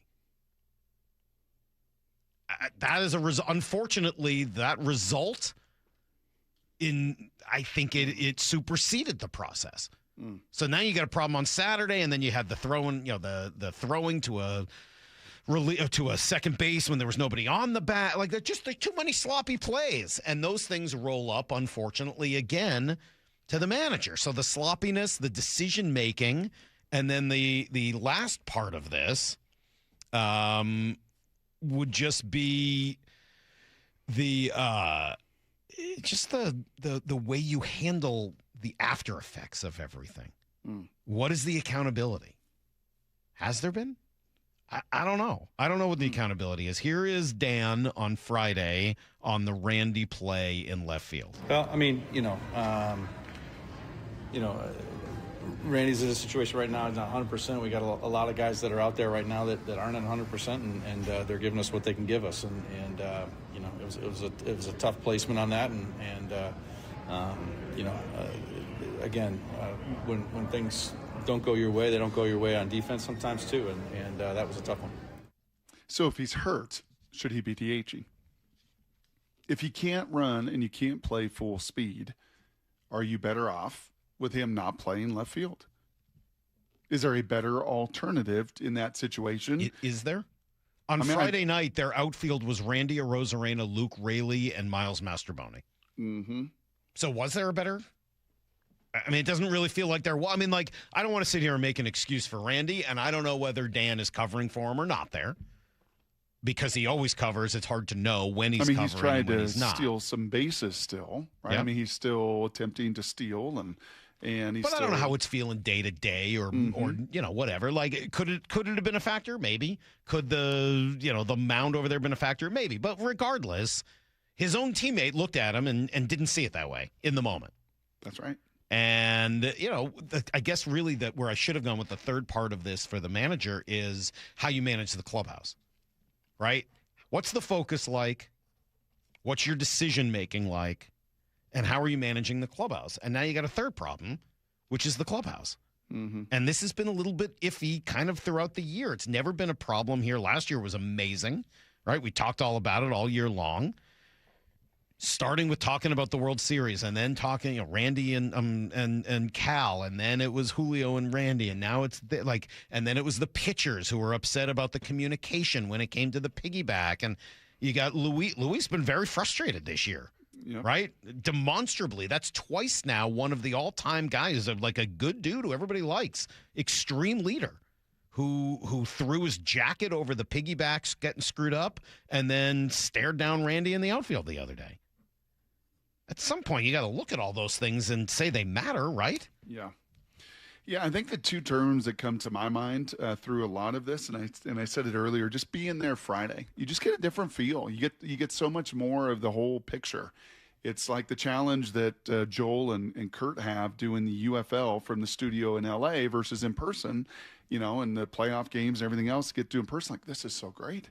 I get to see the sidelines with my own eyes. I get to watch the interactions. I get to see the guys coming on and off the field, all the things that you don't get just through the production lens of a game and a broadcast as you're watching on television. Mm-hmm.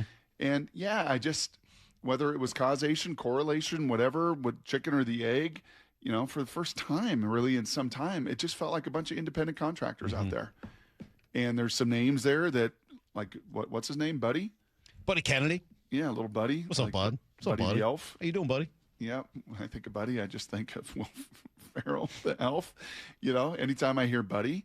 And so you got like unfamiliar names that hardly know each other that are out there trying to play. Buddy Kennedy, most of these conversations, these aren't about Buddy Kennedys. Absolutely not. The Weston Wilson one was, but after that, like Absolutely you're talking about not. the heart of your team. Yes. I'm not going to blame anybody who's pretty mad today. I think you should be mad. I'm not going to blame anybody who's furious, who's depressed, who's demanding of a change. I totally get where you're coming from. As I think I just laid out, your manager has 3 specific roles, and right now I think he's having a challenge with all 3 of them. They're having a challenge with their, being ready to play every day. They're having a challenge with their decision-making, on the field, in-game decision-making, and they're having a challenge with the clubhouse chemistry.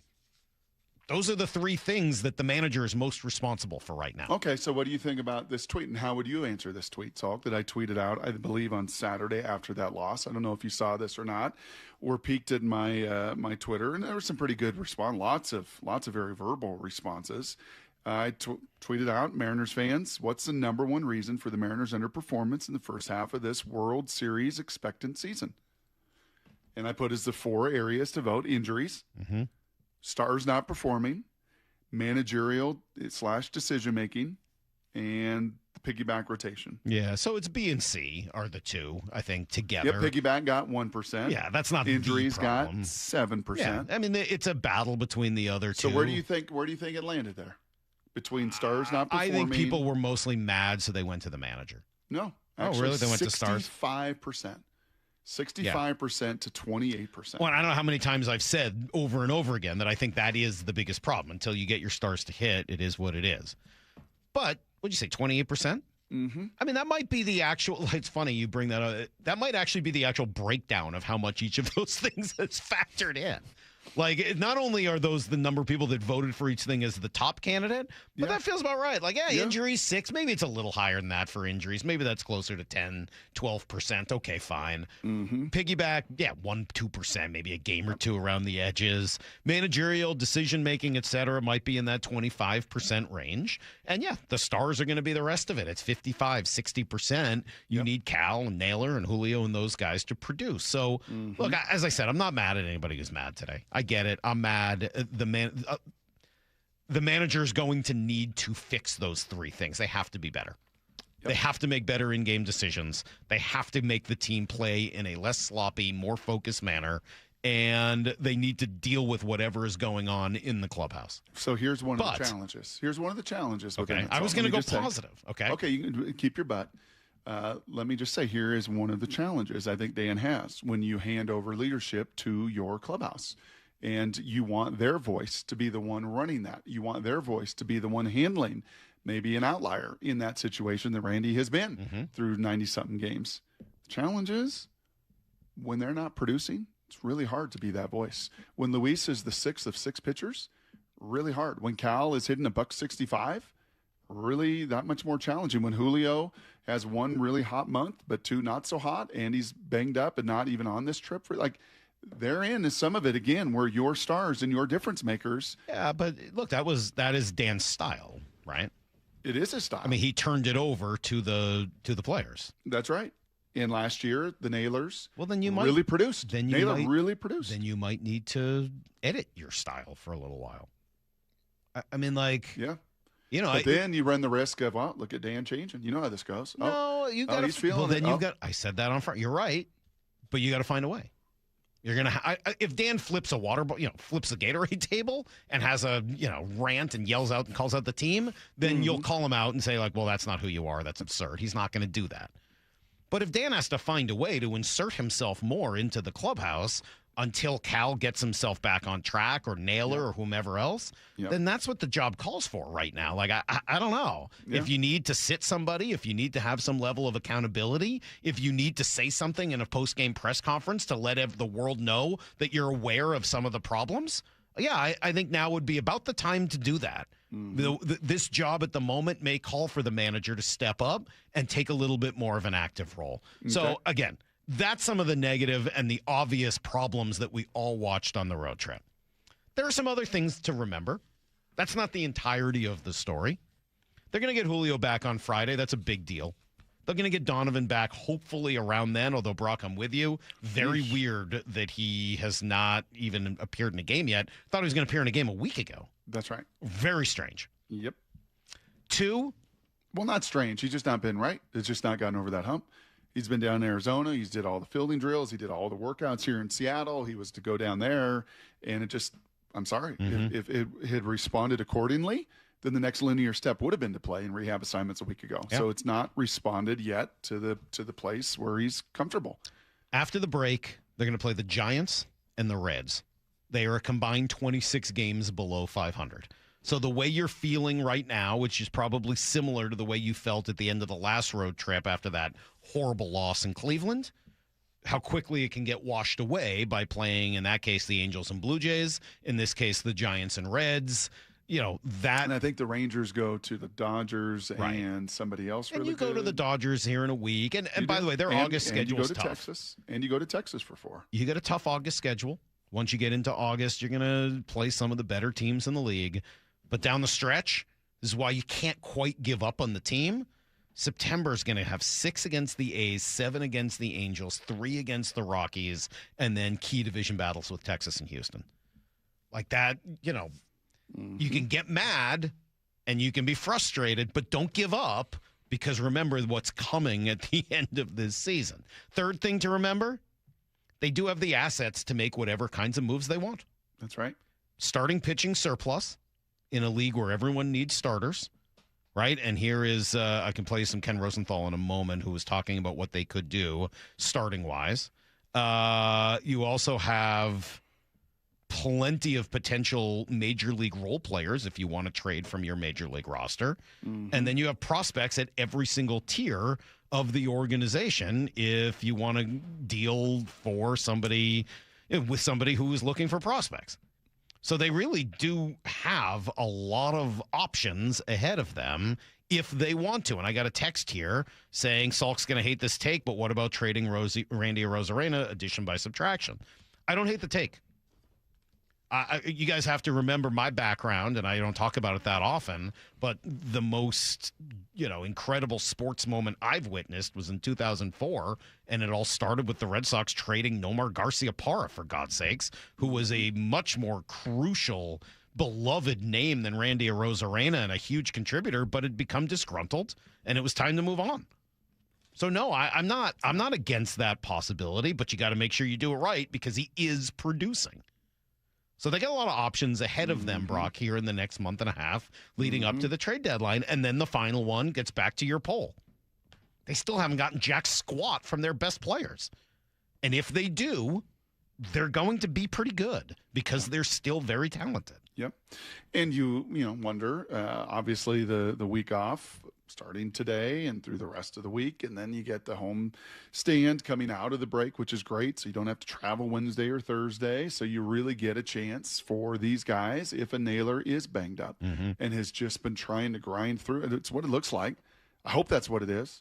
I hope the wrist and other stuff just isn't right. And he finally gets a chance to have 4 or 5 days to really get off his feet and get right.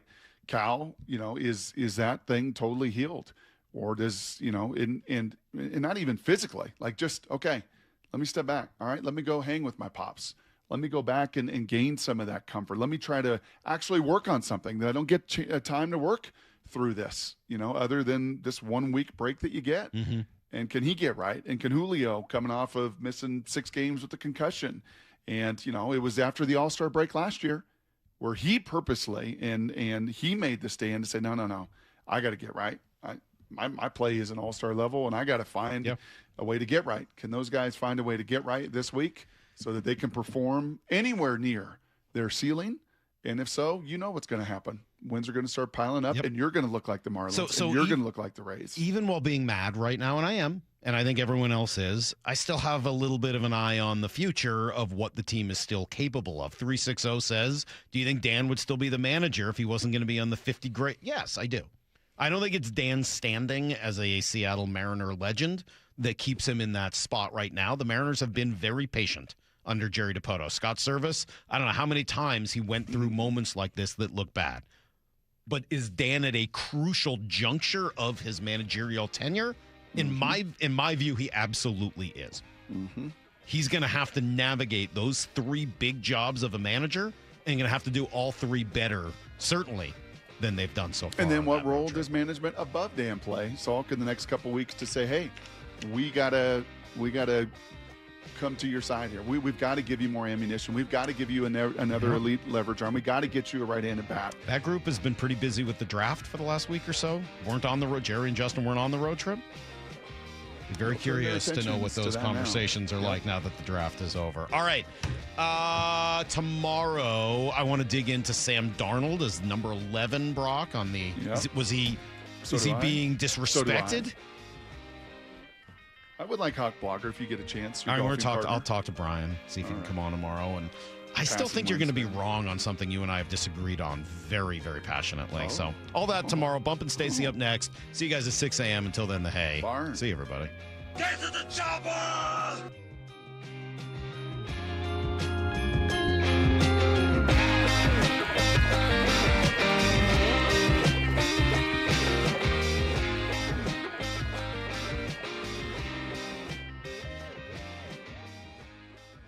Stick around for Bump and Stacy. Trademark pending. That's right. Coming up next at 10. I feel like I've solved a crime. You did. Wow. Your defense, playing like trash, allowed the Seahawks to claw their way back into the game.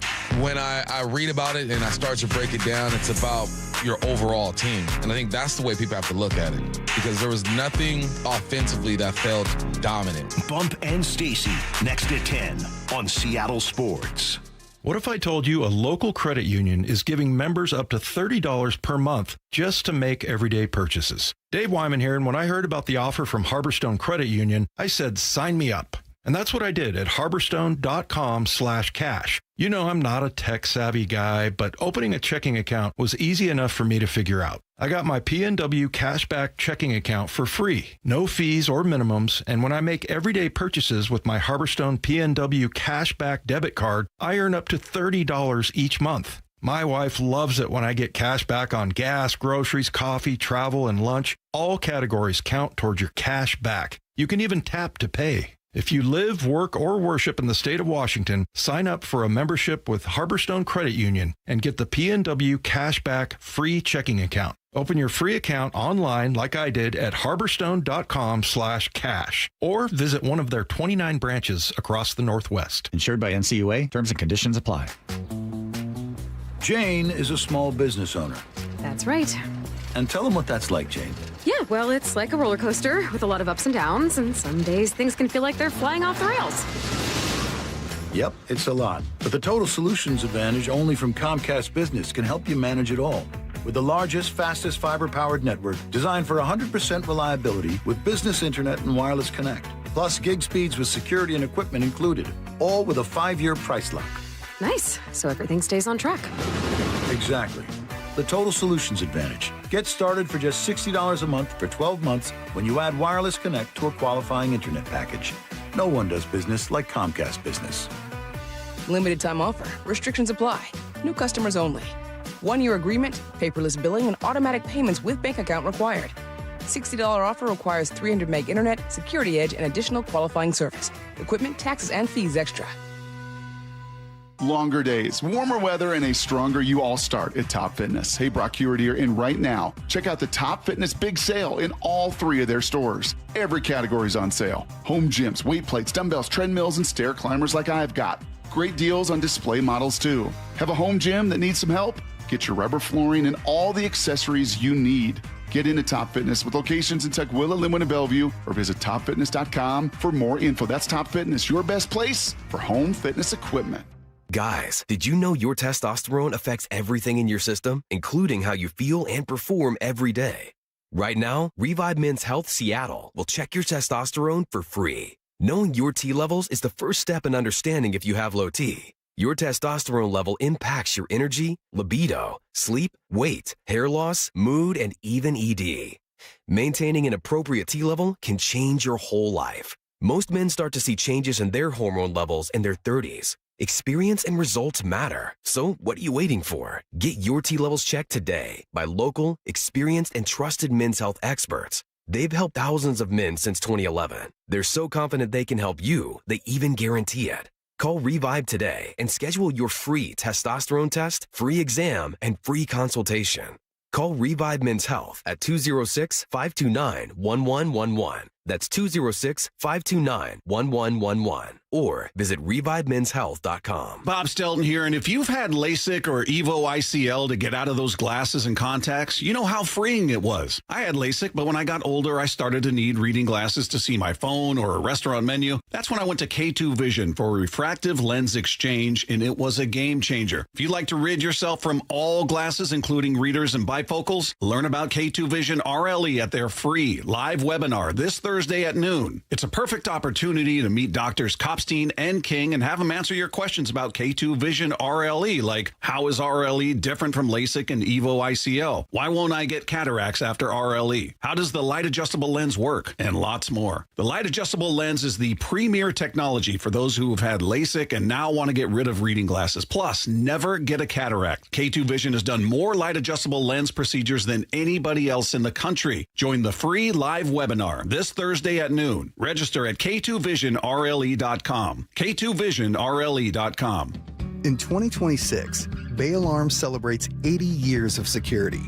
For the Puget Sound, that means local service including burglar and fire alarm systems, 24/7 in-house monitoring, and custom security designed to work with business operations. Bay Alarm has real people rooted in your community looking out for your business. After 8 decades and 3 generations of family ownership, our